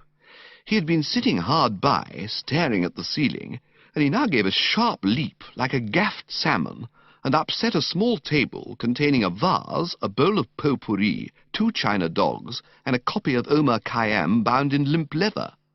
Aunt Dahlia uttered a startled hunting cry. Uncle Tom, who probably imagined from the noise that this was civilization crashing at last, helped things along by breaking a coffee cup. Tuppy said he was sorry. Aunt Dahlia, with a deathbed groan, said it didn't matter. And Angela, having stared haughtily for a moment like a princess of the old regime confronted by some notable example of gaucherie on the part of some particularly foul member of the underworld, accompanied me across the threshold, and presently I had deposited her and self on one of those rustic benches in the garden, and was ready to snap into the business of the evening. I considered it best, however, before doing so, to ease things along with a little informal chit-chat. You don't want to rush a delicate job like the one I had in hand, and so for a while we spoke of neutral topics. She said that what had kept her so long at the Stretchley Budds was that Hilda Stretchley Budd had made her stop on and help with the arrangements for their servants' ball tomorrow night, a task which she couldn't very well decline, as all the Brinkley Court domestic staff were to be present. I said that a jolly night's revelry might be just what was needed to cheer Anatole up and take his mind off things, to which she replied that Anatole wasn't going. On being urged to do so by Aunt Dahlia, she said, he had merely shaken his head sadly and gone on talking of returning to Provence, where he was appreciated. It was after the sombre silence induced by this statement that Angela said the grass was wet and she thought she would go in. This, of course, was entirely foreign to my policy. "No, don't do that. I haven't had a chance to talk to you since you arrived." "I shall ruin my shoes." "Put your feet up on my lap." "All right, and you can tickle my ankles." "Quite." Matters were accordingly arranged on these lines, and for some minutes we continued chatting in desultory fashion. Then the conversation petered out. I made a few observations in the scenic effects, featuring the twilight hush, the peeping stars, and the soft glimmer of waters on the lake, and she said yes. Something rustled in the bushes in front of us, and I advanced the theory that it was possibly a weasel, and she said it might be. But it was plain that the girl was distrait, and I considered it best to waste no more time. "Well, old thing," I said, "I've heard all about your little dust-up. So, those wedding bells are not going to ring out, what?" "No." "Definitely over, is it?" "Yes." "Well, if you want my opinion, I think that's a bit of goose for you, Angela, old girl. I think you're extremely well out of it. It's a mystery to me how you stood this Glossop so long. Take him for all in all, he ranks very low down among the wines and spirits. A washout, I should describe him as. A frightful oik, and a mass of side to boot. I'd pity the girl who was linked for life to a bargee like Tuppy Glossop." And I emitted a hard laugh, one of the sneering kind. "I always thought you were such friends," said Angela. I let go another hard one with a bit more top spin on it than the first time. "Friends? Absolutely not. One was civil, of course, when one met the fellow, but it would be absurd to say that one was a friend of his. A club acquaintance, and a mere one at that. And then one was at school with the man." "At Eton?" "Good heavens, no. We wouldn't have a fellow like that at Eton. At a kids' school before I went there. A grubby little brute he was, I recollect, covered with ink and mire generally, and washing only on alternate Thursdays. In short, a notable outsider, shunned by all." I paused. I was more than a bit perturbed. Apart from the agony of having to talk in this fashion of one who, except when he was looping back rings and causing me to plunge into swimming baths in correct evening costume, had always been a very dear and esteemed crony, I didn't seem to be getting anywhere. Business was not resulting. Staring into the bushes without a yip, she appeared to be bearing these slurs and innuendos of mine with an easy calm. I had another pop at it. "Uncouth about sums it up. I doubt if I've ever seen an uncouther kid than this Glossop. Ask anyone who knew him in those days to describe him in a word, and the word they will use is uncouth, and he's just the same today. It's the old story. The boy is the father of the man." She appeared not to have heard. "The boy," I repeated, not wishing her to miss that one, "is the father of the man." "What are you talking about?" "I'm talking about this Glossop." "I thought you said something about somebody's father." "I said the boy was the father of the man." "What boy?" "The boy Glossop." "He hasn't got a father." I never said he had. I said he was the father of the boy, or rather, of the man. What man? I saw that the conversation had reached a point where, unless care was taken, we should be muddled. The point I am trying to make, I said, is that the boy Glossop is the father of the man Glossop. In other words, each loathsome fault and blemish that led the boy Glossop to be frowned upon by his fellows is present in the man Glossop, and causes him, I'm speaking now of the man Glossop, to be a hissing and a byword at places like the Drones, where a certain standard of decency is demanded from the inmates. Ask anyone at the Drones, and they will tell you that it was a black day for the dear old club when this chap Glossop somehow wriggled into the list of members. Here you will find a man who dislikes his face, there one who could stand his face if it wasn't for his habits. But the universal consensus of opinion is that the fellow is a bounder and a tick, and that the moment he showed signs of wanting to get into the place, he should be met with a firm nolli prosequi and heartily blackballed. I had to pause again here, partly in order to take in a spot of breath, and partly to wrestle with the almost physical torture of saying these frightful things about poor old Tuppy. There are some chaps, I resumed, forcing myself once more to the nauseous task, who, in spite of looking as if they had slept in their clothes, can get by quite nicely because they are amiable and suave. There are others who, for all that they excite adverse comment by being fat and uncouth, find themselves on the credit side of the ledger owing to their wit and sparkling humour. But this Glossop, I regret to say, falls into neither class. In addition to looking like one of those things that come out of hollow trees, he is universally admitted to be a dumb brick of the first water. No soul, no conversation. In short, any girl who, having been rash enough to get engaged to him, has managed at the 11th hour to slide out, is justly entitled to consider herself dashed lucky. I paused once more and cocked an eye at Angela to see how the treatment was taking. All the while I had been speaking, she had sat gazing silently into the bushes, but it seemed to me incredible that she should not now turn on me like a tigress, according to specifications. It beat me why she hadn't done it already. It seemed to me that a mere tithe of what I had said, if said to a tigress about a tiger of which she was fond, would have made her, the tigress I mean, hit the ceiling.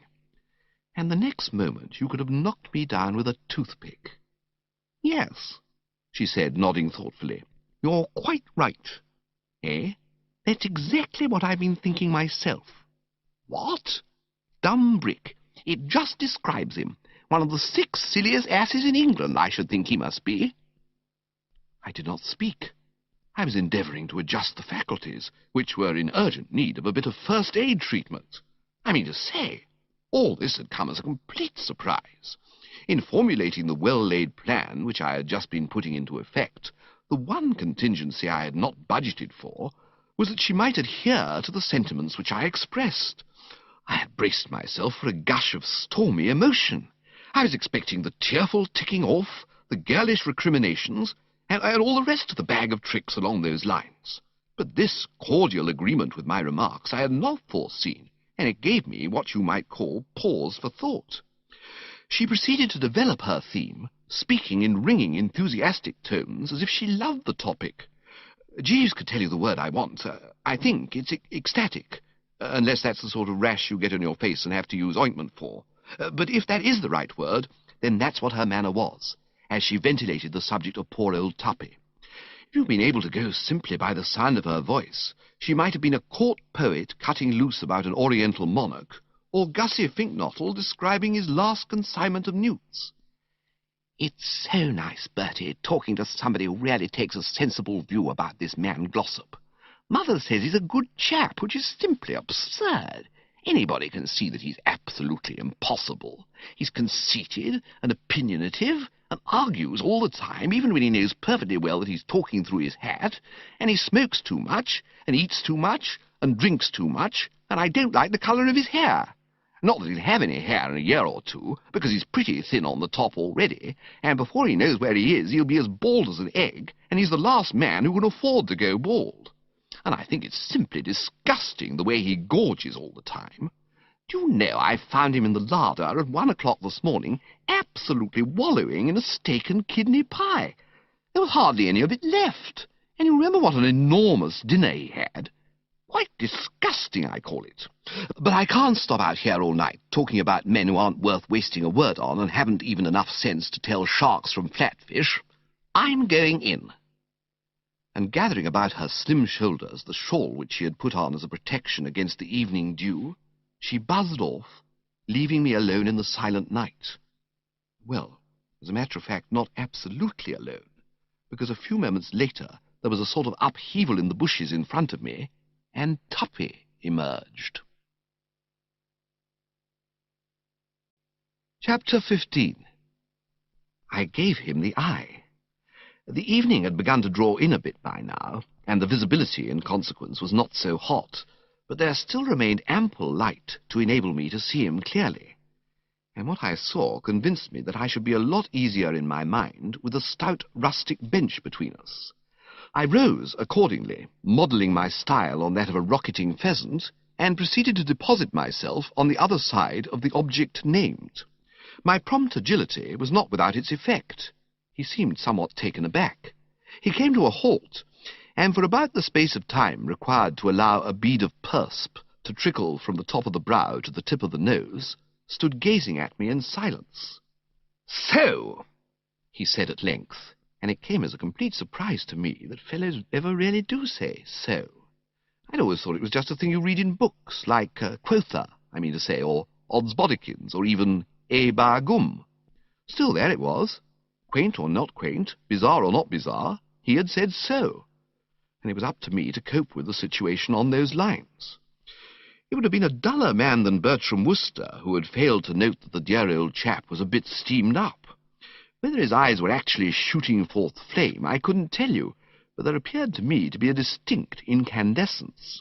For the rest, his fists were clenched, his ears quivering, and the muscles of his jaw rotating rhythmically, as if he were making an early supper off something. His hair was full of twigs, and there was a beetle hanging to the side of his head, which would have interested Gussie Fink-Nottle. To this, however, I paid scant attention. There is a time for studying beetles and a time for not studying beetles. "So," he said again. Now, those who know Bertie Wooster best will tell you that he is always at his shrewdest and most level-headed in moments of peril.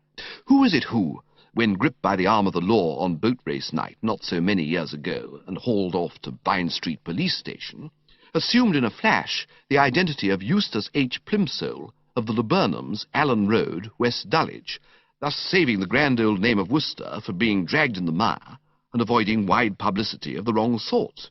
Who was it? But I need not labour the point. My record speaks for itself. 3 times pinched, but never once sentenced under the correct label. Ask anyone at the drones about this. So now, in a situation threatening to become every moment more scaly, I did not lose my head.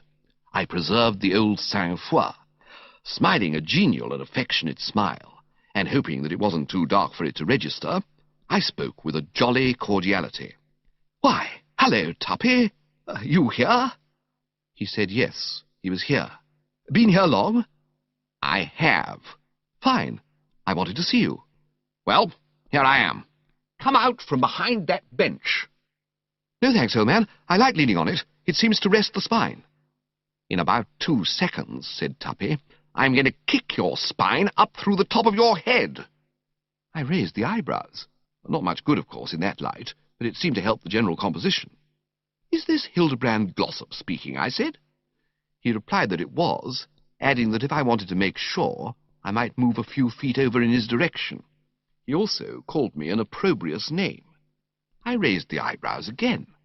"Come, come, Tuppy, don't let us let this little chat become acrid. Is acrid the word I want?"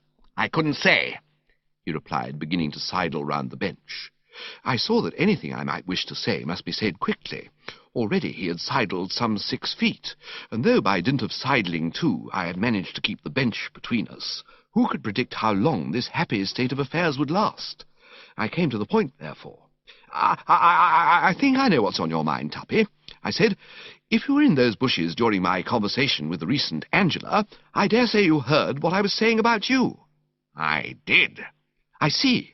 Well, we won't go into the ethics of the thing. Eavesdropping, some people might call it, and I can imagine stern critics drawing in the breath to some extent. considering it, I don't want to hurt your feelings, Tuppy, but considering it un-English. A bit un-English, Tuppy, old man, you must admit. I'm Scotch. Really? I said. I never knew that before. Rummy, how you don't suspect a man of being Scotch, unless he's mucked something and says, "Och aye," and things like that. I wonder... I went on, feeling that an academic discussion on some neutral topic might ease the tension. If you can tell me something that has puzzled me a good deal. What exactly is it that they put into haggis? I've often wondered about that. From the fact that his only response to the question was to leap over the bench and make a grab at me, I gather that his mind was not on haggis. However, I said, leaping over the bench in my turn, that is a side issue. If, to come back to it, you were in those bushes and heard what I was saying about you... He began to move round the bench in a north-northeasterly direction. I followed his example, setting a course south-southwest. No doubt you were surprised at the way I was talking. Not a bit. What? Did nothing strike you as odd in the tone of my remarks? It was just the sort of stuff I should have expected a treacherous, sneaking hound like you to say. My dear chap, I protested, this is not your usual form. A bit slow in the uptake, surely. I should have thought you would have spotted right away that it was all part of a well-laid plan. I'll get you in a jiffy, said Tuppy, recovering his balance after a swift clutch at my neck. And so probable did this seem that I delayed no longer, but hastened to place all the facts before him. Speaking rapidly and keeping moving, I related my emotions on receipt of Aunt Dahlia's telegram, my instant rush to the scene of the disaster, my meditations in the car, and the eventual framing of this well-laid plan of mine. I spoke clearly and well, and it was with considerable concern, consequently, that I heard him observe, between clenched teeth which made it worse, that he didn't believe a damned word of it. "But, Tuppy," I said, "why not? To me the thing rings true to the last drop. What makes you sceptical? Confide in me, Tuppy." He halted and stood taking a breather. Tuppy, pungently though Angela might have argued to the contrary, isn't really fat. During the winter months you will find him constantly booting the football with merry shouts, and in the summer the tennis racket is seldom out of his hand. But at the recently concluded evening meal, feeling, no doubt, that after that painful scene in the larder there was nothing to be gained by further abstinence, he had rather let himself go, and as it were made up leeway, and after really immersing himself in one of Anatole's dinners, a man of his sturdy build tends to lose elasticity a bit. During the exposition of my plans for his happiness, a certain animation had crept into this round and round the mulberry bush jamboree of ours, so much so, indeed, that for the last few minutes we might have been a rather oversized greyhound and a somewhat slimmer electric hare doing their stuff on a circular track for the entertainment of the many-headed. This, it appeared, had taken it out of him a bit, and I was not displeased. I was feeling the strain myself, and welcomed a lull. It absolutely beats me why you don't believe it," I said. "You know we've been pals for years. You must be aware that except at the moment when you caused me to do a nosedive into the Drones' swimming bath, an incident which I long since decided to put out of my mind and let the dead past bury its dead about, if you follow what I mean, except on that one occasion, as I say, I've always regarded you with the utmost esteem. Why then, if not for the motives I have outlined, should I knock you to Angela? Answer me that. Be very careful." What do you mean, be very careful? Well, as a matter of fact, I didn't quite know myself. It was what the magistrate had said to me on the occasion when I stood in the dock as Eustace Plimsoll of the Laburnums, and as it had impressed me a good deal at the time, I just bunged it in now by way of giving the conversation a tone. All right, never mind about being careful then. Just answer me that question. Why, if I had not your interests sincerely at heart, should I have ticked you off as stated? A sharp spasm shook him from base to apex. The beetle, which during the recent exchanges had been clinging to his head, hoping for the best, gave it up at this and resigned office. It shot off and was swallowed in the night. "Ah," I said. "Your beetle," I explained. "No doubt you were unaware of it, but all this while there has been a beetle of sorts parked on the side of your head. You have now dislodged it." He snorted. Beetles!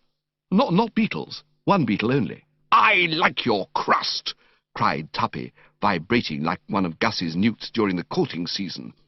Talking of beetles when all the time you know you're a treacherous, sneaking hound.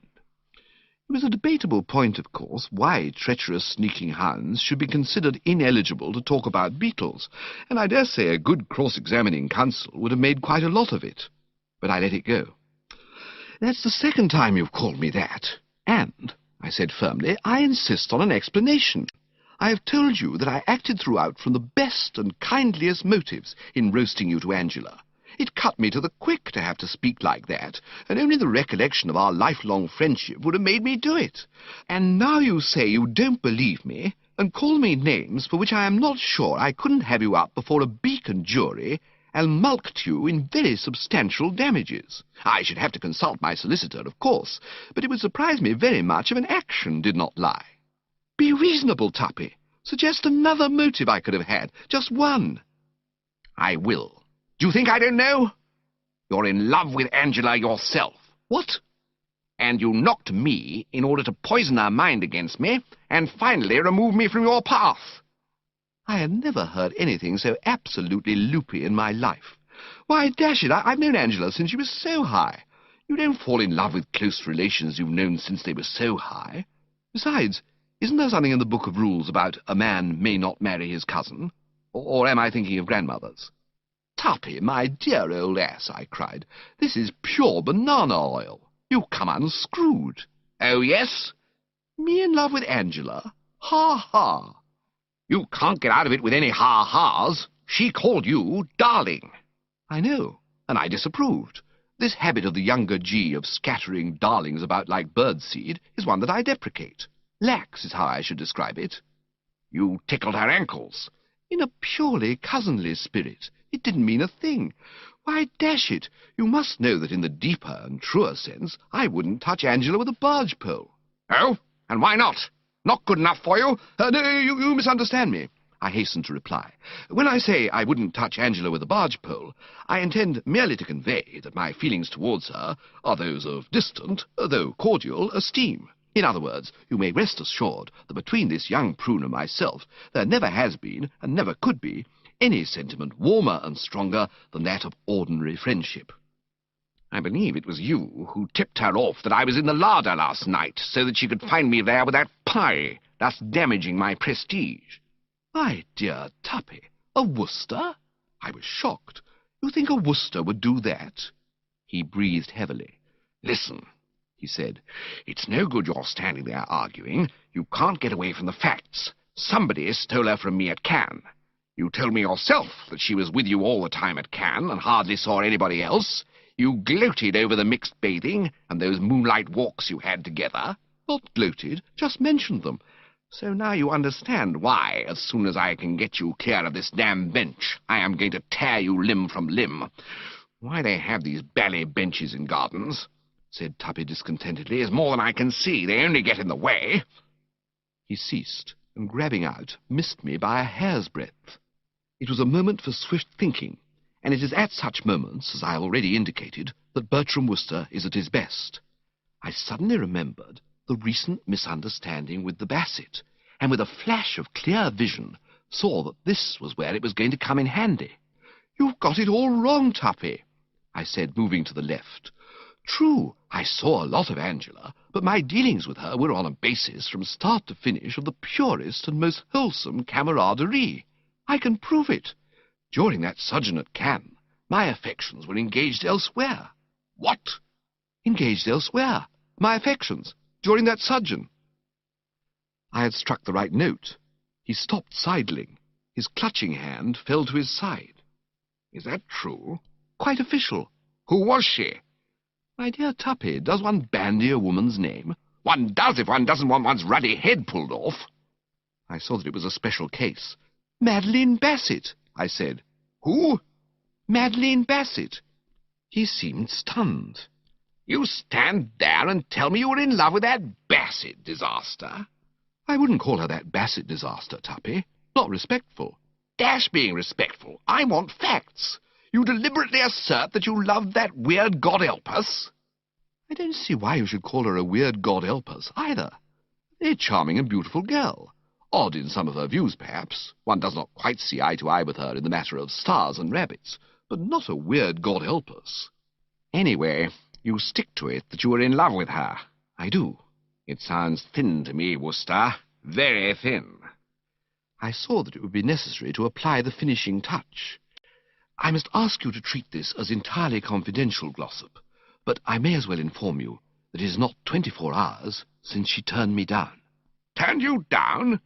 Like a bedspread, in this very garden. 24 hours? Call it 25. So you will readily see that I can't be the chap, if any, who stole Angela from you at Cam. And I was on the brink of adding that I wouldn't touch Angela with a barge pole, when I remembered I had said it already and it hadn't gone frightfully well. I desisted, therefore. My manly frankness seemed to be producing good results. The homicidal glare was dying out of Tuppy's eyes. He had the aspect of a hired assassin who had paused to think things over. I see, he said at length. All right, then. Sorry you were troubled. Don't mention it, old man, I responded courteously. For the first time since the bushes had begun to pour forth glossops, Bertram Wooster could be said to have breathed freely. I don't say I actually came out from behind the bench, but I did let go of it, and with something of the relief which those three chaps in the Old Testament must have experienced after sliding out of the burning fiery furnace. I even groped tentatively for my cigarette case. The next moment a sudden snort made me take my fingers off it as if it had bitten me. I was distressed to note in the old friend a return of the recent frenzy. What the hell did you mean by telling her that I used to be covered with ink when I was a kid? My dear Tuppy, I was almost finickingly careful about my personal cleanliness as a boy. You could have eaten your dinner off me. Quite, but... And all that stuff about having no soul. I'm crawling with soul, and being looked on as an outsider at the drones. But, my dear old chap, I explained that. It was all part of my ruse or scheme. It was it? Well, in future, do me a favour, and leave me out of your foul ruses. Just as you say, old boy. All right, then. That's understood. He relapsed into silence, standing with folded arms, staring before him, rather like a strong, silent man in a novel when he's just been given the bird by the girl and is thinking of looking in at the Rocky Mountains and bumping off a few bears. His manifest pippedness excited my compassion, and I ventured a kindly word. I don't suppose you know what au pied de la lettre means, Tuppy, but that's how I don't think you ought to take all that stuff Angela was saying just now too much. He seemed interested. What the devil, he asked, are you talking about? I saw that I should have to make myself clearer. Don't take all that guff of hers too literally, old man. You know what girls are like. I do, he said with another snort that came straight up from his insteps. And I wish I'd never met one. I mean to say it's obvious that she must have spotted you in those bushes and was simply talking to score off you. There you were, I mean, if you follow the psychology, and she saw you, and in that impulsive way girls have, she seized the opportunity of ribbing you a bit. Just told you a few home truths, I mean to say. Home truths? That's right. He snorted once more, causing me to feel rather like royalty receiving a 21-gun salute from the fleet.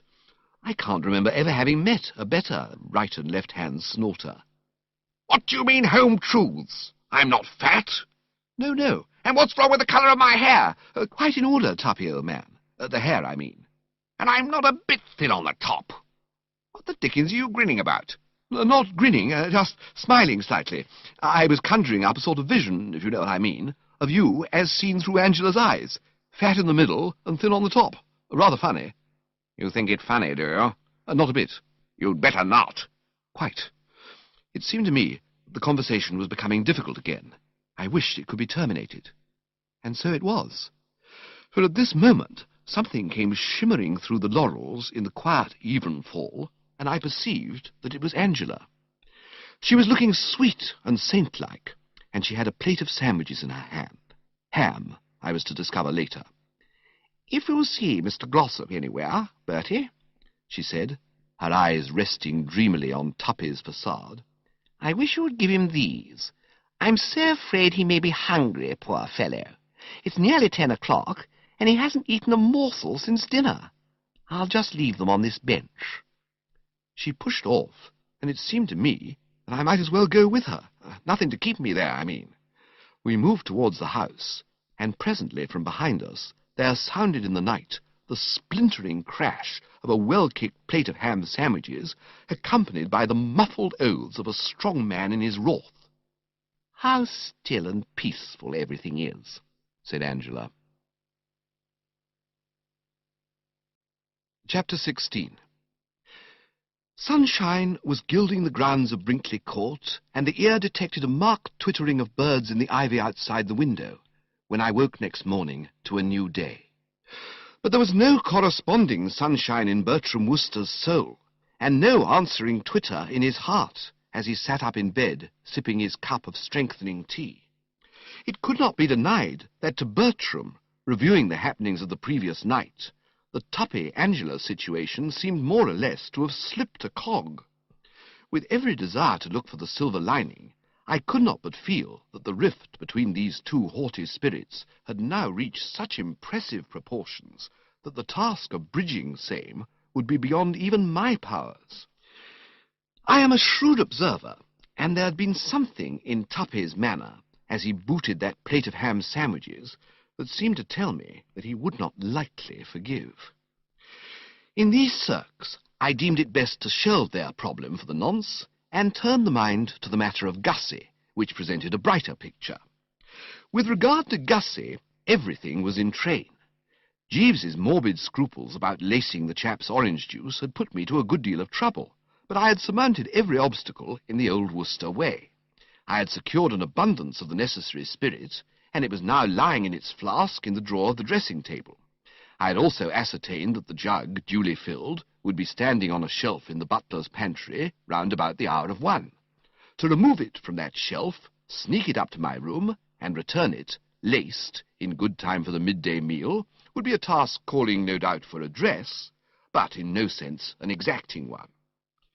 It was with something of the emotions of one preparing a treat for a deserving child that I finished my tea, and rolled over for that extra spot of sleep which just makes all the difference when there is man's work to be done and the brain must be kept clear for it. And when I came downstairs an hour or so later, I knew how right I had been to formulate this scheme for Gussie's bucking up.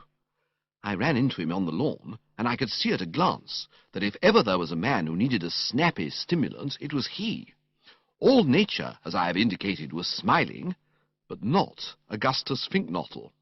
He was walking round in circles, muttering something about not proposing to detain us long, but on this auspicious occasion feeling compelled to say a few words.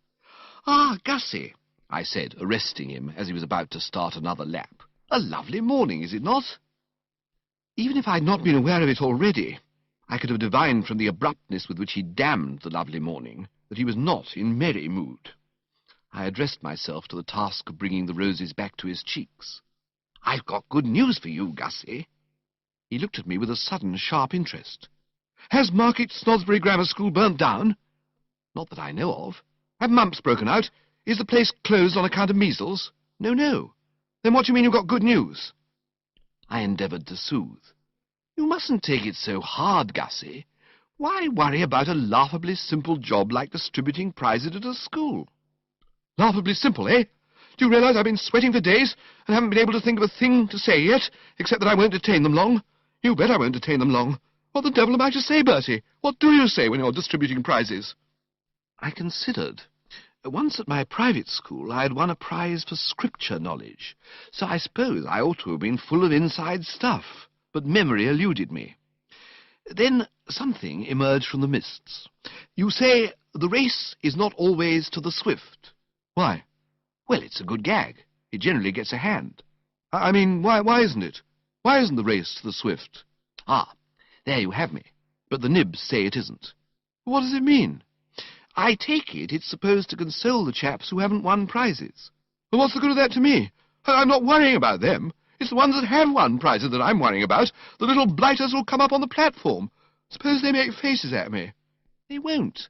"How do you know they won't? Probably the first thing they think of. And even if they don't... Bertie, shall I tell you something?" "What?" "I've a good mind to take that tip of yours and have a drink." I smiled subtly. He little knew about summed up what I was thinking. "Oh, you'll be all right," I said. He became fevered again. "How do you know I'll be all right? I'm sure to blow up in my lines. Tush! Or drop a prize. tut, or something. I can feel it in my bones. As sure as I'm standing here, something is going to happen this afternoon which will make everybody laugh themselves sick at me. I can hear them now, like hyenas. Bertie. Hello. Do you remember that kids' school we went to before Eton? Quite. It was there I won my scripture prize. Never mind about your scripture prize. I'm not talking about your scripture prize. Do you recollect the Boscher incident? I did indeed. It was one of the high spots of my youth. Major General Sir Wilfrid Boscher came to distribute the prizes at that school, proceeded Gussie in a dull, toneless voice. He dropped a book, he stooped to pick it up, and as he stooped, his trousers split up the back. How we roared! Gussie's face twisted. We did, little swine that we were. Instead of remaining silent and exhibiting a decent sympathy for a gallant officer at a peculiarly embarrassing moment, we howled and yelled with mirth. I loudest of any.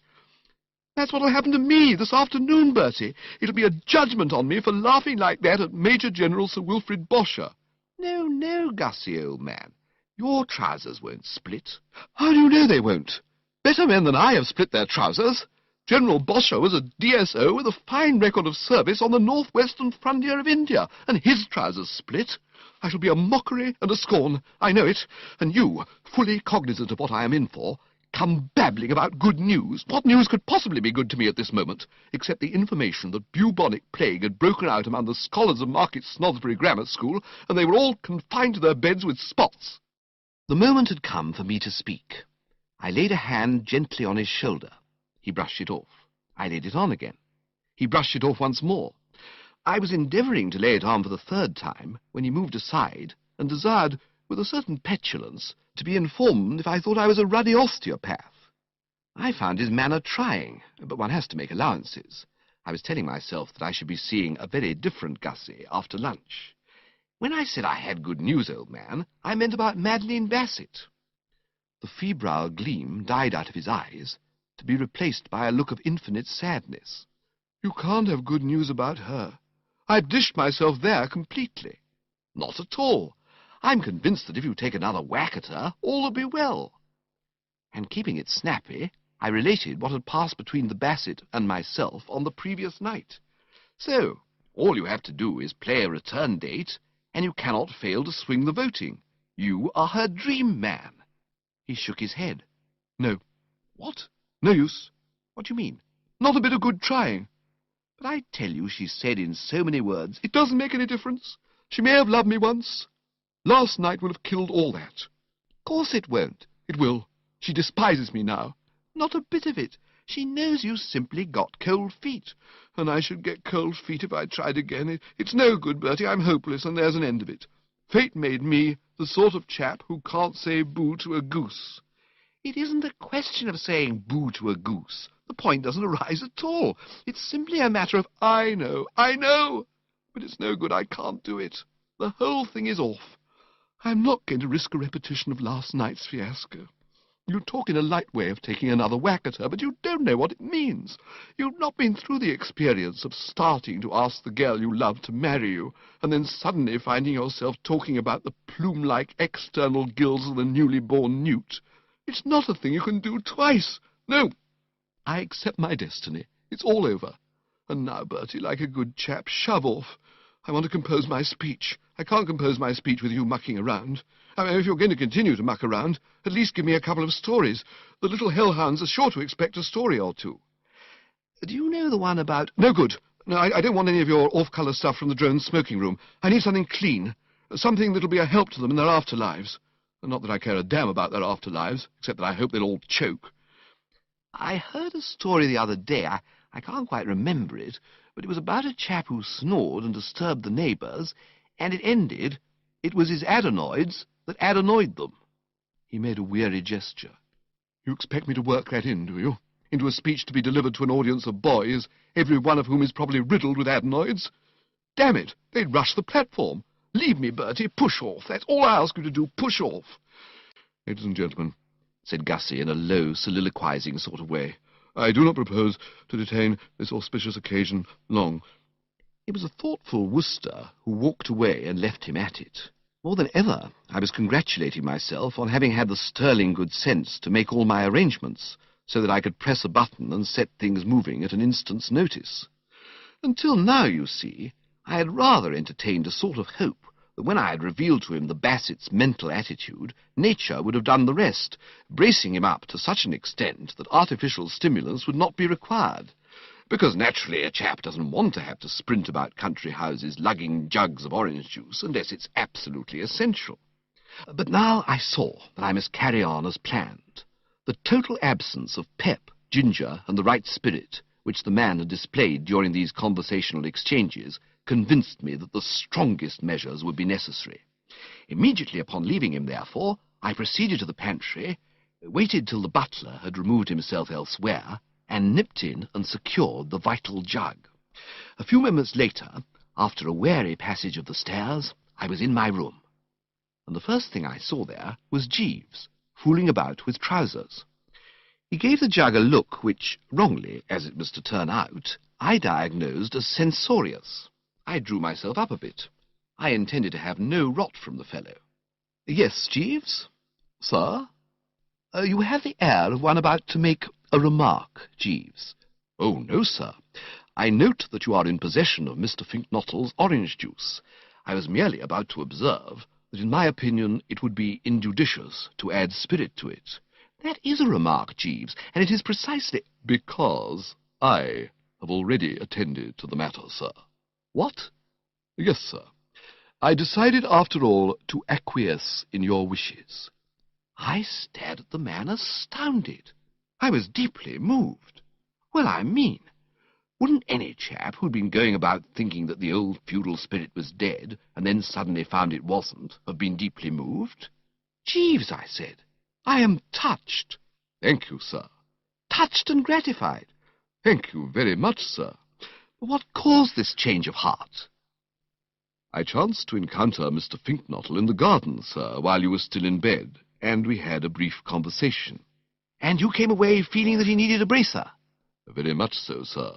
His attitude struck me as defeatist." I nodded. "I felt the same. Defeatist sums it up to a nicety. Did you tell him his attitude struck you as defeatist?" "Yes, sir." "But it didn't do any good?" "No, sir." "Very well, then, Jeeves. We must act. How much gin did you put in the jug?" "A liberal tumblerful, sir." Would that be a normal dose for an adult defeatist, do you think?" "I fancy it should prove adequate, sir." "I wonder. We must not spoil the ship for a ha'porth of tar. I think I'll add just another fluid ounce or so." "I would not advocate it, sir. In the case of Lord Brancaster's parrot—" "You're falling into your old error, Jeeves, of thinking that Gussie is a parrot. Fight against this. I shall add the Oz." "Very good, sir." "And by the way, Jeeves, Mr. Fink-Nottle is in the market for bright, clean stories to use in his speech. Do you know any?" "I know a story about two Irishmen, sir." "Pat and Mike?" "Yes, sir." "Who are walking along Broadway?" "Yes, sir." "Just what he wants. Any more?" "No, sir." "Well, every little helps. You'd better go and tell it to him." "Very good, sir." He passed from the room, and I unscrewed the flask and tilted into the jug a generous modicum of its contents. And scarcely had I done so when there came to my ears the sound of footsteps without. I had only just time to shove the jug behind the photograph of Uncle Tom on the mantelpiece before the door opened, and in came Gussie, curveting like a circus horse. "What ho, Bertie?" he said. "What ho, what ho, what ho? And again what ho? What a beautiful world this is, Bertie. One of the nicest I've ever met." I stared at him speechless. We Woosters are as quick as lightning, and I saw at once that something had happened. I mean to say, I told you about him walking round in circles. I recorded what had passed between us on the lawn. And if I portrayed the scene with anything like adequate skill, the picture you will have retained of this Fink-Nottle will have been that of a nervous wreck, sagging at the knees, green about the gills, and picking feverishly at the lapels of his coat in an ecstasy of craven fear. In a word, defeatist. Gussie, during that interview, had, in fine, exhibited all the earmarks of one licked to a custard. Vastly different was the Gussie who stood before me now. Self-confidence seemed to ooze from the fellow's every pore. His face was flushed, there was a jovial light in his eyes, the lips were parted in a swashbuckling smile, and when with a genial hand he sloshed me on the back before I could sidestep, it was as if I'd been kicked by a mule. "Well, Bertie," he proceeded, as blithely as a linnet without a thing on his mind, "you'll be glad to hear that you were right. Your theory has been tested and proved correct. I feel like a fighting cock." My brain ceased to reel. I saw all. "Have you been having a drink?" "I have, as you advised. Unpleasant stuff, like medicine. Burns your throat, too. Makes one as thirsty as the dickens. How anyone can mop it up as you do for pleasure beats me. Still, I would be the last to deny that it tunes up the system. I could bite a tiger." "What did you have?" "Whiskey. At least, that was the label on the decanter, and I see no reason to suppose that a woman like your aunt, staunch, true brew, British, would deliberately deceive the public. If she labours her decanters whiskey, then I consider we know where we are." "Whiskey and soda, eh? You couldn't have done better." "Soda," said Gussie thoughtfully. I knew there was something I'd forgotten." "Didn't you put any soda in it?" "It never occurred to me. I just nipped into the dining room and drank out of the decanter." "How much?" "Oh, about 10 swallows. 12, maybe. Or 14. Say 16 medium-sized gulps. Gosh, I'm thirsty." He moved over to the wash-hand stand and drank deeply out of the water bottle. I cast a covert glance at Uncle Tom's photograph behind his back. For the first time since it had come into my life, I was glad that it was so large. It hid its secret well. If Gussie had caught sight of that jug of orange juice, he would unquestionably have been onto it like a knife. "Well, I'm glad you're feeling braced," I said. He moved buoyantly from the wash-hand stand and endeavoured to slosh me on the back again. Foiled by my nimble footwork, he staggered to the bed and sat down upon it.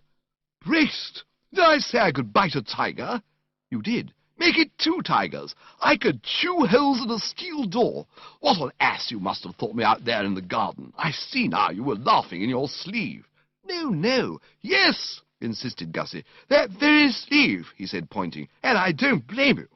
I can't imagine why I made all that fuss about a potty job like distributing prizes at a rotten country grammar school. Can you imagine, Bertie?"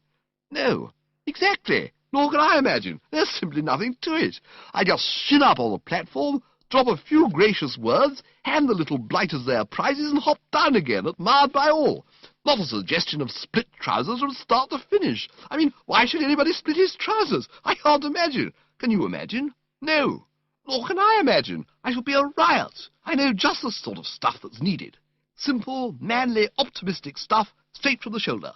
This shoulder," said Gussie, tapping. "Why, I was so nervous this morning, I can't imagine. Is there anything simpler than distributing a few footling books to a bunch of grimy-faced kids? I can't imagine. Still, for some reason, I can't imagine, I was feeling a little nervous. But now I feel fine, Bertie. Fine, fine, fine. And I say this to you as an old friend. Because that's what you are, old man, when all the smoke has cleared away. An old friend. I don't know I've ever met an older friend. How long have you been an old friend of mine, Bertie?" "Oh, years and years." "Imagine. Though, of course, there must have been a time when you were a new friend. Hello, the luncheon gong. Come on, old friend." And rising from the bed like a performing flea, he made for the door. I followed rather pensively. What had occurred was, of course, so much velvet, as you might say. I mean, I had wanted a braced Fink-Nottle. Indeed, all my plans had had a braced Fink-Nottle as their end and aim. But I found myself wondering a little whether the Fink-Nottle now sliding down the banister wasn't perhaps a shade too braced. His demeanour seemed to me that of a man who might quite easily throw bread about at lunch. Fortunately, however, the settled gloom of those round him exercised a restraining effect upon him at the table. It would have needed a far more plastered man to have been rollicking at such a gathering. I had told the Bassett that there were aching hearts in Brinkley Court, and it now looked probable that there would shortly be aching tummies. Anatole, I learnt, had retired to his bed with a fit of the vapours, and the meal now before us had been cooked by the kitchen-maid, as C3 a performer as ever wielded a skillet. This, coming on top of their other troubles, induced in the company a pretty unanimous silence, a solemn stillness, as you might say, which even Gussie did not seem prepared to break. Except, therefore, for one short snatch of song on his part, nothing untoward marked the occasion, and presently we rose, with instructions from Aunt Dahlia to put on festal raiment and be at Market Snodsbury not later than 3:30. this leaving me ample time to smoke a gasper or two in a shady bower beside the lake. I did so, repairing to my room round about the hour of 3. Jeeves was on the job, adding the final polish to the old topper, and I was about to apprise him of the latest developments in the matter of Gussie, when he forestalled me by observing that the latter had only just concluded an agreeable visit to the Wooster bedchamber. "I found Mr. Fink-Nottle seated here when I arrived to lay out your clothes, sir." "Indeed, Jeeves. Gussie was in here, was he?" "Yes, sir. He left only a few moments ago. He is driving to the school with Mr. and Mrs. Travers in the large car." "Did you give him your story of the 2 Irishmen?" "Yes, sir. He laughed heartily." "Good. Had you any other contributions for him?" "I ventured to suggest that he might mention to the young gentleman that education is a drawing out, not a putting in. The late Lord Brancaster was much addicted to presenting prizes at schools, and he invariably employed this dictum." "And how did he react to that?" "He laughed heartily, sir." "This surprised you, no doubt. This practically incessant merriment, I mean." "Yes, sir." "You thought it odd in one who, when you last saw him, was well up in Group A of the defeatists?" "Yes, sir." "There is a ready explanation, Jeeves. Since you last saw him, Gussie has been on a bender. He's as tight as an owl." "Indeed, sir?" "Absolutely. His nerve cracked under the strain, and he sneaked into the dining room and started mopping the stuff up like a vacuum cleaner. Whisky would seem to be what he filled the radiator with. I gather that he used up most of the decanter. Golly, Jeeves, it's lucky he didn't get at that laced orange juice on top of that." "What?" "Extremely, sir." I eyed the jug. Uncle Tom's photograph had fallen into the fender, and it was standing there right out in the open, where Gussie couldn't have helped seeing it. Mercifully, it was empty now. "It was a most prudent act on your part, if I may say so, sir, to dispose of the orange juice." I stared at the man. "What? Didn't you?" "No, sir." "Jeeves, let us get this clear. Was it not you who threw away that O.J.? "No, sir. I assumed when I entered the room and found the pitcher empty that you had done so." We looked at each other awed, 2 minds with but a single thought. "I very much fear, sir." "So do I, Jeeves." "It would seem almost certain—" "Quite certain. Weigh the facts. Sift the evidence. The jug was standing on the mantelpiece for all eyes to behold. Gussie had been complaining of thirst. You found him in here, laughing heartily. I think there can be little doubt, Jeeves, that the entire contents of that jug are at this moment reposing on top of the existing cargo in that already brilliantly lit man's interior. Disturbing, Jeeves." "Most disturbing, sir." "Let us face the position, forcing ourselves to be calm. You inserted in that jug, shall we say, a tumbler full of the right stuff?" "Fully a tumblerful, sir." "And I added of my plenty about the same amount?" "Yes, sir." "And in 2 shakes of a duck's tail, Gussie, with all that lapping about inside him, will be distributing the prizes at Market Snodsbury Grammar School before an audience of all that is fairest and most refined in the county." "Yes, sir." "It seems to me, Jeeves, that the ceremony may be one fraught with considerable interest." "Yes, sir." "What, in your opinion, will the harvest be?" "One finds it difficult to hazard a conjecture, sir." "You mean imagination boggles?" "Yes, sir." I inspected my imagination. He was right. It boggled. Chapter 17. "And yet, Jeeves," I said, twiddling a thoughtful steering wheel, "there is always the bright side." Some 20 minutes had elapsed, and having picked the honest fellow up outside the front door, I was driving in the 2-seater to the picturesque town of Market Snodsbury. Since we had parted, he to go to his lair and fetch his hat, I to remain in my room and complete the formal costume, I had been doing some close thinking.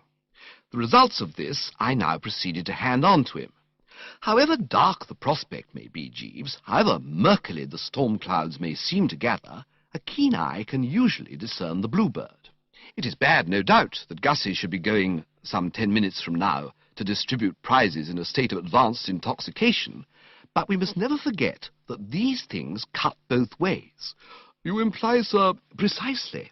I am thinking of him in his capacity of wooer. All this ought to have put him in rare shape for offering his hand in marriage.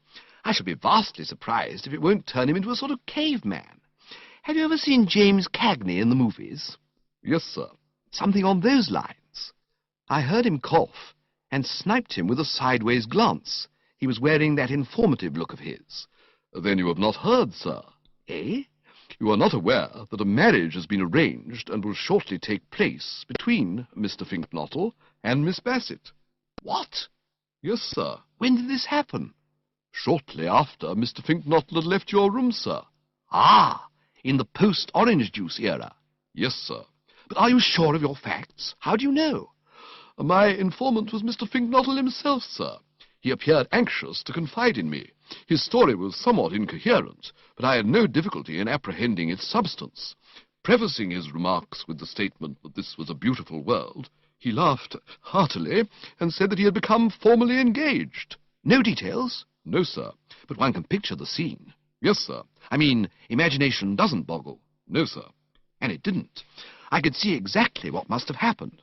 Insert a liberal dose of mixed spirits in a normally abstemious man, and he becomes a force. He does not stand round twiddling his fingers and stammering. He acts. I had no doubt that Gussie must have reached for the Bassett and clasped her to him like a stevedore handling a sack of coals. And one could readily envisage the effect of that sort of thing on a girl of romantic minds. Well, well, well, Jeeves. Yes, sir. This is splendid news. Yes, sir. You see now how right I was. Yes, sir. It must have been rather an eye-opener for you, watching me handle this case. Yes, sir. The simple, direct method never fails. No, sir. Whereas the elaborate does. Yes, sir. Right-ho, Jeeves. We had arrived at the main entrance of Market Snodsbury Grammar School. I parked the car and went in, well content. True, the Tuppy Angela problem still remained unsolved, and Aunt Dahlia's 500 quid seemed as far off as ever, but it was gratifying to feel that good old Gussie's troubles were over at any rate. The grammar school at Market Snodsbury had, I understood, been built somewhere in the year 1416, and as with so many of these ancient foundations, there still seemed to brood over its great hall, where the afternoon's festivities were to take place, not a little of the fug of the centuries. It was the hottest day of the summer, and though somebody had opened a tentative window or two, the atmosphere remained distinctive and individual. In this hall, the youth of Market Snodsbury had been eating its daily lunch for a matter of 500 years, and the flavour lingered. The air was sort of heavy and languorous, if you know what I mean, with the scent of young England and boiled beef and carrots. Aunt Dahlia, who was sitting with a bevy of the local nibs in the second row, sighted me as I entered, and waved to me to join her, but I was too smart for that. I wedged myself in among the standees at the back, leaning up against a chap who, from the aroma, might have been a corn chandler, or something of that order. The essence of strategy on these occasions is to be as near the door as possible. The hall was gaily decorated with flags and coloured paper, and the eye was further refreshed by the spectacle of a mixed drove of boys, parents and what not. The former running a good deal to shiny faces and Eton collars, the latter stressing the black satin note rather when female, and looking as if their coats were too tight if male. And presently there was some applause, sporadic, Jeeves has since told me it was, and I saw Gussie being steered by a bearded bloke in a gown to a seat in the middle of the platform. And I confess that as I beheld him, and felt that there but for the grace of God went Bertram Wooster, a shudder ran through the frame. It all reminded me so vividly of the time I had addressed that girls' school. Of course, looking at it dispassionately, you may say that for horror and peril there is no comparison between an almost human audience like the one before me and a mob of small girls with pigtails down their backs, and this, I concede, is true. Nevertheless, the spectacle was enough to make me feel like a fellow watching a pal go over Niagara Falls in a barrel, and the thought of what I had escaped caused everything for a moment to go black and swim before my eyes. When I was able to see clearly once more, I perceived that Gussie was now seated. He had his hands on his knees, with his elbows out at right angles, like a nigger minstrel of the old school about to ask Mr. Bones why a chicken crosses the road, and he was staring before him with a smile so fixed and pebble-beached that I should have thought that anybody could have guessed that there sat one in whom the old familiar juice was splashing up against the back of the front teeth. In fact, I saw Aunt Dahlia, who, having assisted at so many hunting dinners in her time, is second to none as a judge of the symptoms, give a start and gaze long and earnestly. And she was just saying something to Uncle Tom on her left when the bearded bloke stepped to the footlights and started making a speech. From the fact that he spoke as if he had a hot potato in his mouth without getting the raspberry from the lads in the ringside seats, I deduced that he must be the headmaster. With his arrival in the spotlight, a sort of perspiring resignation seemed to settle on the audience. Personally, I snuggled up against the chandler and let my attention wander. The speech was on the subject of the doings of the school during the past term, and this part of a prize-giving is always apt rather to fail to grip the visiting stranger. I mean, you know how it is. You're told that J.B. Brewster has won an exhibition for classics at Cat's, Cambridge, and you feel that it's one of those stories where you can't see how funny it is unless you really know the fellow. And the same applies to G. Bullitt being awarded the Lady Jane Wicks Scholarship at the Birmingham College of Veterinary Science.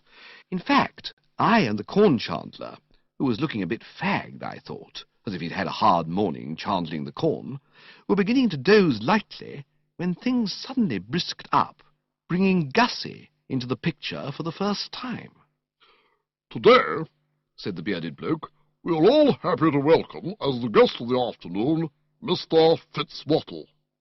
At the beginning of the address, Gussie had subsided into a sort of daydream with his mouth hanging open. About halfway through, faint signs of life had begun to show, and for the last few minutes he'd been trying to cross one leg over the other, and failing, and having another shot, and failing again. But only now did he exhibit any real animation. He sat up with a jerk. "Fink-Nottle," he said, opening his eyes. "Fitz-Nottle. Fink-Nottle. I should say Fink-Nottle." "Of course you should, you silly ass," said Gussie genially. "All right, get on with it." And closing his eyes, he began trying to cross his legs again. I could see that this little spot of friction had rattled the bearded bloke a bit. He stood for a moment, fumbling at the fungus with a hesitating hand. But they make these headmasters of tough stuff. The weakness passed. He came back nicely and carried on. "We are all happy, I say, to welcome as the guest of the afternoon, Mr. Fink-Nottle, who has kindly consented to award the prizes. This task, as you know, is one that should have devolved upon that well-beloved and vigorous member of our Board of Governors, the Reverend William Plumer, and we are all, I am sure, very sorry that illness at the last moment should have prevented him from being here today.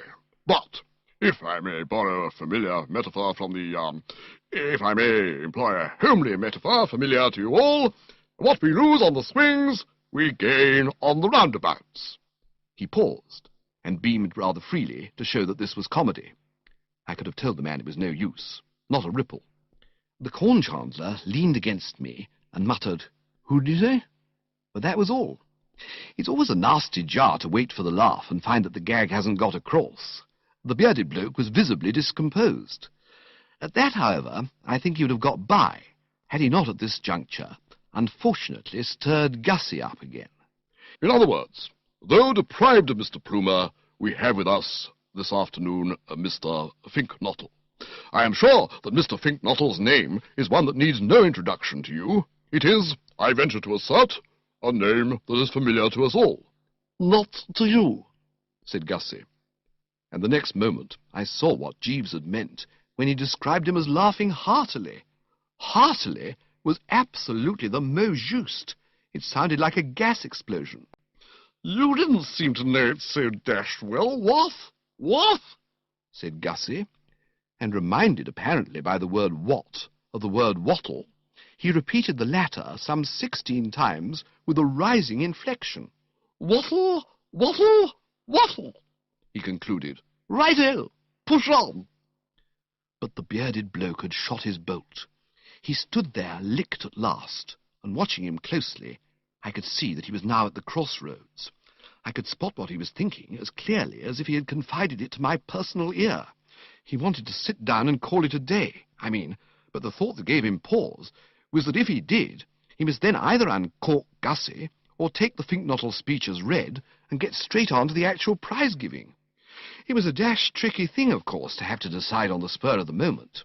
I was reading in the paper the other day about those birds who are trying to split the atom, the nub being that they haven't the foggiest as to what will happen if they do. It may be all right. On the other hand, it may not be all right, and pretty silly a chap would feel, no doubt, if, having split the atom, he suddenly found the house going up in smoke and himself torn limb from limb. So with the bearded bloke. Whether he was abreast of the inside facts in Gussie's case, I don't know, but it was obvious to him by this time that he had run into something pretty hot. Trial gallops had shown that Gussie had his own way of doing things. Those interruptions had been enough to prove to the perspicacious that here, seated on the platform at the big binge of the season, was one who, if pushed forward to make a speech, might let himself go in a rather epoch-making manner. On the other hand, chain him up and put a green baize cloth over him, and where were you? The proceeding would be over about half an hour too soon. It was, as I say, a difficult problem to have to solve, and left to himself, I don't know what conclusion he'd have come to. Personally, I think he'd have played it safe. As it happened, however, the thing was taken out of his hands, for at this moment Gussie, having stretched his arms and yawned a bit, switched on that Pebble Beach smile again and tacked down to the edge of the platform. "Spish," he said affably. He then stood with his thumbs in the armholes of his waistcoat, waiting for the applause to die down. It was some time before this happened, for he'd got a very fine hand indeed. I suppose it wasn't often that the boys of Market Snodsbury Grammar School came across a man public-spirited enough to call their headmaster a silly ass, and they showed their appreciation in no uncertain manner. Gussie may have been one over the 8, but as far as the majority of those present were concerned, he was sitting on top of the world. "Boys," said Gussie, ladies and gentlemen and boys, I will not detain you long, but I propose on this occasion to feel compelled to say a few auspicious words. Ladies, boys, and gentlemen, we have all listened with interest to the remarks of our friend here who forgot to shave this morning. I don't know his name, but then he didn't know mine. Fitzwattle, absolutely absurd, which squares things up a bit, and we are all sorry that the Reverend, whatever he was called, should be dying of adenoids, but after all, here today, gone tomorrow, and all flesh is as grass, and whatnot. But that wasn't what I wanted to say. What I wanted to say was this, and I say it confidently, without fear of contradiction. I say, in short, I am happy to be here on this auspicious occasion, and I take much pleasure in kindly awarding the prizes, considering of the handsome books you see laid out on that table. As Shakespeare says, there are sermons in books, stones in the running brooks, or rather the other way about, and there you have it in a nutshell. It went well, and I wasn't surprised. I couldn't quite follow some of it, but anybody could see that it was real ripe stuff, and I was amazed that even the course of treatment he had been taking could have rendered so normally tongue-tied a dumb brick as Gussie capable of it. It just shows what any member of Parliament will tell you, that if you want real oratory, the preliminary noggin is essential. Unless pie-eyed, you cannot hope to grip. End of Disc 4.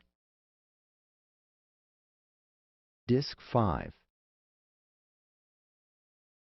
"Gentlemen," said Gussie, ladies and gentlemen, and of course boys, what a beautiful world this is. Beautiful world, full of happiness on every side. Let me tell you a little story. 2 Irishmen, Pat and Mike, were walking along Broadway, and one said to the other, "Begorra, the race is not always to the swift." And the other replied, "Faith and begob, education is a drawing out, not a putting in." I must say it seemed to me the rottenest story I'd ever heard, and I was surprised that Jeeves should have considered it worth shoving into a speech. However, When I taxed him with this later, he said that Gussie had altered the plot a good deal, and I dare say that accounts for it. At any rate, that was the conte, as Gussie told it, and when I say it got a very fair laugh, you will understand what a popular favourite he'd become with the multitude. There might be a bearded bloke or so on the platform, and a small section in the second row, who were wishing the speaker would conclude his remarks and resume his seat, but the audience as a whole was for him solidly. There was applause, and a voice cried, "Hear, hear." "Yes," said Gussie, "it is a beautiful world. The sky is blue, the birds are singing, there's optimism everywhere. And why not, boys, ladies and gentlemen? I'm happy, you're happy, we're all happy, even the meanest Irishman that walks along Broadway. Though, as I say, there were two of them, Pat and Mike, one drawing out, the other putting in. I should like you boys, taking the time from me, to give 3 cheers for this beautiful world. All together now." Presently the dust settled down, and the plaster stopped falling from the ceiling, and he went on. "People who say it isn't a beautiful world don't know what they're talking about. Driving here in the car today to award the kind prizes, I was reluctantly compelled to tick off my host on this very point. Old Tom Travers. You will see him sitting there in the second row next to the large lady in beige." He pointed helpfully, and the 100 or so Market Snodsburians, who craned their necks in the direction indicated, were able to observe Uncle Tom blushing prettily. "I ticked him off properly, the poor fish. He expressed the opinion that the world was in a deplorable state.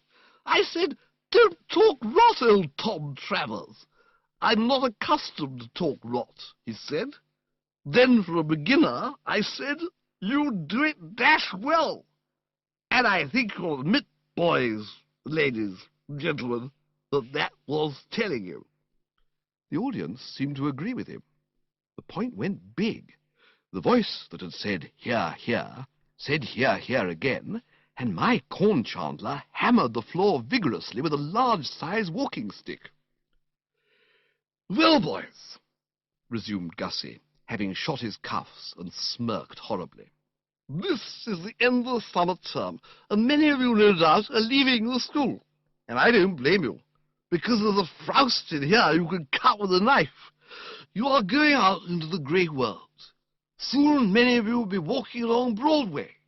And what I want to impress upon you is, however much you may suffer from adenoids, you must all use every effort to prevent yourselves becoming pessimists and talking rot like old Tom Travers, there, in the second row, fellow with a face rather like a walnut."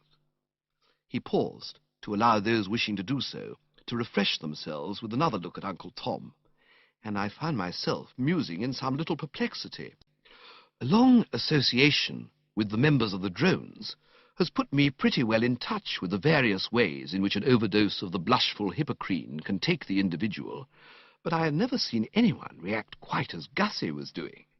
There was a sort of snap about his work which I had never witnessed before, even in balmy Fotheringay Phipps on New Year's Eve.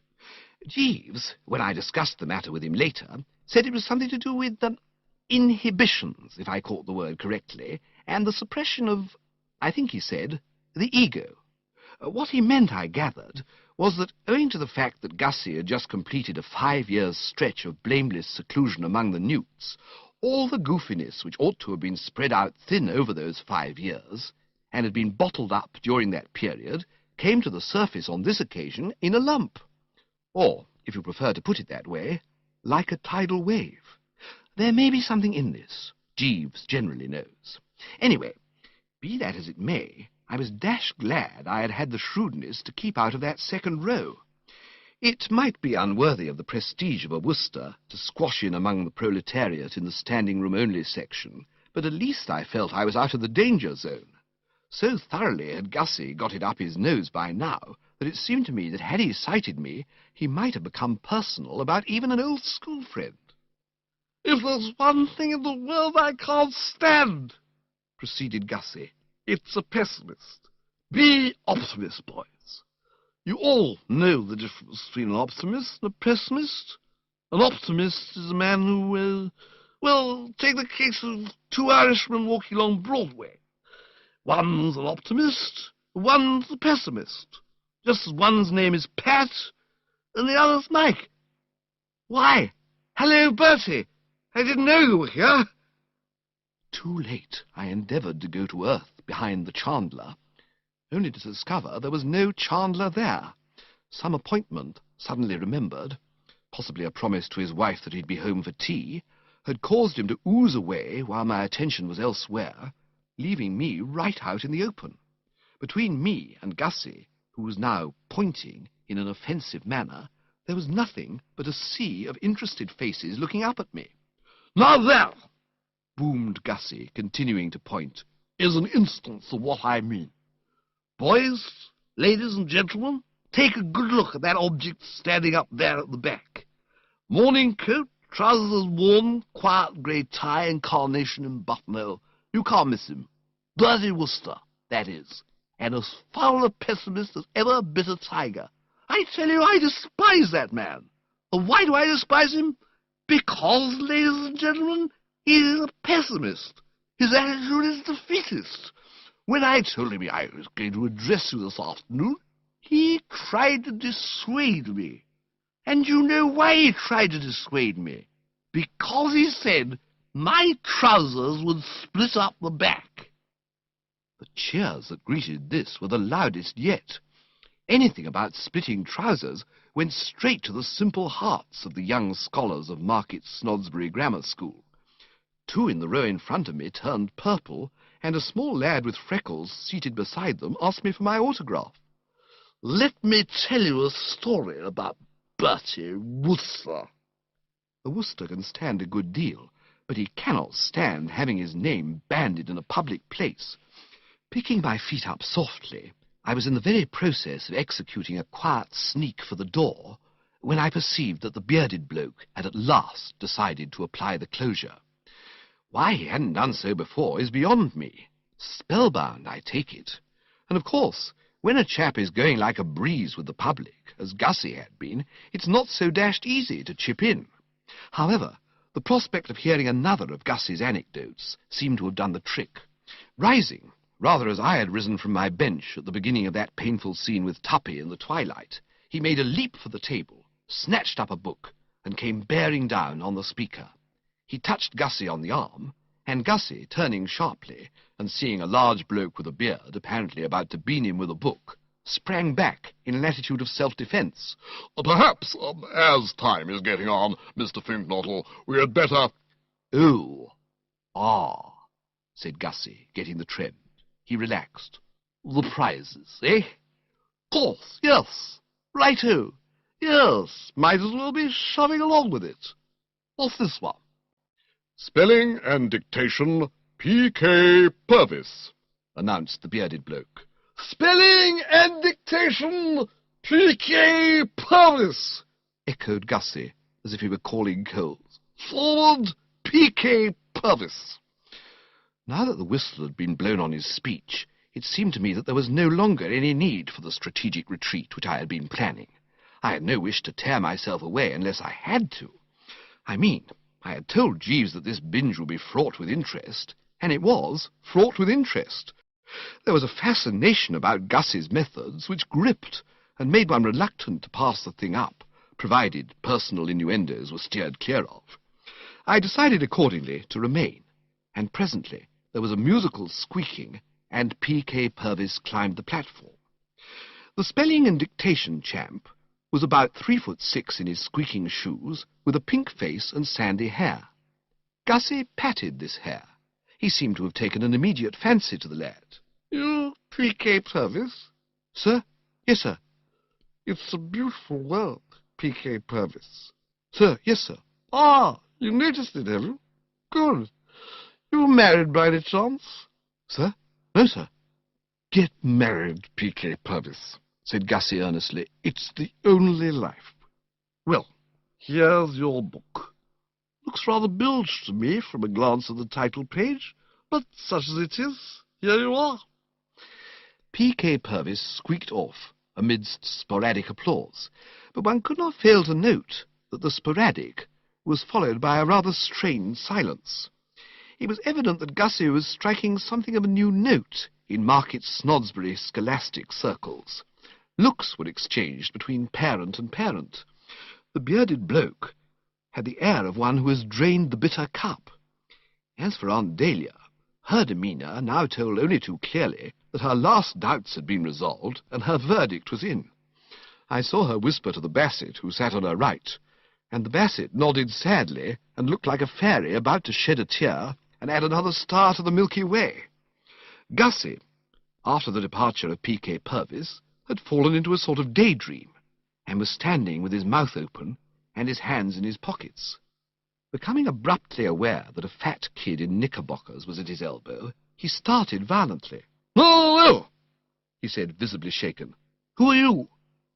"This," said the bearded bloke, "is R.V. Smethurst." "What's he doing here?" asked Gussie suspiciously. "You are presenting him with the drawing prize, Mr. Fink-Nottle." This apparently struck Gussie as a reasonable explanation. His face cleared. "That's right, too," he said. "Well, here it is, Cocky. You off?" he said as the kid prepared to withdraw. "Sir, yes, sir." "Wait, R.V. Smethurst, not so fast. Before you go, there's a question I wish to ask you." But the bearded bloke's aim now seemed to be to rush the ceremonies a bit. He hustled R.V. Smethurst off stage, rather like a chucker out in a pub, regretfully ejecting an old and respected customer, and started paging G.G. Simmons. A moment later, the latter was up and coming, and conceive my emotion when it was announced that the subject on which he had clicked was scripture knowledge. One of us, I mean to say. G.G. Simmons was an unpleasant, perky-looking stripling, mostly front teeth and spectacles, but I gave him a big hand. We scripture knowledge sharks stick together. Gussie, I was sorry to see, didn't like him. There was in his manner, as he regarded G.G. Simmons, none of the chumminess which had marked it during his interview with P.K. Purvis, or, in a somewhat lesser degree, with R.V. Smethurst. He was cold and distant. "Well, G.G. Simmons?" "Sir? Yes, sir?" "What do you mean, sir, yes, sir? Dashed silly thing to say. So, you've won the Scripture Knowledge Prize, have you?" "Sir? Yes, sir." "Yes," said Gussie. "You look just the sort of little tick who would. And yet," he said, pausing and eyeing the child keenly, "how are we to know that this has all been open and above board? Let me test you, G.G. Simmons. Who was, what's his name, the chap who begat Thingamy? Can you answer me that, Simmons?" "Sir? No, sir." Gussie turned to the bearded bloke. "Fishy," he said, "very fishy. This boy appears to be totally lacking in scripture knowledge." The bearded bloke passed a hand across his forehead. "I can assure you, Mr. Fink-Nottle, that every care was taken to ensure a correct marking, and that Simmons outdistanced his competitors by a wide margin." "Well, if you say so," said Gussie doubtfully. "All right, G.G. Simmons, take your prize." "Sir, thank you, sir." "But let me tell you that there's nothing to stick outside about in winning a prize for scripture knowledge. Bertie Wooster." I don't know when I've had a nastier shock. I'd been going on the assumption that now they had stopped him making his speech, Gussie's fangs had been drawn, as you might say. To duck my head down and resume my edging towards the door was with me the work of a moment. "Bertie Wooster won the Scripture Knowledge Prize at a kids' school we were at together, and you know what he's like. But of course, Bertie frankly cheated. He succeeded in scrounging that Scripture Knowledge trophy over the heads of better men by means of some of the rawest and most brazen swindling methods ever witnessed, even at a school where such things were common. If that man's pockets, as he entered the examination room, were not stuffed to bursting point with lists of the kings of Judah—" I heard no more. A moment later, I was out in God's air, fumbling with a fevered foot at the self-starter of the old car. The engine raced, the clutch slid into position, I tooted and drove off. My ganglions were still vibrating as I ran the car into the stables of Brinkley Court, and it was a much shaken Bertram who tottered up to his room to change into something loose. Having donned flannels, I lay down on the bed for a bit, and I suppose I must have dozed off, for the next thing I remember is finding Jeeves at my side. I sat up. "My tea, Jeeves?" "No, sir. It is nearly dinner time." The mists cleared away. I must have been asleep. "Yes, sir." Nature taking its toll of the exhausted frame. "Yes, sir." And enough to make it. "Yes, sir." And now it's nearly dinner time, you say? All right. I'm in no mood for dinner, but I suppose you'd better lay out the clothes. "It will not be necessary, sir. The company will not be dressing tonight. A cold collation has been set out in the dining room." "Why's that?" "It was Mrs. Travers's wish that this should be done in order to minimize the work for the staff, who are attending a dance at Sir Percival Stretchley Budd's residence tonight." "Oh, of course, yes. I remember. My cousin Angela told me. Tonight's the night, what? You going, Jeeves?" "No, sir. I am not very fond of this form of entertainment in the rural districts, sir." "I know what you mean. These country binges are all the same.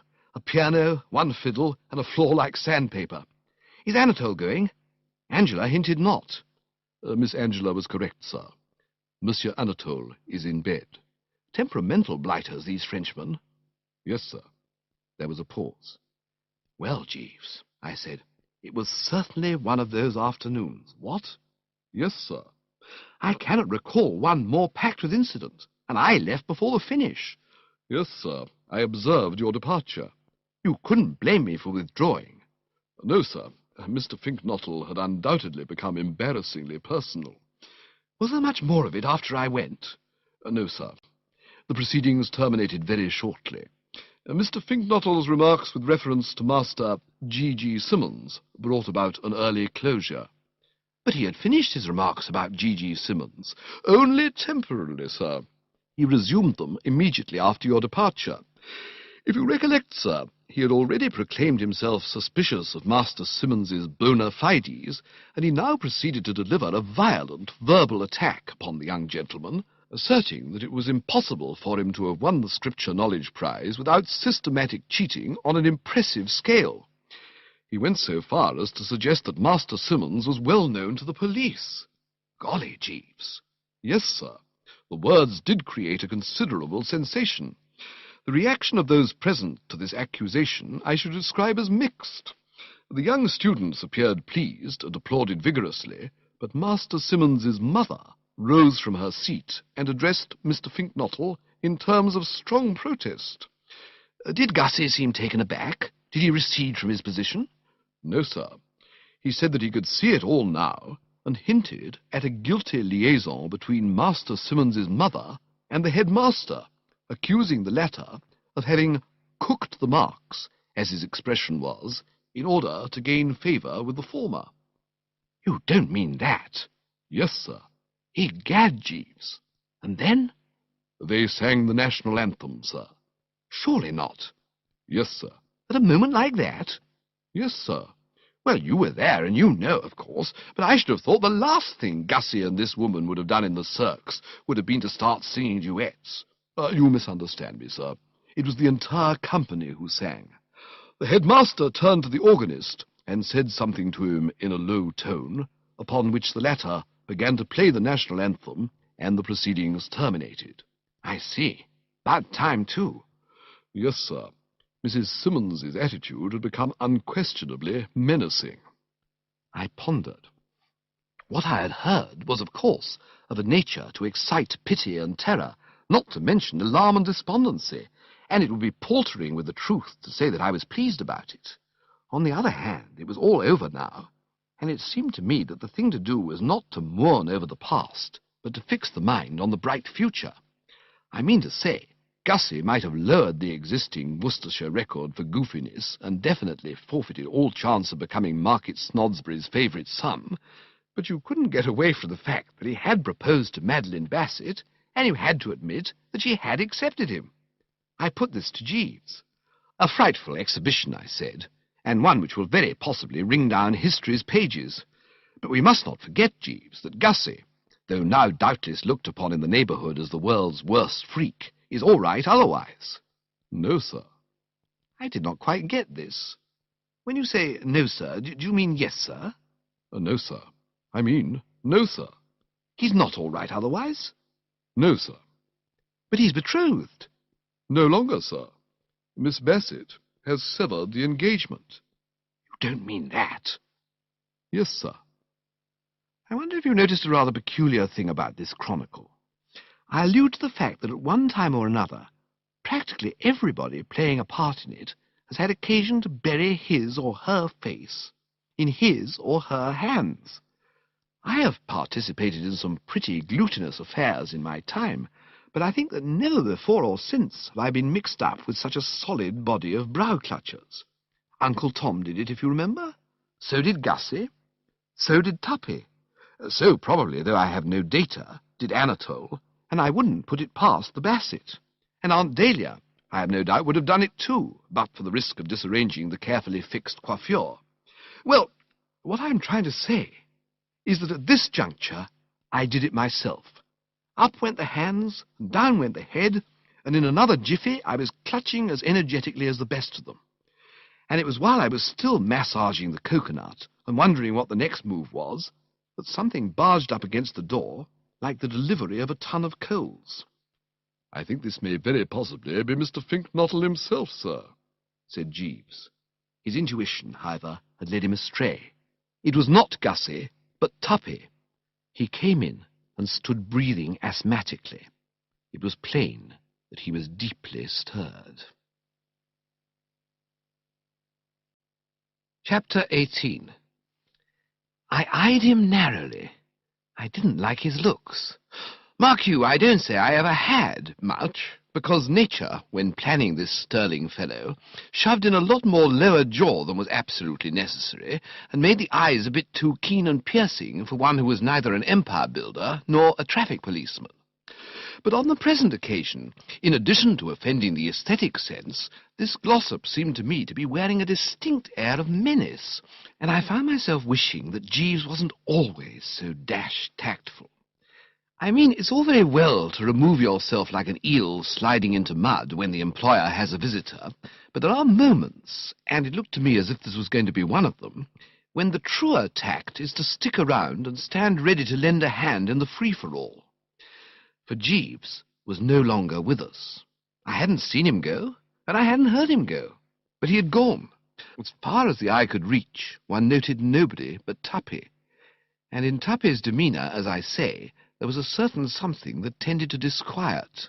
He looked to me very much like a man who'd come to reopen that matter of my tickling Angela's ankles.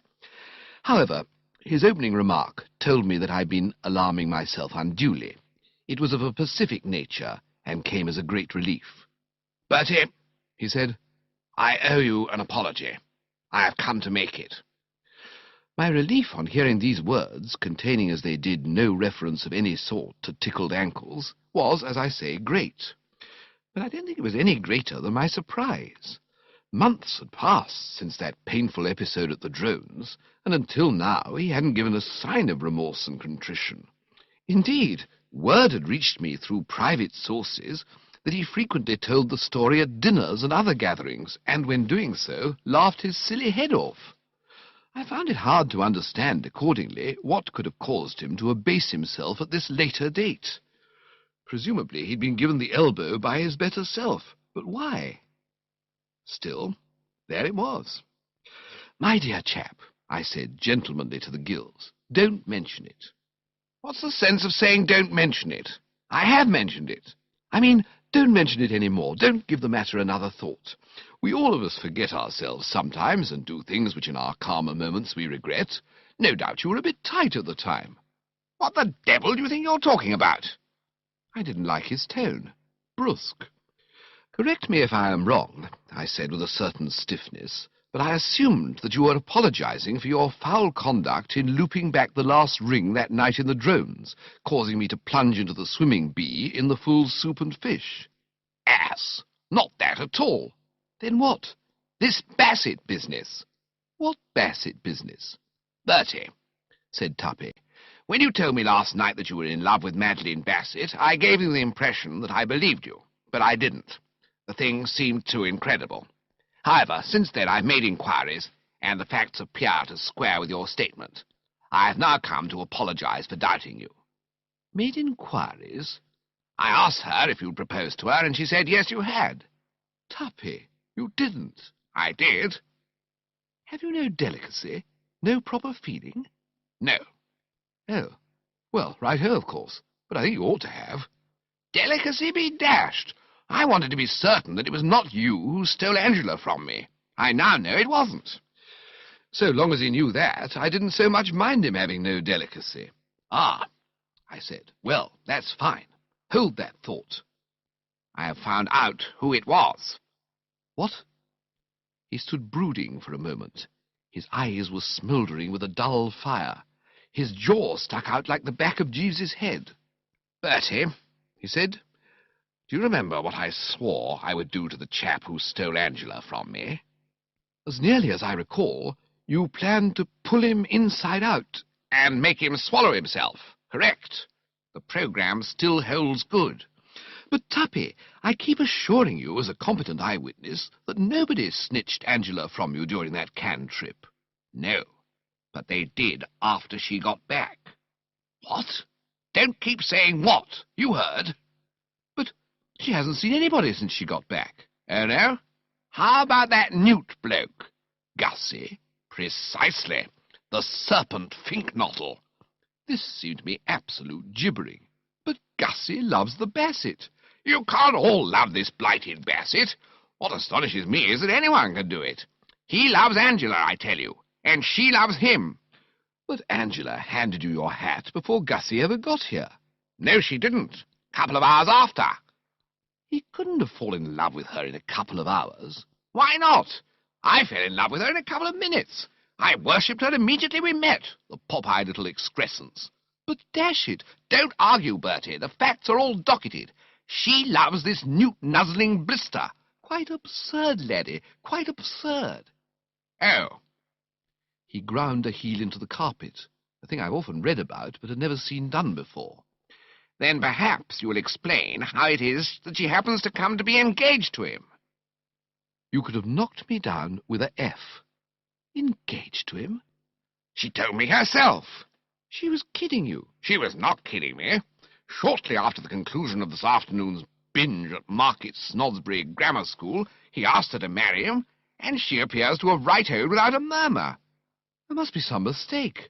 There was. The snake Fink-Nottle made it, and by now I bet he realizes it. I've been chasing him since 5:30. Chasing him? All over the place. I want to pull his head off. I see. Quite. You haven't seen him by any chance? No. Well, if you do, say goodbye to him quickly and put in your order for lilies. Oh, Jeeves. Sir? I hadn't heard the door open, but the man was on the spot once more. My private belief, as I think I've mentioned before, is that Jeeves doesn't have to open doors. He's like one of those birds in India who bung their astral bodies about. The chaps, I mean, who, having gone into thin air in Bombay, reassemble the parts and appear 2 minutes later in Calcutta. Only some such theory will account for the fact that he's not there one moment and is there the next. He just seems to float from spot A to spot B like some form of gas. Have you seen Mr. Fink-Nottle, Jeeves? No, sir. I'm going to murder him. Very good, sir. Tuppy withdrew, banging the door behind him, and I put Jeeves abreast. Jeeves, I said, do you know what? Mr. Fink-Nottle is engaged to my cousin Angela. Indeed, sir. Well, how about it? Do you grasp the psychology? Does it make sense? Only a few hours ago he was engaged to Miss Bassett. Gentlemen who have been discarded by one young lady are often apt to attach themselves without delay to another, sir. It is what is known as a gesture. I began to grasp. I see what you mean. Defiant stuff. Yes, sir. A sort of, oh, right-ho, please yourself, but if you don't want me, there are plenty who do. Precisely, sir. My cousin George... Never mind about your cousin George, Jeeves. Very good, sir. Keep him for the long winter evenings, what? Just as you wish, sir. And anyway, I bet your cousin George wasn't a shrinking, non-goose-booing jellyfish like Gussie. That's what astounds me, Jeeves, that it should be Gussie who's been putting in all this heavy gesture-making stuff.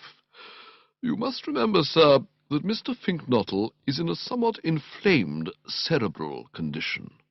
That's true. A bit above par at the moment, as it were. Exactly, sir. Well, I tell you one thing.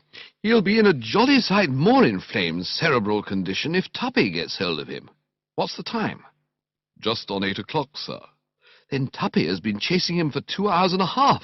We must save the unfortunate blighter, Jeeves. Yes, sir. A human life is a human life, what? Exceedingly true, sir. The first thing, then, is to find him. After that we can discuss plans and schemes. Go forth, Jeeves, and scour the neighbourhood. It will not be necessary, sir. If you will glance behind you, you will see Mr. Fink-Nottle coming out from beneath your bed. And by Jove, he was absolutely right. There was Gussie, emerging as stated. He was covered with fluff, and looked like a tortoise popping forth for a bit of a breather. "Gussie!" I said. Jeeves, said Gussie. sir, said Jeeves. Is that door locked, Jeeves? No, sir. But I will attend to the matter immediately.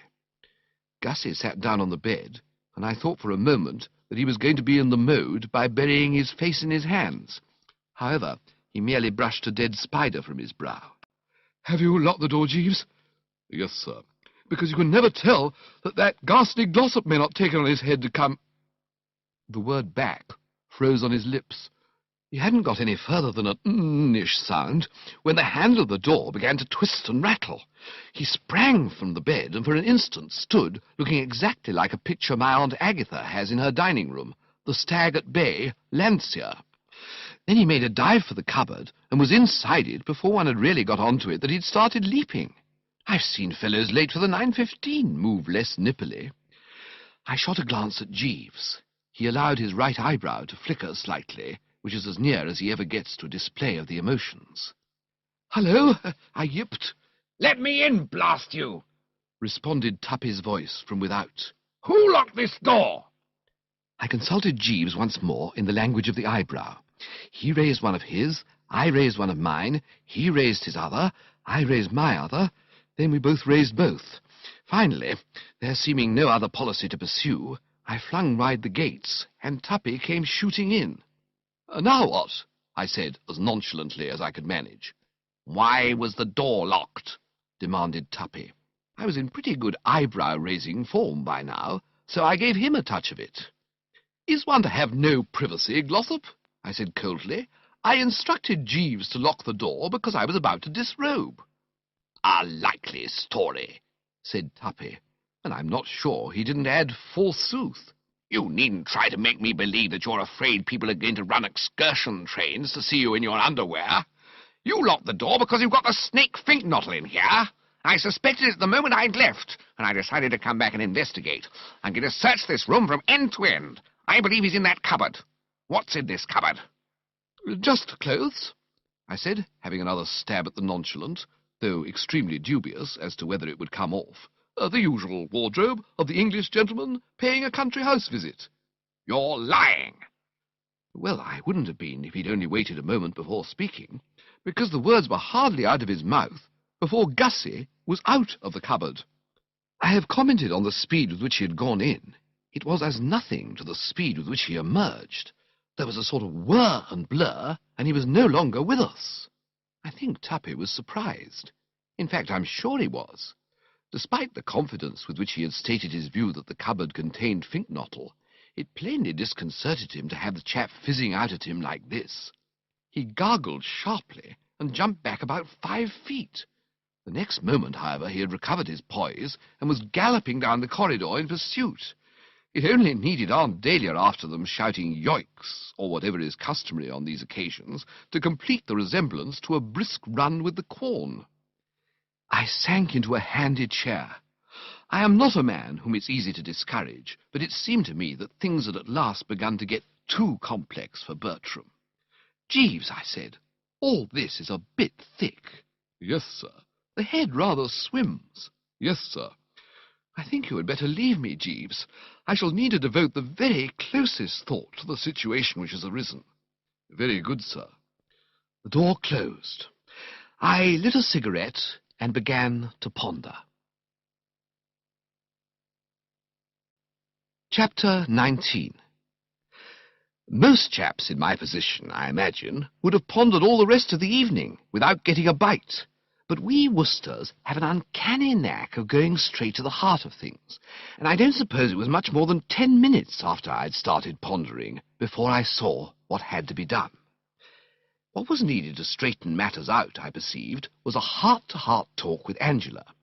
She had caused all the trouble by her muffin-headed behaviour in saying yes instead of no, when Gussie, in the grip of mixed drinks and cerebral excitement, had suggested teaming up.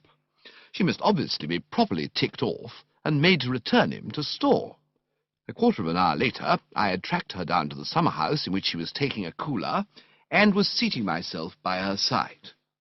"Angela," I said, and if my voice was stern, well, whose wouldn't have been?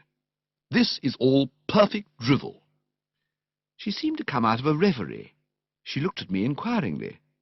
"Sorry, Bertie, I didn't hear. What were you talking drivel about?" "I was not talking drivel." "Oh, sorry. What you said you were." "Is it likely that I'd come out here in order to talk drivel?" "Very likely." I thought it best to haul off and approach the matter from another angle. "I've just been seeing Tuppy." "Oh?" "And Gussie Fink-Nottle." "Oh, yes." "It appears that you've gone and got engaged to the latter." "Quite right."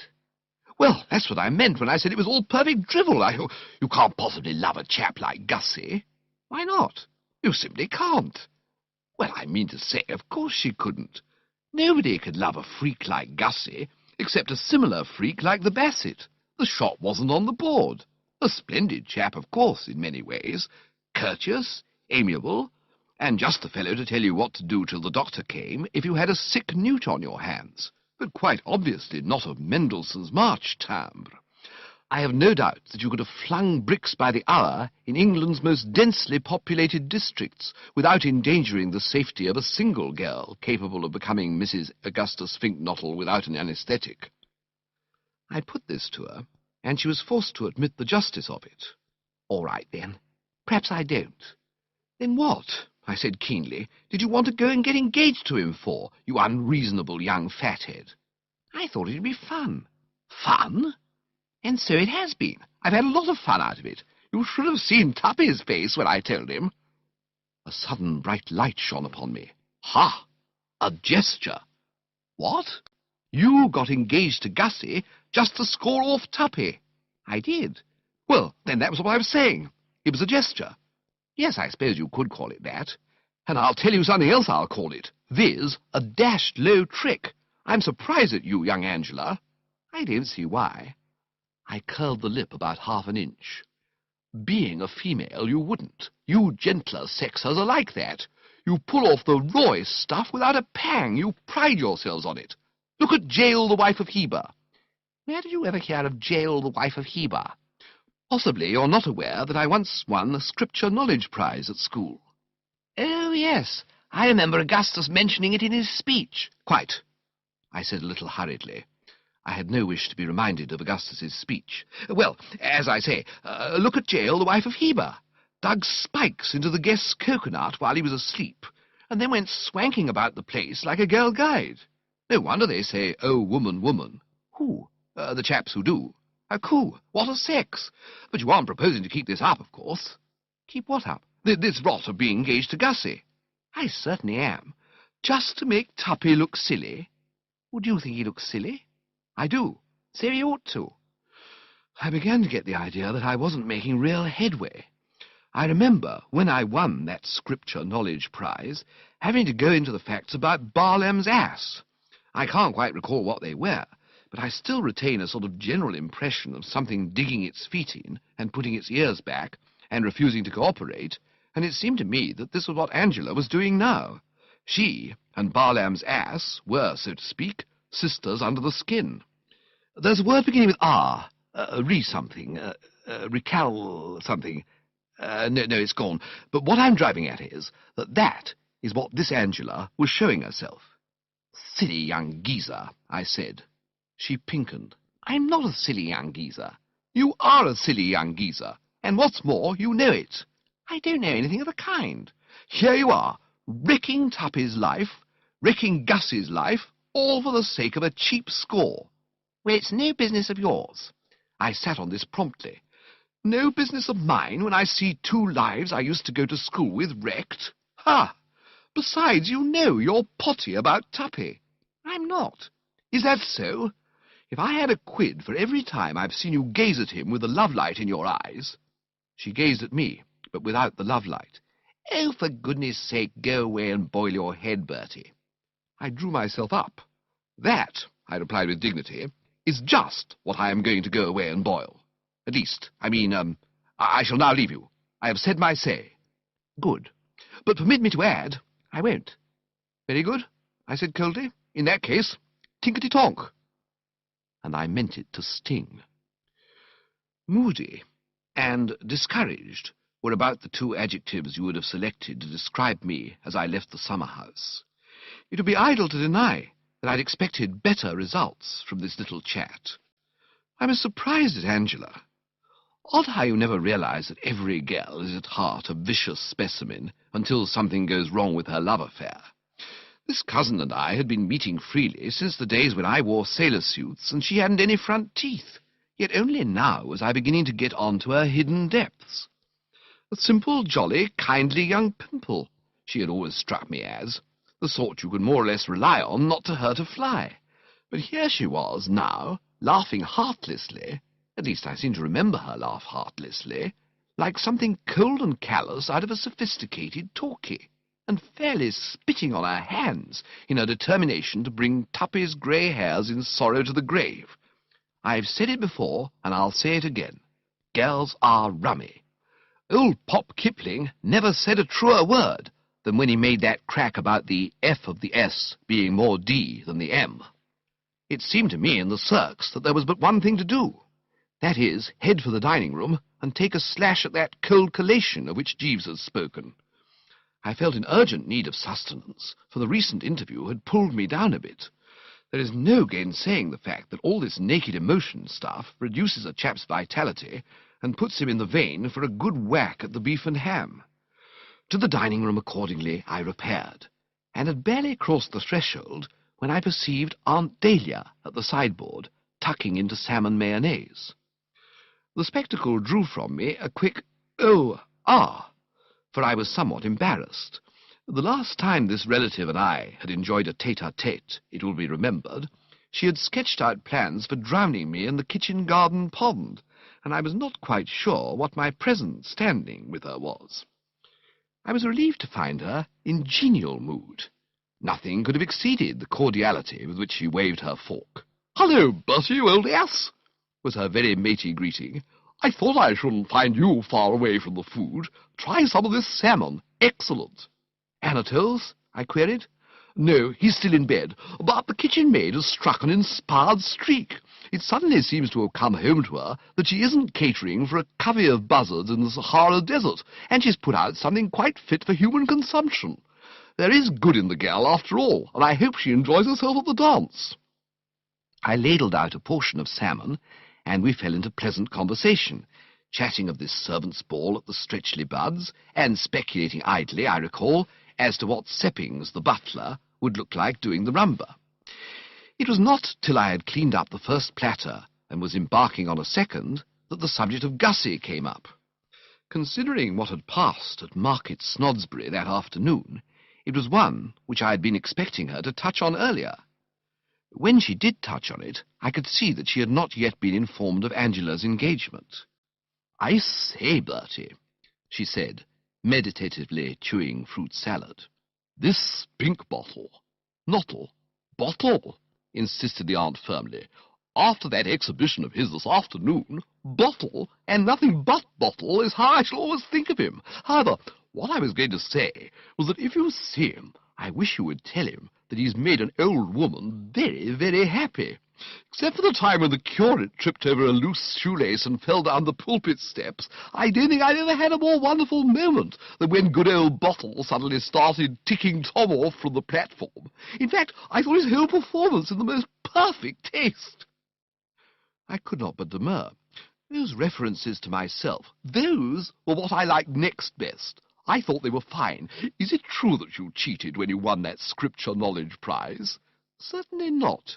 My victory was the outcome of the most strenuous and unremitting efforts. And how about this pessimism we hear of? Are you a pessimist, Bertie? I could have told her that what was occurring in this house was rapidly making me one, but I said, no, I wasn't. That's right. Never be a pessimist. Everything is for the best in this best of all possible worlds. It's a long lane that has no turning. It's always darkest before the dawn. Have patience and all will come right. The sun will shine, although the day's a grey one. Try some of this salad. I followed her advice. But even as I plied the spoon, my thoughts were elsewhere. I was perplexed. It may have been the fact that I had recently been hobnobbing with so many bowed-down hearts that made this cheeriness of hers seem so bizarre, but bizarre was certainly what I found it. I thought you might have been a trifle peeved, I said. Peeved? By Gussie's manoeuvres on the platform this afternoon. I confess that I had rather expected the tapping foot and the drawn brow. Nonsense! What was there to be peeved about? I took the whole thing as a great compliment, proud to feel that any drink from my cellars could have produced such a majestic jag. It restores one's faith in post-war whiskey. Besides, I couldn't be peeved at anything tonight. I'm like a little child clapping its hands and dancing in the sunshine. For though it has been some time getting a move on, Bertie, the sun has at last broken through the clouds. Ring out those joy bells. Anatole has withdrawn his notice. What? Oh, very hearty congratulations. Thanks. Yes, I worked on him like a beaver after I got back this afternoon, and finally, vowing he would ne'er consent, he consented. He stays on, praises be, and the way I look at it now is that God's in his heaven and all's right with... She broke off. The door had opened, and we were plus a butler. "Hello, Seppings," said Aunt Dahlia. "I thought you'd gone." "Not yet, madam." "Well, I hope you'll all have a good time." "Thank you, madam." "Was there something you wanted to see me about?" "Yes, madam. It is with reference to Monsieur Anatole. Is it by your wish, madam, that Mr. Fink-Nottle is making faces at Monsieur Anatole through the skylight of his bedroom?" Chapter 20. There was one of those long silences. Pregnant, I believe, is what they're generally called. Aunt looked at Butler. Butler looked at Aunt. I looked at both of them. An eerie stillness seemed to envelop the room like a linseed poultice. I happened to be biting on a slice of apple at my fruit salad at the moment, and it sounded as if Carnera had jumped off the top of the Eiffel Tower onto a cucumber frame. Aunt Dahlia steadied herself against the sideboard and spoke in a low, husky voice. "Faces?" "Yes, madam." "Through the skylight?" "Yes, madam." "You mean he's sitting on the roof?" "Yes, madam. It has upset Monsieur Anatole very much." I suppose it was that word upset that touched Aunt Dahlia off. Experience had taught her what happened when Anatole got upset. I had always known her as a woman who was quite active on her pins, but I had never suspected her of being capable of the magnificent burst of speed which she now showed. Pausing merely to get a rich hunting-field expletive off her chest, she was out of the room and making for the stairs before I could swallow a sliver of, I think, banana, and feeling, as I had felt when I got that telegram of hers about Angela and Tuppy, that my place was by her side, I put down my plate and hastened after her, Seppings following at a loping gallop. I say that my place was by her side, but it was not so dashed easy to get there, for she was setting a cracking pace. At the top of the first flight she must have led by a matter of half a dozen lengths, and was still shaking off my challenge when she rounded into the second. At the next landing, however, the gruelling going appeared to tell on her, for she slackened off a trifle and showed symptoms of roaring, and by the time we were in the straight, we were running practically neck and neck. Our entry into Anatole's room was as close a finish as you could have wished to see. Result: 1 Aunt Dahlia, 2 Bertram, 3 Seppings, 1 by a short head, half a staircase separated second and third. The first thing that met the eye on entering was Anatole. This wizard of the cooking stove is a tubby little man with a moustache of the outsize or soup strainer type, and you can generally take a line through it as to the state of his emotions. When all is well, it turns up at the ends like a sergeant major's. When the soul is bruised, it droops. It was drooping now, striking a sinister note, and if any shadow of doubt had remained as to how he was feeling, the way he was carrying on would have dispelled it. He was standing by the bed in pink pyjamas, waving his fists at the skylight. Through the glass, Gussie was staring down. His eyes were bulging, and his mouth was open, giving him so striking a resemblance to some rare fish in an aquarium that one's primary impulse was to offer him an ant's egg. Watching this fist-waving cook and this goggling guest, I must say that my sympathies were completely with the former. I considered him thoroughly justified in waving all the fists he wanted to. Review the facts, I mean to say. There he had been, lying in bed, thinking idly of whatever French cooks do think about when in bed, and he'd suddenly become aware of that frightful face at the window, a thing to jar the most phlegmatic. I know I should hate to be lying in bed and have Gussie popping up like that. A chap's bedroom, you can't get away from it, is his castle, and he has every right to look askance if gargoyles come glaring in at him. While I stood musing thus, Aunt Dahlia, in her practical way, was coming straight to the point. What's all this? Anatole did a sort of Swedish exercise, starting at the base of the spine, carrying on through the shoulder blades, and finishing up among the back hair. Then he told her. In the chats I have had with this wonder man, I have always found his English fluent, but a bit on the mixed side. If you remember, he was with Mrs. Bingo Little for a time before coming to Brinkley, and no doubt he picked up a good deal from Bingo. Before that, he'd been a couple of years with an American family at Nice, and had studied under their chauffeur, one of the Maloneys of Brooklyn. So what with Bingo and what with Maloney, he is, as I say, fluent, but a bit mixed. He spoke, in part, as follows. Hot dog, you ask me what is it. Listen, make some attention a little. Me, I have hit the air, but I do not sleep so good. And presently, I wake, and up I look, and there is one who makes faces against me through the dash window. Is that a pretty affair? Is that convenient? If you think I like it, you jolly well mistake yourself. I am so mad as a wet hen. And why not? I am somebody, isn't it? This is a bedroom. What? Not a house for some apes? Then for what do blighters sit on my window so cool as a few cucumbers making some faces? Quite, I said. Dash reasonable was my verdict. He threw another look up at Gussie, and did exercise too. The one where you clutch the moustache, give it a tug, and then start catching flies. Wait yet a little. I am not finished. I say, I see this type on my window, making a few faces. But what then? Does he buzz off when I shout a cry and leave me peaceable? Not on your life. He remained planted there, not giving any damns, and sit regarding me like a cat watching a duck. He make faces against me, and again he make faces against me. And the more I command that he should get to well out of here, the more he do not get to well out of here. He cries suddenly towards me, and I demand what is his desire, but he do not explain. Oh no, that arise never. He does but shrug his head. What damn silliness! Is this amusing for me? You think I like it? I am not content with such folly. I think the pauvre mat's loony. Je me fiche de ce type infect. C'est idiot de faire comme ça, l'oiseau. Allez-vous-en, Louffier. Tell the boob to go away. He is mad as some more chatters.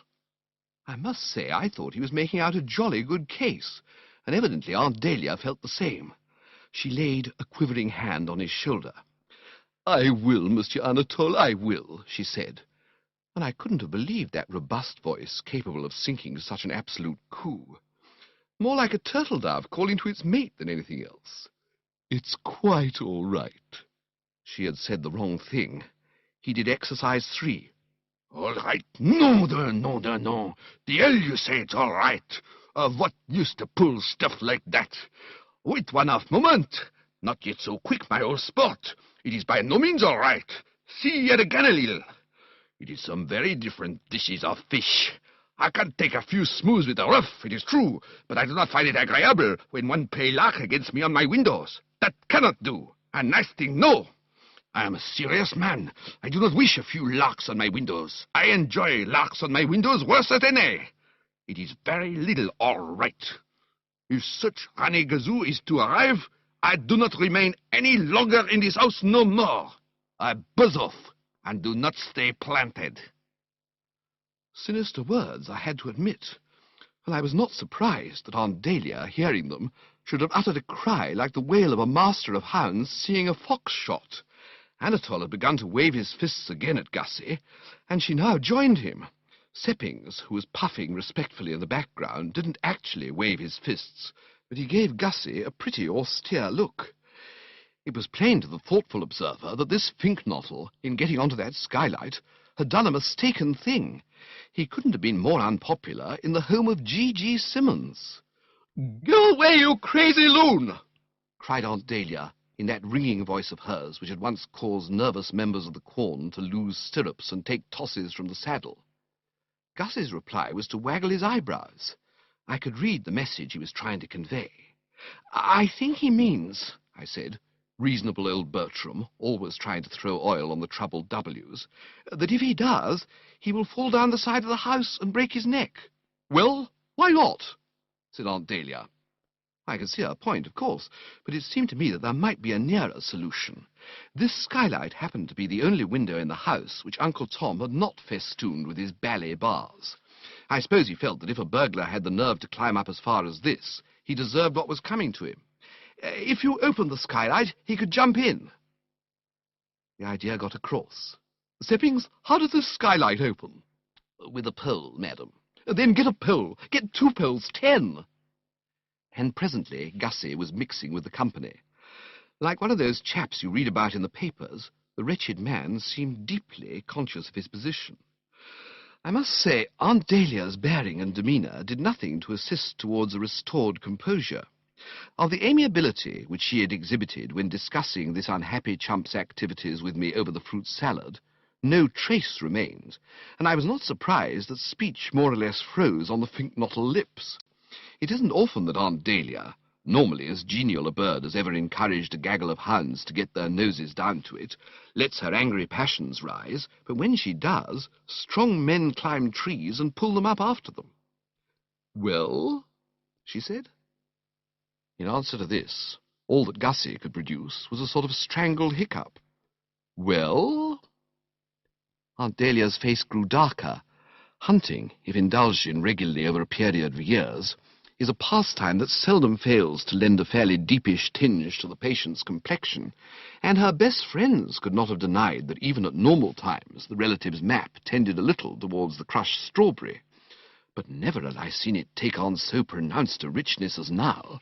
She looked like a tomato struggling for self-expression. "Well?" Gussie tried hard, and for a moment it seemed as if something was going to come through. But in the end it turned out nothing more than a sort of death rattle. "Oh, take him away, Bertie, and put ice on his head," said Aunt Dahlia, giving the thing up. And she turned to tackle what looked like the rather man-sized job of soothing Anatole, who was now carrying on a muttered conversation with himself in a rapid sort of way. Seeming to feel that the situation was one to which he could not do justice in Bingo cum Maloney Anglo-American, he had fallen back on his native tongue. Words like marmiton de dommage, pignouf, burlu-burlu, and roustisseur were fluttering from him like bats out of a barn.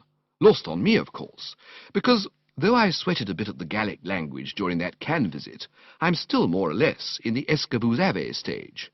I regretted this, for they sounded good. I assisted Gussie down the stairs. A cooler thinker than Aunt Dahlia, I had already guessed the hidden springs and motives which had led him onto the roof.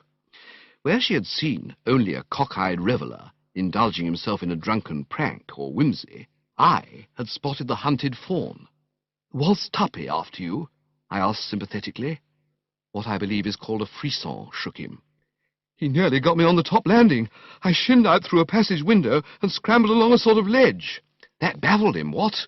"Yes, but then I found I'd stuck. The roof sloped down in all directions. I couldn't go back. I had to go on, crawling along this ledge. Then I found myself looking down the skylight. Who was that chap?" "That was Anatole, Aunt Dahlia's chef." "French? To the core." That explains why I couldn't make him understand. What asses these Frenchmen are! They don't seem able to grasp the simplest thing. You'd have thought that if a chap saw a chap on a skylight, the chap would realize the chap wanted to be let in. But no, he just stood there, waving a few fists. Yes, silly idiot. Still, here I am. Here you are, yes, for the moment. Eh? I was thinking that Tuppy is probably lurking somewhere. He leapt like a lamb in springtime. What shall I do? I considered this. Sneak back to your room and barricade the door. That is the manly policy. Suppose that's where he's lurking. In that case, move elsewhere. But on arrival at the room, it transpired that Tuppy, if anywhere, was infesting some other portion of the house. Gussie shot in, and I heard the key turn. And feeling that there was no more I could do in that quarter, I returned to the dining room for further fruit salad and a quiet think. And I'd barely filled my plate when the door opened and Aunt Dahlia came in. She sank into a chair, looking a bit shop-worn. Give me a drink, Bertie. What sort? Any sort, so long as it's strong. Approach Bertram Wooster along these lines and you catch him at his best. St. Bernard dogs doing the square thing by Alpine travellers could not have bustled about more assiduously. I filled the order, and for some moments nothing was to be heard but the sloshing sound of an aunt restoring her tissues. "Shove it down, Aunt Dahlia," I said sympathetically. "These things take it out of one, don't they? You had a toughish time, no doubt, soothing Anatole." I proceeded, helping myself to anchovy paste on toast. "Everything pretty smooth now, I trust?" She gazed at me in a long, lingering sort of way, her brow wrinkled as if in thought. "Attila," she said at length. "That's the name. Attila the Hun. Eh? I was trying to think who you reminded me of. Somebody who went about strewing ruin and desolation and breaking up homes which until he came along had been happy and peaceful. Attila is the man. It's amazing," she said, drinking me in once more. "To look at you, one would think you were just an ordinary, sort of amiable idiot, certifiable perhaps, but quite harmless. Yet in reality you are a worse scourge than the Black Death. I tell you, Bertie, when I contemplate you, I seem to come up against all the underlying sorrow and horror of life with such a thud that I feel as if I'd walked into a lamppost." Pained and surprised, I would have spoken, but the stuff I had thought was anchovy paste had turned out to be something far more gooey and adhesive. It seemed to wrap itself round the tongue and impede utterance like a gag. And while I was still endeavouring to clear the vocal cords for action, she went on. "Do you realize what you started when you sent that spink-bottle man down here? As regards his getting blotto and turning the prize-giving ceremonies of Market Snodsbury Grammar School into a sort of two-reel comic film, I will say nothing, for frankly I enjoyed it. But when he comes leering at Anatole through skylights, just after I had with infinite pains and tact induced him to withdraw his notice, and makes him so temperamental that he won't hear of staying on after tomorrow—" The paste stuff gave way. I was able to speak. "What? Yes, Anatole goes tomorrow, and I suppose poor old Tom will have indigestion for the rest of his life. And that is not all. I've just seen Angela, and she tells me she's engaged to this bottle. Temporarily, yes, I had to admit. Temporarily beblowed. She's definitely engaged to him, and talks with a sort of hideous coolness of getting married in October. So there it is. If the prophet Job were to walk into the room at this moment, I could sit swapping hard luck stories with him till bedtime. Not that Job was in my class. He had boils. Well, what are boils? Dashed painful, I understand. Nonsense. I'd take all the boils on the market in exchange for my troubles. Can't you realize the position? I've lost the best cook in England. My husband, poor soul, will probably die of dyspepsia, and my only daughter, for whom I have dreamed such a wonderful future, is engaged to be married to an inebriated newt fancier. And you talk about boils. I corrected her on a small point. I don't absolutely talk about boils. I merely mentioned that Job had them. Yes, I agree with you, Aunt Dahlia, that things are not looking too oojar cum spiff at the moment. But be of good cheer. A Wooster is seldom baffled for more than the nonce. You rather expect to be coming along shortly with another of your schemes? At any minute. She sighed resignedly. I thought as much. Well, it needed but this. I don't see how things could possibly be worse than they are, but no doubt you will succeed in making them so. Your genius and insight will find the way. Carry on, Bertie. Yes, carry on. I'm past caring now. I shall even find a faint interest in seeing into what darker and profounder abysses of hell you can plunge this home. Go to it, lad. What's that stuff you're eating? I find it a little difficult to classify. Some sort of paste on toast, rather like glue flavoured with beef extract. "Gimme," said Aunt Dahlia listlessly. "Be careful how you chew," I advised. "It sticketh closer than a brother." "Yes, Jeeves?" The man had materialized on the carpet, absolutely noiseless as usual. "A note for you, sir." "A note for me, Jeeves?" "A note for you, sir." "From whom, Jeeves?" "From Miss Bassett, sir." "From whom, Jeeves?" "From Miss Bassett, sir."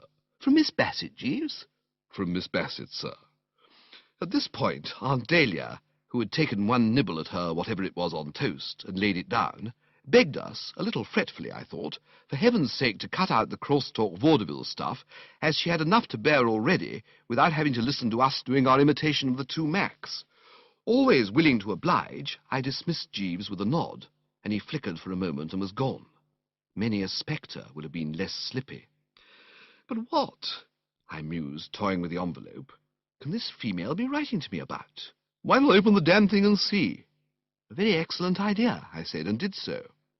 "And if you're interested in my movements," proceeded Aunt Dahlia, heading for the door, "I propose to go to my room, do some yogi deep breathing, and try to forget." "Quite," I said absently, skimming P1. And then, as I turned over, a sharp howl broke from my lips, causing Aunt Dahlia to shy like a startled mustang. "Don't do it!" she exclaimed, quivering in every limb. "Yes, but dash it!" "What a pest you are, you miserable objects," he sighed. "I remember years ago, when you were in your cradle, being left alone with you one day, and you nearly swallowed your rubber comforter and started turning purple, and I, ass that I was, took it out and saved your life. Let me tell you, young Bertie, it will go very hard with you if you ever swallow a rubber comforter again when only I am by to aid." "But dash it!" I cried. "Do you know what's happened? Madeline Bassett says she's going to marry me." "I hope it keeps fine for you," said the relative, and passed from the room, looking like something out of an Edgar Allan Poe story. End of Disc 5. Disc 6. Chapter 21.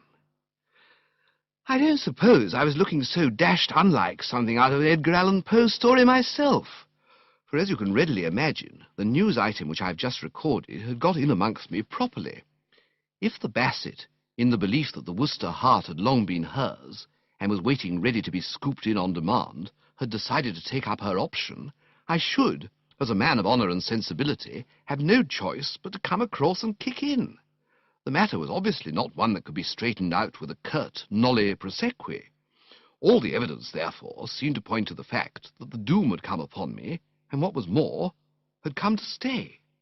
And yet, though it would be idle to pretend that my grip on the situation was quite the grip I'd have liked it to be, I did not despair of arriving at a solution. A lesser man, caught in this awful snare, would no doubt have thrown in the towel at once and ceased to struggle. But the whole point about the Woosters is that they are not lesser men. By way of a start, I read the note again. Not that I had any hope that a second perusal would enable me to place a different construction on its contents, but it helped to fill in while the brain was limbering up. I then, to assist thought, had another go at the fruit salad, and in addition ate a slice of sponge cake. And it was as I passed on to the cheese that the machinery started working. I saw what had to be done. To the question which had been exercising the mind, viz., can Bertram cope, I was now able to reply with a confident absolutely. The great wheeze on these occasions of dirty work at the crossroads is not to lose your head, but to keep cool and try to find the ringleaders. Once find the ringleaders, and you know where you are. The ringleader here was plainly the Bassett. It was she who started the whole imbroglio by chucking Gussie, and it was clear that before anything could be done to solve and clarify, she must be induced to revise her views and take him on again. This would put Angela back into circulation, and that would cause Tuppy to simmer down a bit, and then we could begin to get somewhere. I decided that as soon as I'd had another morsel of cheese, I would seek this Bassett out and be pretty eloquent. And at this moment, in she came. I might have foreseen that she'd be turning up shortly. I mean to say, hearts may ache, but if they know there is a cold collation set out in the dining room, they're pretty sure to come popping in sooner or later. Her eyes, as she entered the room, were fixed on the salmon mayonnaise, and she would no doubt have made a beeline for it and started getting hers, had I not, in the emotion of seeing her, dropped a glass of the best with which I was endeavouring to bring about a calmer frame of mind. The noise caused her to turn, and for an instant embarrassment supervened. A slight flush mantled the cheek, and the eyes popped a bit. "Oh," she said. I have always found that there's nothing that helps to ease you over one of these awkward moments like a spot of stage business. Find something to do with your hands, and it's half the battle. I grabbed a plate and hastened forward. "A touch of salmon?" "Thank you." "With a suspicion of salad?" "If you please." "And to drink? Name the poison." "I think I would like a little orange juice." She gave a gulp. Not at the orange juice, I didn't mean, because she hadn't got it yet, but at all the tender associations those two words provoked. It was as if someone had mentioned spaghetti to the relict of an Italian organ grinder. Her face flushed a deeper shade. She registered anguish, and I saw that it was no longer within the sphere of practical politics to try to confine the conversation to neutral topics like cold-boiled salmon. So did she, I imagine, for when I, as a preliminary to getting down to brass tacks, said she said too, simultaneously, the brace of clashing in mid-air. "I'm sorry." "I beg your pardon?" "You were saying—" "You were saying—" "No, please go on." "Oh, right-ho."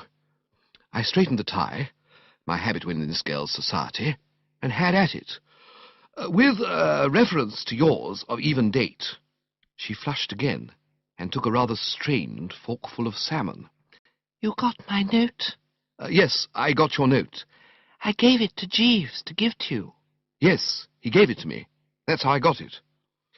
There was another silence, and as she was plainly shrinking from talking turkey, I was reluctantly compelled to do so. I mean, somebody had got to. Too silly, a male and female in our positions, simply standing eating salmon and cheese at one another without a word. "Yes, I got it all right." "I see. You got it." "Yes, I got it. I've just been reading it.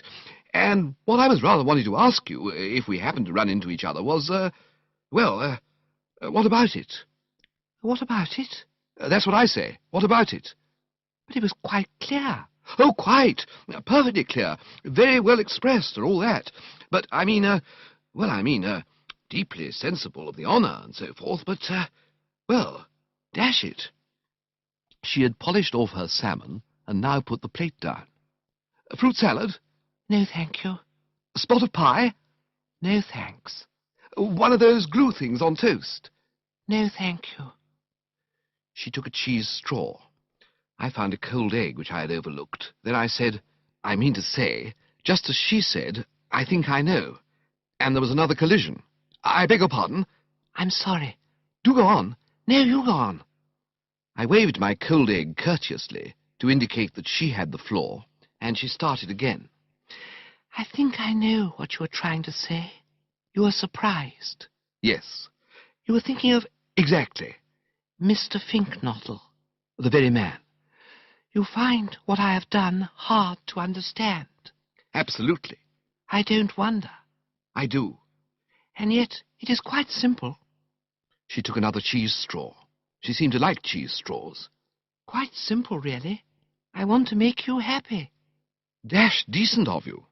"I'm going to devote the rest of my life to making you happy." "Very matey scheme." "I can at least do that. But may I be quite frank with you, Bertie?" "Oh, rather." "Then I must tell you this. I am fond of you. I will marry you. I will do my best to make you a good wife. but my affection for you can never be the flame-like passion I felt for Augustus. Just the very point I was working round to. There, as you say, is the snag. Why not chuck the whole idea of hitching up with me? Wash it out altogether. I mean, if you love old Gussie... No longer. Oh, come. No. What happened this afternoon has killed my love. A smear of ugliness has been drawn across a thing of beauty, and I can never feel towards him as I did. I saw what she meant, of course. Gussie had bunged his heart at her feet. She had picked it up, and almost immediately after doing so had discovered that he had been stewed to the eyebrows all the time. The shock must have been severe. No girl likes to feel that a chap has got to be thoroughly plastered before he can ask her to marry him. It wounds the pride. Nevertheless, I persevered. "But have you considered," I said, "that you may have got a wrong line on Gussie's performance this afternoon? Admitted that all the evidence points to a more sinister theory, what price him simply having got a touch of the sun? Chaps do get touches of the sun, you know, especially when the weather's hot." She looked at me, and I saw that she was putting in a bit of the old drenched irises stuff. It was like you to say that, Bertie. I respect you for it. "Oh, no." Yes, you have a splendid, chivalrous soul. "Not a bit." Yes, you have. You remind me of Cyrano. "Who?" Cyrano de Bergerac. "The chap with the nose?" Yes. I can't say I was any too pleased. I felt the old beak furtively. It was a bit on the prominent side, perhaps, but dash it, not in the Cyrano class. It began to look as if the next thing this girl would do would be to compare me to Schnozzle Durante. He loved, but pleaded another's cause. Oh, I see what you mean now. I like you for that, Bertie. It was fine of you, fine and big. But it's no use. There are things which kill love. I can never forget Augustus, but my love for him is dead. I will be your wife. Well, one has to be civil. Right-ho, I said. Thanks awfully. Then the dialogue sort of puffed out once more, and we stood eating cheese straws and cold eggs respectively in silence. There seemed to exist some little uncertainty as to what the next move was. Fortunately, before embarrassment could do much more supervening, Angela came in, and this broke up the meeting. The Bassett announced our engagement, and Angela kissed her and said she hoped she'd be very, very happy, and the Bassett kissed her and said she hoped she would be very, very happy with Gussie, and Angela said she was sure she would because Augustus was such a dear, and the Bassett kissed her again, and Angela kissed her again, and in a word, the whole thing got so bally feminine that I was glad to edge away. I would have been glad to do so, of course, in any case, for if ever there was a moment when it was up to Bertram to think, and think hard, this moment was that moment. It was, it seemed to me, the end. Not even on the occasion, some years earlier, when I had inadvertently become betrothed to Tuppy's frightful cousin Honoria, had I experienced a deeper sense of being waist-high in the gumbo and about to sink without trace. I wandered out into the garden, smoking a tortured gasper, with the iron well embedded in the soul. And I had fallen into a sort of trance, trying to picture what it would be like having the Bassett on the premises for the rest of my life, and at the same time, if you follow me, trying not to picture what it would be like, when I charged into something which might have been a tree, but was not, being in point of fact Jeeves. "I beg your pardon, sir," he said. "I should have moved to one side." I did not reply. I stood looking at him in silence, for the sight of him had opened up a new line of thought. This Jeeves now, I reflected. I had formed the opinion that he had lost his grip and was no longer the force he had been. But was it not possible, I asked myself, that I might be mistaken? Start him off exploring avenues, and might he not discover one through which I would be enabled to sneak off to safety, leaving no hard feelings behind?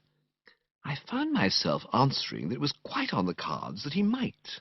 After all, his head still bulged out at the back as of old. One noted in his eyes the same intelligent glitter. Mind you, after what had passed between us in the matter of that white mess jacket with the brass buttons, I was not prepared absolutely to hand over to the man. I would, of course, merely take him into consultation. But recalling some of his earlier triumphs, The Sibley case, the episode of my Aunt Agatha and the dog Mackintosh, and the smoothly handled affair of Uncle George and the barmaid's niece were a few that sprang to my mind. I felt justified at least in offering him the opportunity of coming to the aid of the young master in his hour of peril.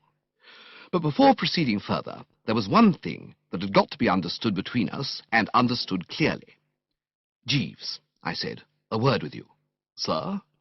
"I am up against it a bit, Jeeves." I am sorry to hear that, sir. Can I be of any assistance? "Quite possibly you can, if you've not lost your grip. Tell me frankly, Jeeves, are you in pretty good shape mentally?" Yes, sir. "Still eating plenty of fish?" Yes, sir. "Then it may be all right. But there's just one point before I begin. In the past, when you've contrived to extricate self or some pal from some little difficulty, you have frequently shown a disposition to take advantage of my gratitude to gain some private end. Those purple socks, for instance. Also the +4s and the old Etonian spats. Choosing your moment with subtle cunning, you came to me when I was weakened by relief, and got me to get rid of them. And what I am saying now is that if you're successful on the present occasion, there must be no rot of that description about that mess jacket of mine." Very good, sir. "You will not come to me when all is over and ask me to jettison the jacket?" Certainly not, sir. "On that understanding, then, I will carry on. Jeeves, I'm engaged." I hope you will be very happy, sir. "Don't be an ass. I'm engaged to Miss Bassett." Indeed, sir. I was not aware— "Nor was I. It came as a complete surprise. However, there it is. The official intimation was in that note you brought me." Odd, sir. "What is?"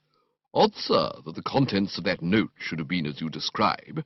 It seemed to me that Miss Bassett, when she handed me the communication, was far from being in a happy frame of mind." "She is far from being in a happy frame of mind. You don't suppose she really wants to marry me, do you? Pshaw, Jeeves, can't you see that this is simply another of those bally gestures which are rapidly rendering Brinkley Court a hell for man and beast? Dash all gestures, is my view." Yes, sir. "Well, what's to be done?" You feel that Miss Bassett, despite what has occurred, still retains a fondness for Mr. Fink-Nottle, sir?" "She's pining for him." In that case, sir, surely the best plan would be to bring about a reconciliation between them." "How? You see, you stand silent and twiddle the fingers. You are stumped." No, sir. If I twiddled my fingers, it was merely to assist thought." "Then continue twiddling." "It will not be necessary, sir." "You don't mean you've got a bite already?" "Yes, sir." "You astound me, Jeeves. Let's have it." "The device which I have in mind is one that I have already mentioned to you, sir." "When did you ever mention any device to me?" "If you will throw your mind back to the evening of our arrival, sir. You were good enough to inquire of me if I had any plan to put forward with a view to bringing Miss Angela and Mr. Glossop together, and I ventured to suggest—" "Good Lord! Not the old fire alarm thing?" Precisely, sir." "You're still sticking to that?" "Yes, sir." It shows how much the ghastly blow I had received had shaken me when I say that instead of dismissing the proposal with a curt "Pshaw!" or anything like that, I found myself speculating as to whether there might not be something in it after all. When he'd first mooted this fire alarm scheme of his, I had sat upon it, if you remember, with the maximum of promptitude and vigour. Rotten was the adjective I'd employed to describe it, and you may recall that I mused a bit sadly, considering the idea conclusive proof of the general breakdown of a once fine mind. But now it somehow began to look as if it might have possibilities. The fact of the matter was that I'd about reached the stage where I was prepared to try anything once, however goofy. "Just run through that wheeze again, Jeeves," I said thoughtfully. "I remember thinking it cuckoo, but it may be that I missed some of the finer shades." "Your criticism of it at the time, sir, was that it was too elaborate, but I do not think it is so in reality. As I see it, sir, the occupants of the house, hearing the fire bell ring, will suppose that a conflagration has broken out." I nodded. One could follow the train of thought. Yes, that seems reasonable. "Whereupon Mr. Glossop will hasten to save Miss Angela, while Mr. Fink-Nottle performs the same office for Miss Bassett." Is that based on psychology? "Yes, sir. Possibly, you may recollect, that it was an axiom of the late Sir Arthur Conan Doyle's fictional detective Sherlock Holmes that the instinct of everyone, upon an alarm of fire, is to save the object dearest to them. It seems to me that there's a grave danger of seeing Tuppy come out carrying a steak and kidney pie. But resume, Jeeves, resume.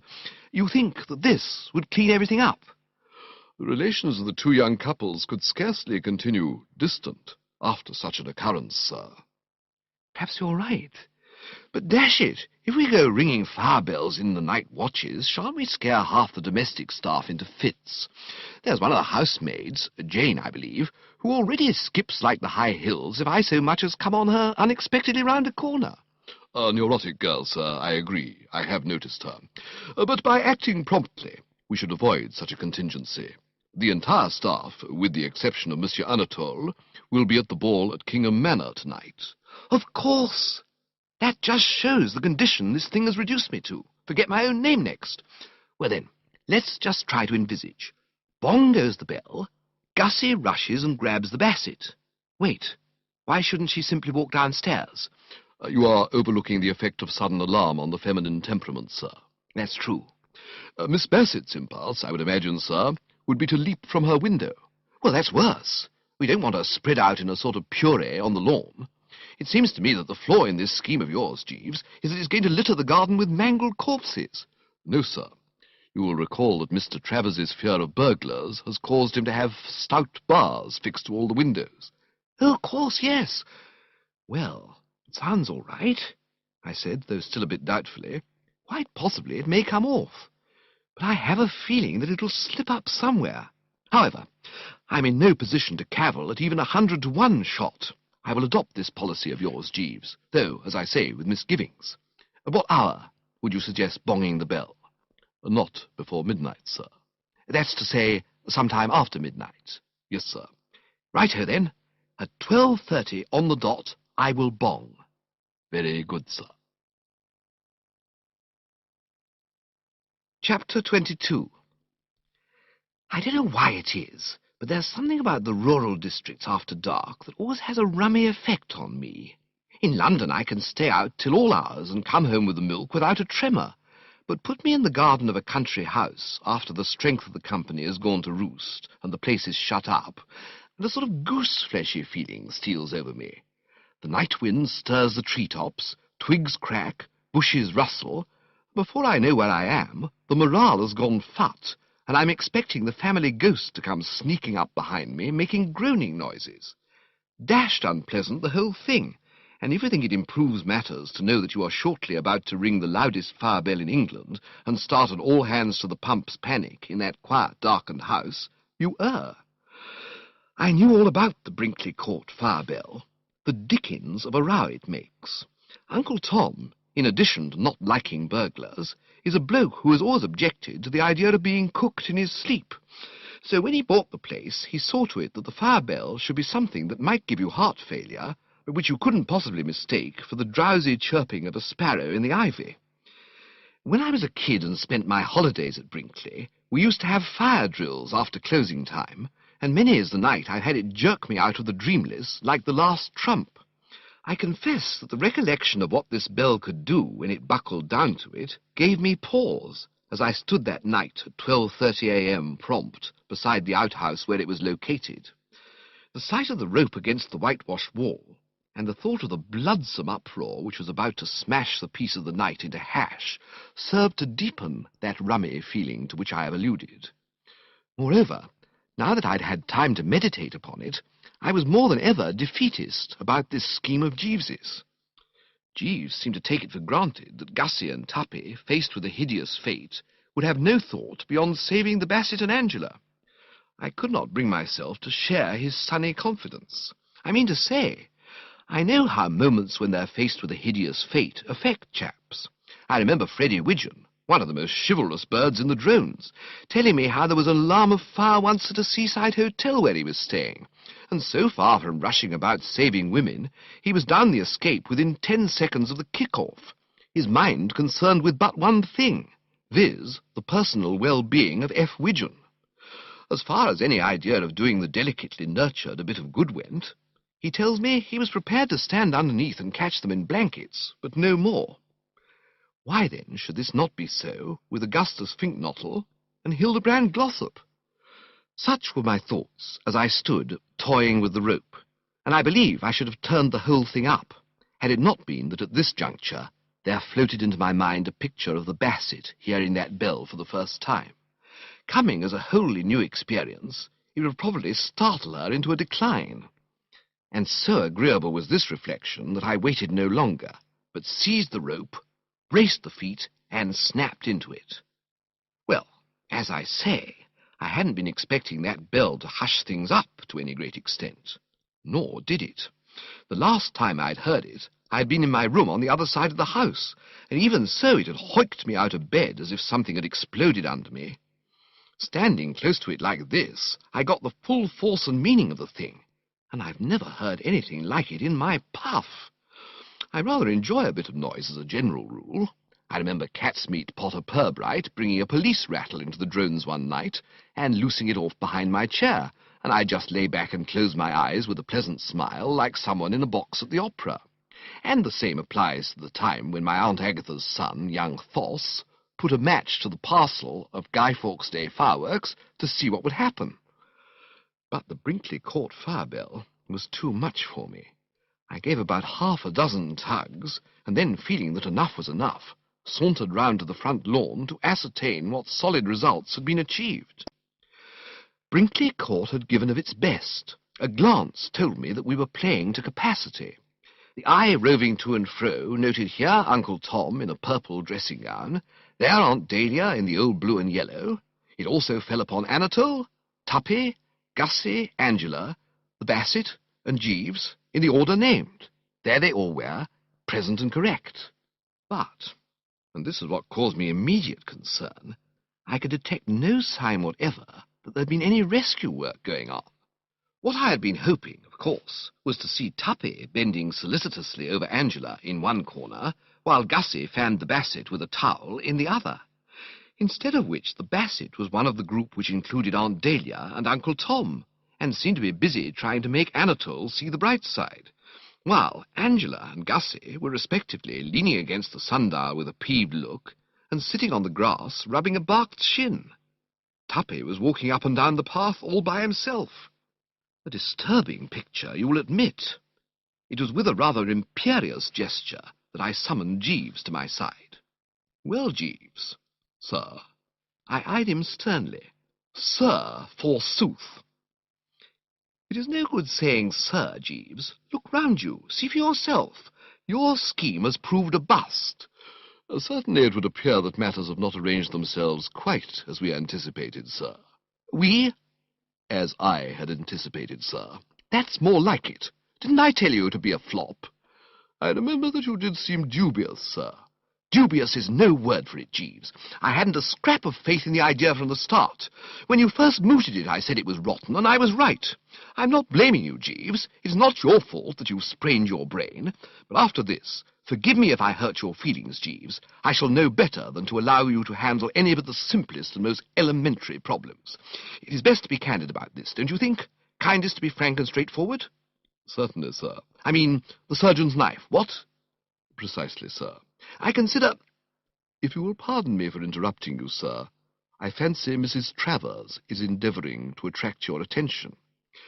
And at this moment a ringing "hoy," which could have proceeded only from the relative in question, assured me that his view was correct. "Just step this way a moment, Attila, if you don't mind," boomed that well-known, and under certain conditions well-loved, voice, and I moved over. I was not feeling unmixedly at my ease. For the first time it was beginning to steal upon me that I had not prepared a really good story in support of my questionable behaviour in ringing fire bells at such an hour, and I have known Aunt Dahlia to express herself with a hearty freedom upon far smaller provocation. She exhibited, however, no signs of violence, more a sort of frozen calm, if you know what I mean. You could see she was a woman who had suffered. "Well, Bertie, dear," she said, "here we all are." "Quite," I replied guardedly. "Nobody missing, is there?" "I don't think so." "Splendid. So much healthier for us out in the open like this than frowsting in bed. I just dropped off when you did your bell-ringing act, for it was you, my sweet child, who rang that bell, was it not? I did ring the bell, yes. Any particular reason or just a whim? I thought there was a fire. Well, what gave you that impression, dear? I thought I saw flames. Where, darling? Tell Aunt Dahlia. In one of the windows. I see. So we've all been dragged out of bed and scared rigid because you have been seeing things. Here, Uncle Tom made a noise like a cork coming out of a bottle, and Anatole, whose moustache had hit a new low, said something about some apes, and if I'm not mistaken, a rogommier, whatever that is. I admit I was mistaken. I am sorry. Don't apologize, Ducky. Can't you see how pleased we all are? What were you doing out here, anyway? Just taking a stroll. I see. And are you proposing to continue your stroll? No, I think I'll go in now. That's fine, because I was thinking of going in too, and I don't believe I could sleep knowing you were out here giving rein to that powerful imagination of yours. The next thing that would happen would be that you'd think you saw a pink elephant sitting on the drawing-room windowsill and start throwing bricks at it. Well, come on, Tom. The entertainment seems to be over. Yes, Mr. Fink-Nottle? Gussie, as he joined our little group, seemed upset about something. I say on, Augustus. I say, what are we going to do? Speaking for myself, I intend to return to bed. But the door's shut. What door? The front door. Somebody must have shut it. Then I shall open it. But it won't open. Then I shall try another door. But all the other doors are shut. What? Who shut them? I don't know. I advanced a theory. The wind? Aunt Dahlia's eye met mine. Don't try me too high, she begged. Not now, precious. And indeed, even as I spoke, it did strike me that the night was pretty still. Uncle Tom said we must get in through a window. Aunt Dahlia sighed a bit. How? Could Lloyd George do it? Could Winston do it? Could Baldwin do it? No, not since you had those bars of yours put on. Well, well, well, God bless me soul, ring the bell then. The fire bell? The doorbell? To what end, Thomas? There's nobody in the house. The servants are all at Kingham. But confound it all, we can't stop out here all night. Can't we? You just watch us. There is nothing, literally nothing, which a country house party can't do with a tiller here operating on the premises. Seppings presumably took the back door key with him. We must just amuse ourselves till he comes back. Tuppy made a suggestion. Why not take out one of the cars and drive over to Kingham and get the key from Seppings? It went well. No question about that. For the first time, a smile lit up Aunt Dahlia's drawn face. Uncle Tom grunted approvingly, Anatole said something in Provençal that sounded complimentary, and I thought I detected even on Angela's map a slight softening. A very excellent idea, said Aunt Dahlia. One of the best. Nip round to the garage at once. After Tuppy had gone, some extremely flattering things were said about his intelligence and resource, and there was a disposition to draw rather invidious comparisons between him and Bertram. Painful for me, of course, but the ordeal didn't last long, for it couldn't have been more than 5 minutes before he was with us again. Tuppy seemed perturbed. I say, it's all off. Why? The garage is locked. Unlock it. I haven't the key. Shout then and wake Waterbury. Who's Waterbury? The chauffeur, ass. He sleeps over the garage. But he's gone to the dance at Kingham. It was the final wallop. Until this moment, Aunt Dahlia had been able to preserve her frozen calm. The dam now burst. The years rolled away from her, and she was once more the Dahlia Wooster of the old Yoicks and Tantivy days, the emotional, free-speaking girl who had so often risen in her stirrups to yell derogatory personalities at people who were heading hounds. Curse all dancing chauffeurs! What on earth does a chauffeur want to dance for? I mistrusted that man from the start. Something told me he was a dancer. Well, this finishes it. We're out here till breakfast time. If those blasted servants come back before 8 o'clock, I shall be vastly surprised. You won't get Seppings away from a dance till you throw him out. I know him. The jazz will go to his head and he'll start clapping and demanding encores till his hands blister. Damn all dancing butlers! What is Brinkley Court? A respectable English country house or a crimson dancing school? I might as well be living in the middle of the Russian ballet. Well, all right. If we must stay out here, we must. We shall be all frozen stiff, except... Here she directed at me not one of her friendliest glances, except dear old Attila, who is, I observe, well and warmly clad. We will resign ourselves to the prospect of freezing to death like the babes in the wood, merely expressing a dying wish that our old pal Attila will see that we're covered with leaves. No doubt he will also toll that fire-bell of his as a mark of respect. And what might you want, my good man? She broke off, and stood glaring at Jeeves. During the latter portion of her address, he had been standing by in a respectful manner, endeavouring to catch the speaker's eye. "If I might make a suggestion, madam." I am not saying that in the course of our long association I have always found myself able to view Jeeves with approval. There are aspects of his character which have frequently caused coldnesses to arise between us.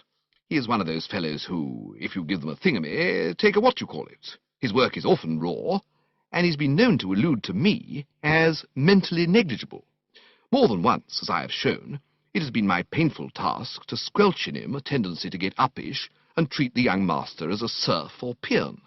These are grave defects. But one thing I have never failed to hand the man. He is magnetic. There is about him something that seems to soothe and hypnotize. To the best of my knowledge, he has never encountered a charging rhinoceros, but should this contingency occur, I have no doubt that the animal, meeting his eye, would check itself in mid-stride, roll over, and lie purring with its legs in the air.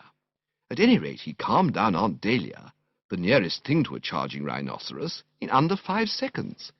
He just stood there looking respectful, and though I didn't time the thing, not having a stopwatch on me, I should say it wasn't more than 3 seconds and a quarter before her whole manner underwent an astounding change for the better.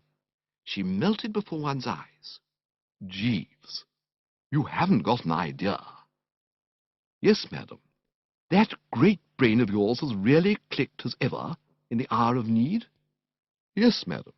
"Jeeves," said Aunt Dahlia in a shaking voice, "I am sorry I spoke so abruptly. I was not myself. I might have known that you would not come simply trying to make conversation. Tell us this idea of yours, Jeeves.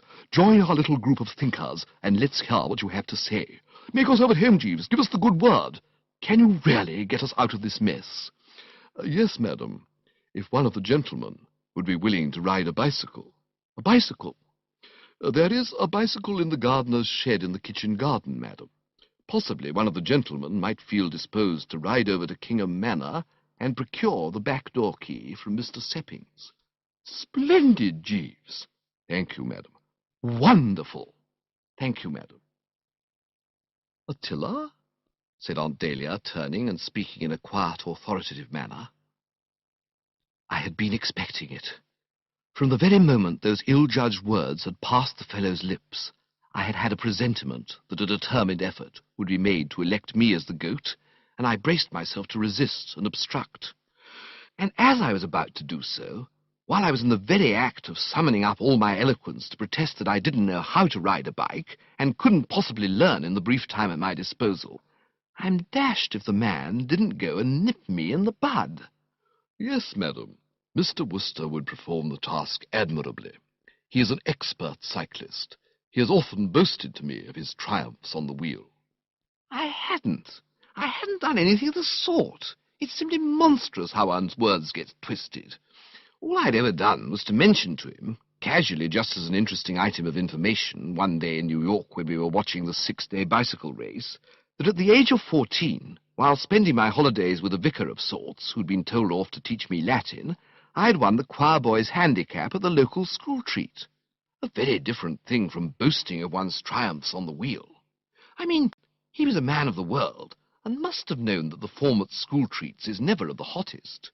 And if I'm not mistaken, I had specifically told him that on the occasion referred to, I had received half a lap start, and that Willie Punting, the odds-on favourite to whom the race was expected to be a gift, had been forced to retire, owing to having pinched his elder brother's machine without asking the elder brother, and the elder brother coming along just as the pistol went, and giving him one on the side of the head and taking it away from him, thus rendering him a scratched-at-the-post non-starter. Yet from the way he talked, you'd have thought I was one of those chaps in sweaters with medals all over them, whose photographs bob up from time to time in the illustrated press on the occasion of their having ridden from Hyde Park to Glasgow in 3 seconds under the hour, or whatever it is. And as if this were not bad enough, Tuppy had to shove his oar in. "That's right," said Tuppy. "Bertie's always been a great cyclist. I remember at Oxford he used to take all his clothes off on bump supper nights and ride round the quads singing comic songs. Jolly fast he used to go, too." "Then he can go jolly fast now," said Aunt Dahlia with animation. "He can't go too fast for me. He may also sing comic songs if he likes, and if you wish to take your clothes off, Bertie, my lamb, by all means do so. But whether clothed or in the nude, whether singing comic songs or not singing comic songs, get a move on." I found speech. "But I haven't ridden for years." "Then it's high time you began again." "I've probably forgotten how to ride." "You'll soon get the knack after you've taken a toss or two. Trial and error, the only way." "But it's miles to Kingham." "So, the sooner you're off, the better." "But, Bertie, dear? But dash it, Bertie, darling? Yes, but dash it, Bertie, my sweet." And so it was arranged. Presently I was moving sombrely off through the darkness, Jeeves at my side. Aunt Dahlia calling after me something about trying to imagine myself the man who brought the good news from Aix to Ghent. First I'd heard of the chap. "So, Jeeves," I said as we reached the shed, and my voice was cold and bitter, "this is what your great scheme has accomplished. Tuppy, Angela, Gussie and the Bassett, not on speaking terms, and self, faced with an 8-mile ride—" "9, I believe, sir." "A 9-mile ride, and another 9-mile ride back." "I am sorry, sir." "No good being sorry now. Where is this foul bone-shaker?" "I will bring it out, sir." He did so. I eyed it sourly. "Where's the lamp?" "I fear there is no lamp, sir." "No lamp?" "No, sir." "But I may come a fearful stinker without a lamp. Suppose I barge into something?" I broke off and eyed him frigidly. "You smile, Jeeves. The thought amuses you?" "I beg your pardon, sir. I was thinking of a tale my Uncle Cyril used to tell me as a child. An absurd little story, sir, though I confess that I have always found it droll.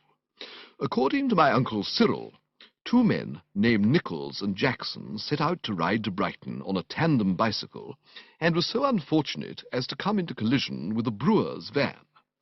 And when the rescue party arrived on the scene of the accident, it was discovered that they had been hurled together with such force that it was impossible to sort them out at all adequately. The keenest eye could not discern which portion of the fragments was Nichols and which Jackson, so they collected as much as they could and called it Nixon. I remember laughing very much at that story when I was a child, sir." I had to pause a moment to master my feelings. "You did, eh?" "Yes, sir." "You thought it funny?" "Yes, sir." "And your Uncle Cyril thought it funny?" "Yes, sir." "Golly, what a family! Next time you meet your Uncle Cyril, Jeeves, you can tell him from me that his sense of humour is morbid and unpleasant." "He is dead, sir." "Thank heaven for that. Well, give me the blasted machine." "Very good, sir." "Are the tires inflated?" "Yes, sir." "The nuts firm, the brakes in order, the sprockets running true with the differential gear?" "Yes, sir." "Right-ho, Jeeves." In Tuppy's statement that when at the University of Oxford I'd been known to ride a bicycle in the nude about the quadrangle of our mutual college, there had been, I cannot deny, a certain amount of substance. Correct, however, though his facts were, so far as they went, he had not told all. What he had omitted to mention was that I had invariably been well oiled at the time, and when in that condition a chap is capable of feats at which in cooler moments his reason would rebel. Stimulated by the juice, I believe, men have even been known to ride alligators. As I started now to pedal out into the great world, I was icily sober, and the old skill, in consequence, had deserted me entirely. I found myself wobbling badly, and all the stories I had ever heard of nasty bicycle accidents came back to me with a rush, headed by Jeeves's Uncle Cyril's cheery little anecdote about Nichols and Jackson. Pounding wearily through the darkness, I found myself at a loss to fathom the mentality of men like Jeeves's Uncle Cyril. What on earth he could see funny in a disaster which had apparently involved the complete extinction of a human creature, or at any rate of half a human creature and half another human creature, was more than I could understand. To me, the thing was one of the most poignant tragedies that had ever been brought to my attention, and I have no doubt that I should have continued to brood over it for quite a time, had my thoughts not been diverted by the sudden necessity of zigzagging sharply in order to avoid a pig in the fairway. For a moment it looked like being real Nichols and Jackson stuff, but fortunately a quick zig on my part, coinciding with an adroit zag on the part of the pig, enabled me to win through, and I continued my ride safe, but with the heart fluttering like a captive bird. The effect of this narrow squeak upon me was to shake the nerve to the utmost. The fact that pigs were abroad in the night seemed to bring home to me the perilous nature of my enterprise. It set me thinking of all the other things that could happen to a man out and about on a velocipede without a lamp after lighting up time. In particular, I recalled the statement of a pal of mine that in certain sections of the rural districts goats were accustomed to stray across the road to the extent of their chains, thereby forming about as sound a booby-trap as one could well wish. He mentioned, I remember, the case of a friend of his whose machine got entangled with a goat chain and who was dragged 7 miles, like skioring in Switzerland, so that he was never the same man again. And there was one chap who ran into an elephant, left over from a travelling circus. Indeed, taking it for all in all, it seemed to me that with the possible exception of being bitten by sharks, there was virtually no front-page disaster that could not happen to a fellow, once he'd allowed his dear ones to override his better judgment and shove him out into the great unknown on a push-bike. And I'm not ashamed to confess that, taking it by and large, the amount of quailing I did from this point on was pretty considerable. However, in respect to goats and elephants, I must say things panned out unexpectedly well. Oddly enough, I encountered neither. But when you said that, you said everything, for in every other way the conditions could scarcely have been fouler. Apart from the ceaseless anxiety of having to keep an eye skinned for elephants, I found myself much depressed by barking dogs, and once I received a most unpleasant shock when, alighting to consult a signpost, I saw sitting on top of it an owl that looked exactly like my Aunt Agatha. So agitated indeed had my frame of mind become by this time that I thought at first it was Aunt Agatha, and only when reason and reflection told me how alien to her habits it would be to climb signposts and sit on them, could I pull myself together and overcome the weakness. In short, what with all this mental disturbance added to the more purely physical anguish in the billowy portions and the calves and ankles, the Bertram Wooster, who eventually toppled off at the door of Kingham Manor, was a very different Bertram from the gay and insouciant boulevardier of Bond Street and Piccadilly. Even to one unaware of the inside facts, it would have been evident that Kingham Manor was throwing its weight about a bit tonight. Lights shone in the windows, music was in the air, and as I drew nearer, my ear detected the sibilant shuffling of the feet of butlers, footmen, chauffeurs, parlourmaids, housemaids, tweenies, and I have no doubt cooks, who were busily treading the measure. I suppose you couldn't sum it up much better than by saying that there was a sound of revelry by night. The orgy was taking place in one of the ground-floor rooms which had French windows opening onto the drive, and it was to these French windows that I now made my way. An orchestra was playing something with a good deal of zip to it, and under happier conditions I dare say my feet would have started twitching in time to the melody. But I had sterner work before me than to stand hoofing it by myself on gravel drives. I wanted that back door key, and I wanted it instanter. Scanning the throng within, I found it difficult for a while to spot Seppings. Presently, however, he hove in view, doing fearfully lissom things in mid-floor. I high-Seppings a couple of times, but his mind was too much on his job to be diverted, and it was only when the swirl of the dance had brought him within prodding distance of my forefinger that a quick one to the lower ribs enabled me to claim his attention. The unexpected buffet caused him to trip over his partner's feet, and it was with marked austerity that he turned. As he recognized Bertram, however, coldness melted to be replaced by astonishment. "Mr. Wooster!"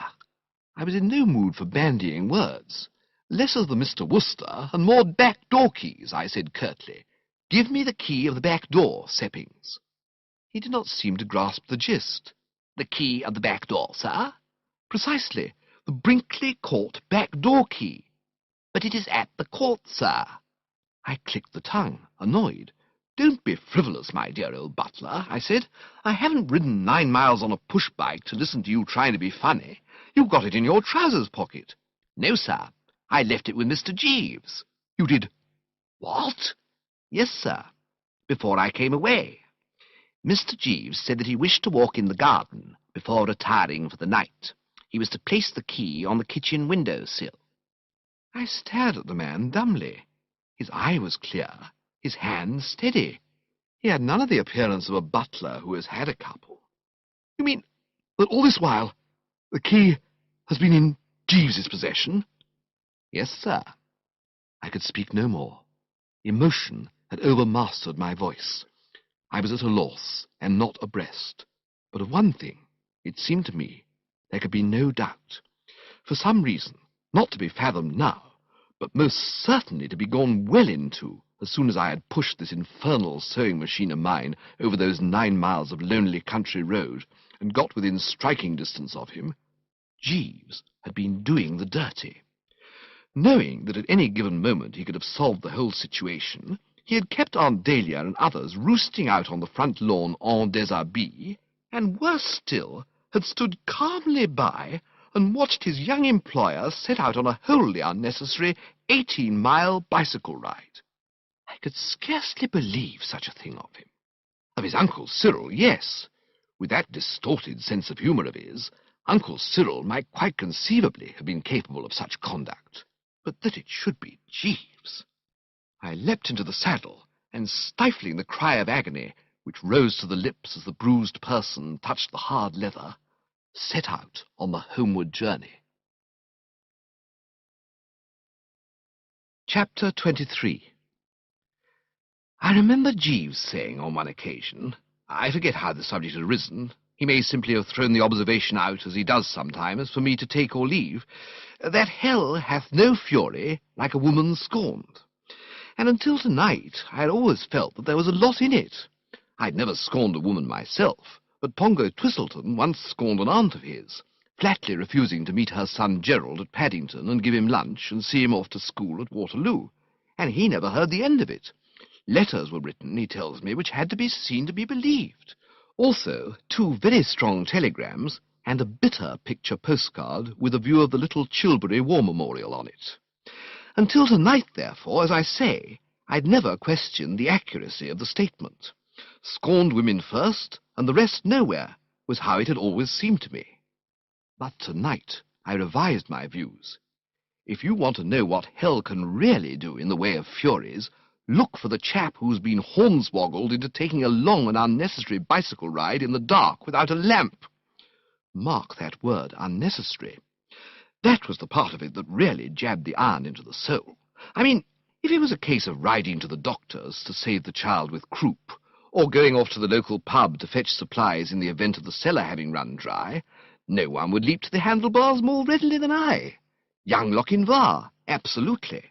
But this business of being put through it merely to gratify one's personal attendant's diseased sense of the amusing was a bit too thick, and I chafed from start to finish. So, what I mean to say, although the providence which watches over good men saw to it that I was enabled to complete the homeward journey unscathed, except in the billowy portions, removing from my path all goats, elephants, and even owls that looked like my Aunt Agatha, it was a frowning and jaundiced Bertram who finally came to anchor at the Brinkley Court front door. When I saw a dark figure emerging from the porch to meet me, I prepared to let myself go and uncork all that was fizzing in the mind. "Jeeves," I said. "It is I, Bertie." The voice which spoke sounded like warm treacle, and even if I had not recognized it immediately as that of the Bassett, I should have known that it did not proceed from the man I was yearning to confront. For this figure before me was wearing a simple tweed dress, and had employed my first name in its remarks, and Jeeves, whatever his moral defects, would never go about in skirts calling me Bertie. The last person, of course, whom I would have wished to meet after a long evening in the saddle, but I vouchsafed a courteous "What ho!" There was a pause, during which I massaged the calves, mine, of course, I mean. "You got in, then?" I said in allusion to the change of costume. "Oh, yes. About a quarter of an hour after you left, Jeeves went searching about and found the back door key on the kitchen window-sill." What? Nothing. I thought you said something. No, nothing. And I continued to do so, for at this juncture, as had so often happened when this girl and I were closeted, the conversation once more went blue on us. The night breeze whispered, but not the Bassett. A bird twittered, but not so much as a chirp escaped Bertram. It was perfectly amazing the way her mere presence seemed to wipe speech from my lips, and mine, for that matter, from hers. It began to look as if our married life together would be rather like 20 years among the Trappist monks. "Seen Jeeves anywhere?" I asked, eventually coming through. Yes, he is in the dining room. The dining room? Waiting on everybody. They're having eggs and bacon and champagne. What did you say? I had said nothing, merely snorted.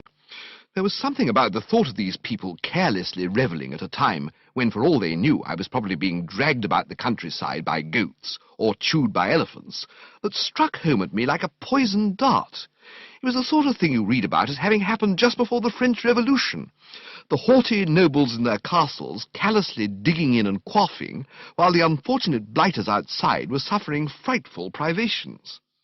The voice of the Bassett cut in on these mordant reflections. Bertie? "Hello." Silence. "Hello," I said again. No response.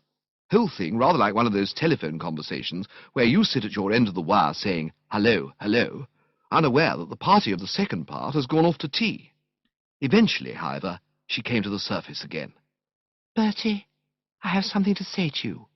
"What?" I have something to say to you. "I know. I said what?" Oh, I thought you didn't hear what I said.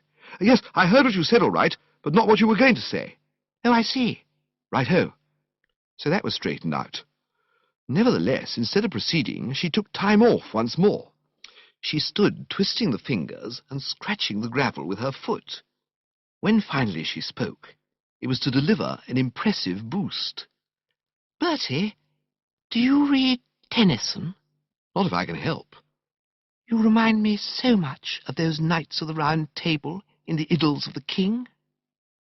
Of course I'd heard of them. Lancelot, Galahad, and all that lot. But I didn't see where the resemblance came in. It seemed to me that she must be thinking of a couple of other fellows. How do you mean? You have such a great heart, such a fine soul. You're so generous, so unselfish, so chivalrous. I've always felt that about you, that you're one of the few really chivalrous men I've ever met. Well, dashed difficult, of course, to know what to say when someone is giving you the old oil on a scale like that. I muttered an "oh yes," or something on those lines, and rubbed the billowy portions in some embarrassment. And there was another silence, broken only by a sharp howl as I rubbed a bit too hard. Bertie? "Hello?" I heard her give a sort of gulp. Bertie, will you be chivalrous now? "Rather. Only too pleased. How do you mean?" I'm going to try you to the utmost. I am going to test you as few men have ever been tested. I am going... I didn't like the sound of this.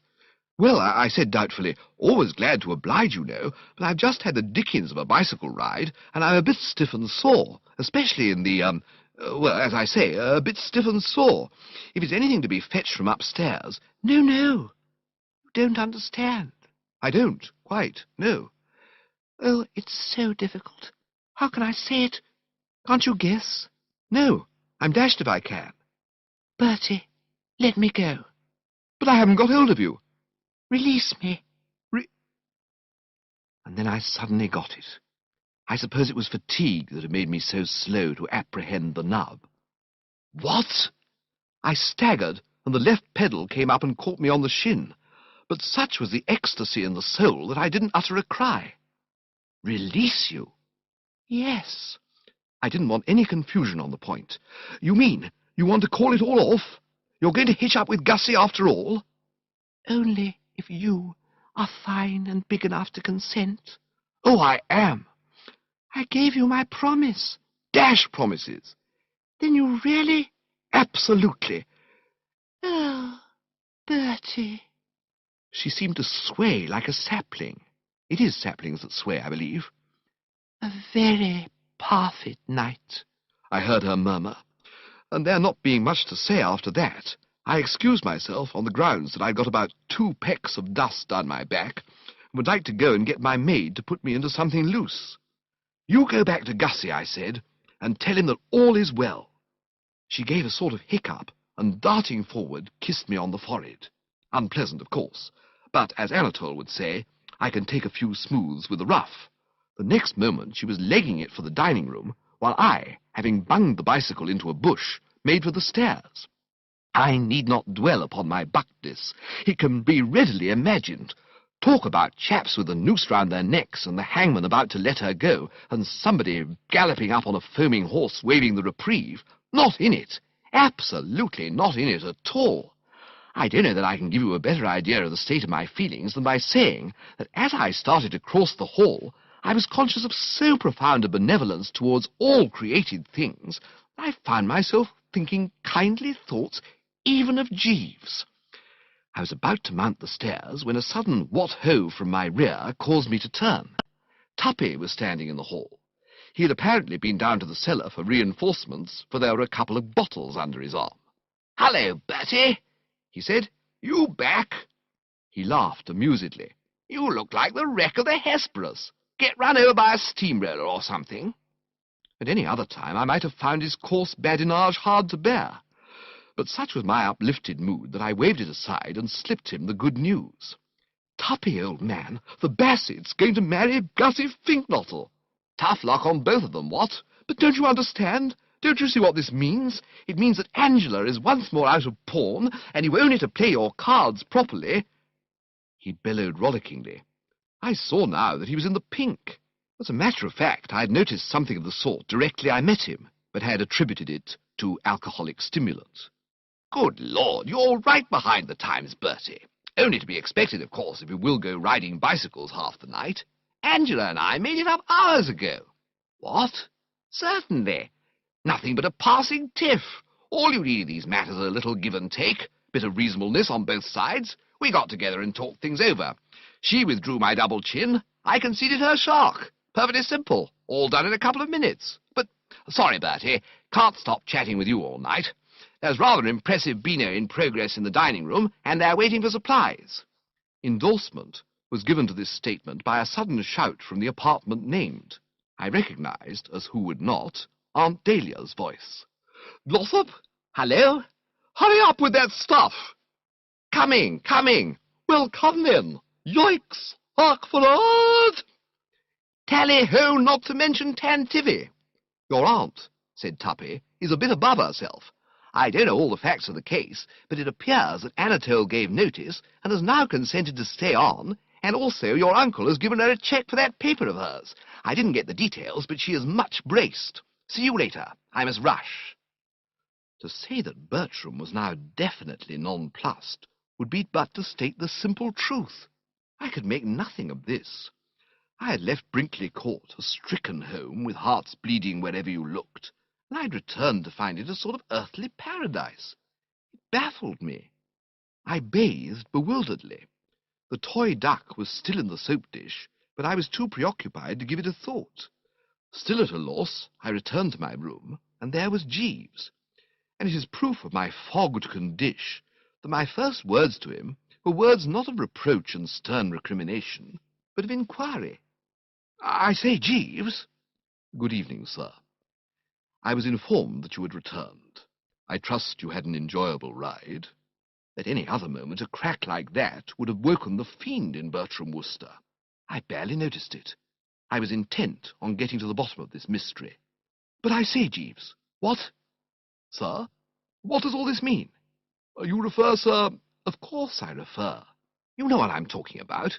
What has been happening here since I left? The place is positively stiff with happy endings." "Yes, sir. I am glad to say that my efforts have been rewarded." What do you mean, your efforts?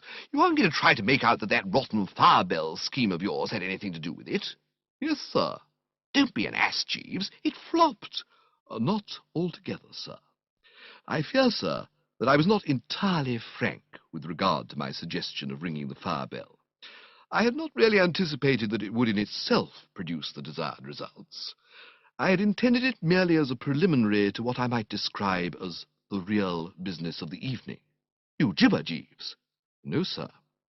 It was essential that the ladies and gentlemen should be brought from the house, in order that, once out of doors, I could ensure that they remained there for the necessary period of time. How do you mean? My plan was based on psychology, sir. How? It is a recognized fact, sir.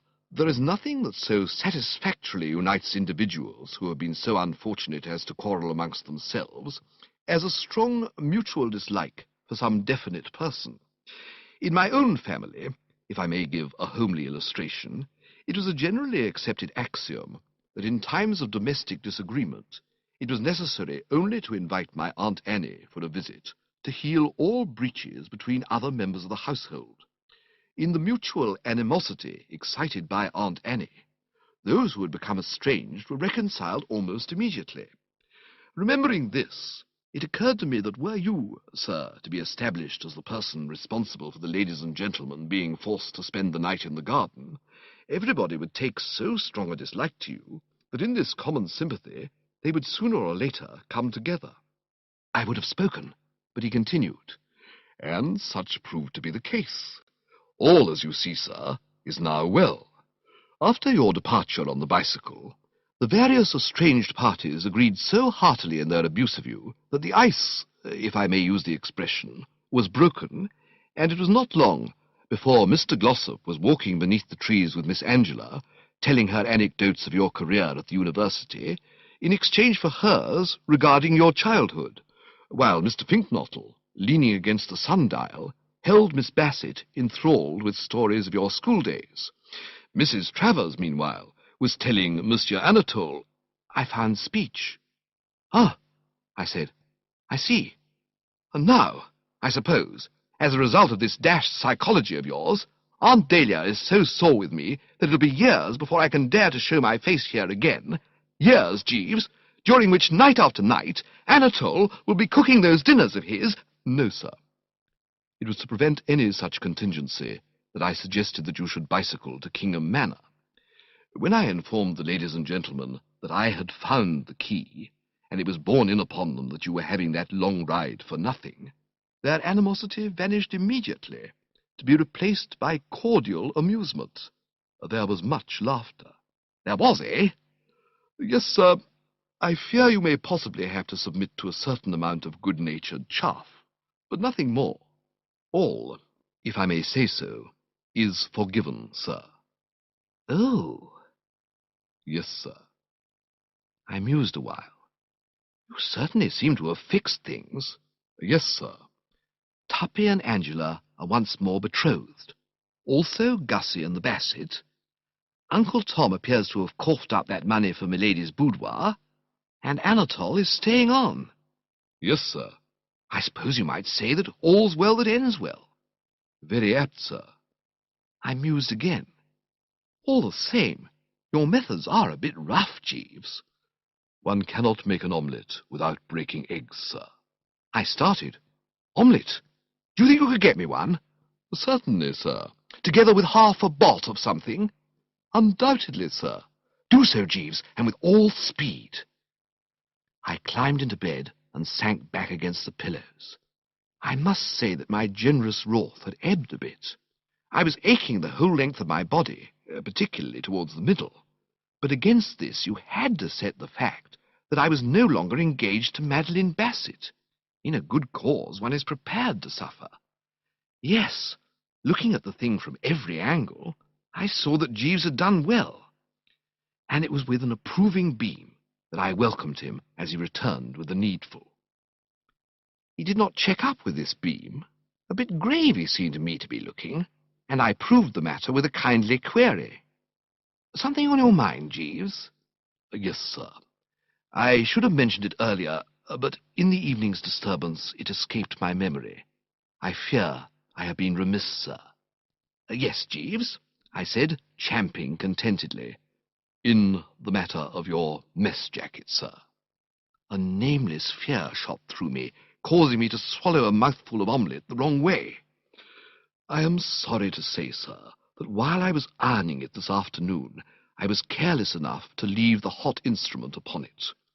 I very much fear that it will be impossible for you to wear it again, sir. One of those old pregnant silences filled the room. I am extremely sorry, sir. For a moment, I confess, that generous wrath of mine came bounding back, hitching up its muscles and snorting a bit through the nose. But, as we say on the Riviera, à quoi sert-il? There was nothing to be gained by G.W. now. We Woosters can bite the bullet. I nodded moodily and speared another slab of omelette. Right-ho, Jeeves. Very good, sir. Production copyright 2004. All rights reserved. The Audio Partners Publishing Corporation is also pleased to be the publisher of more Jeeves humor by P.G. Wodehouse, including Carry On, Jeeves, The Inimitable Jeeves, How Right You Are, Jeeves, and Jeeves and the Feudal Spirit. For a free audio editions catalog offering thousands of audio books on cassette and compact disc from all major publishers, call toll-free 1-800-231-4261. Visit our website at www.audioeditions.com.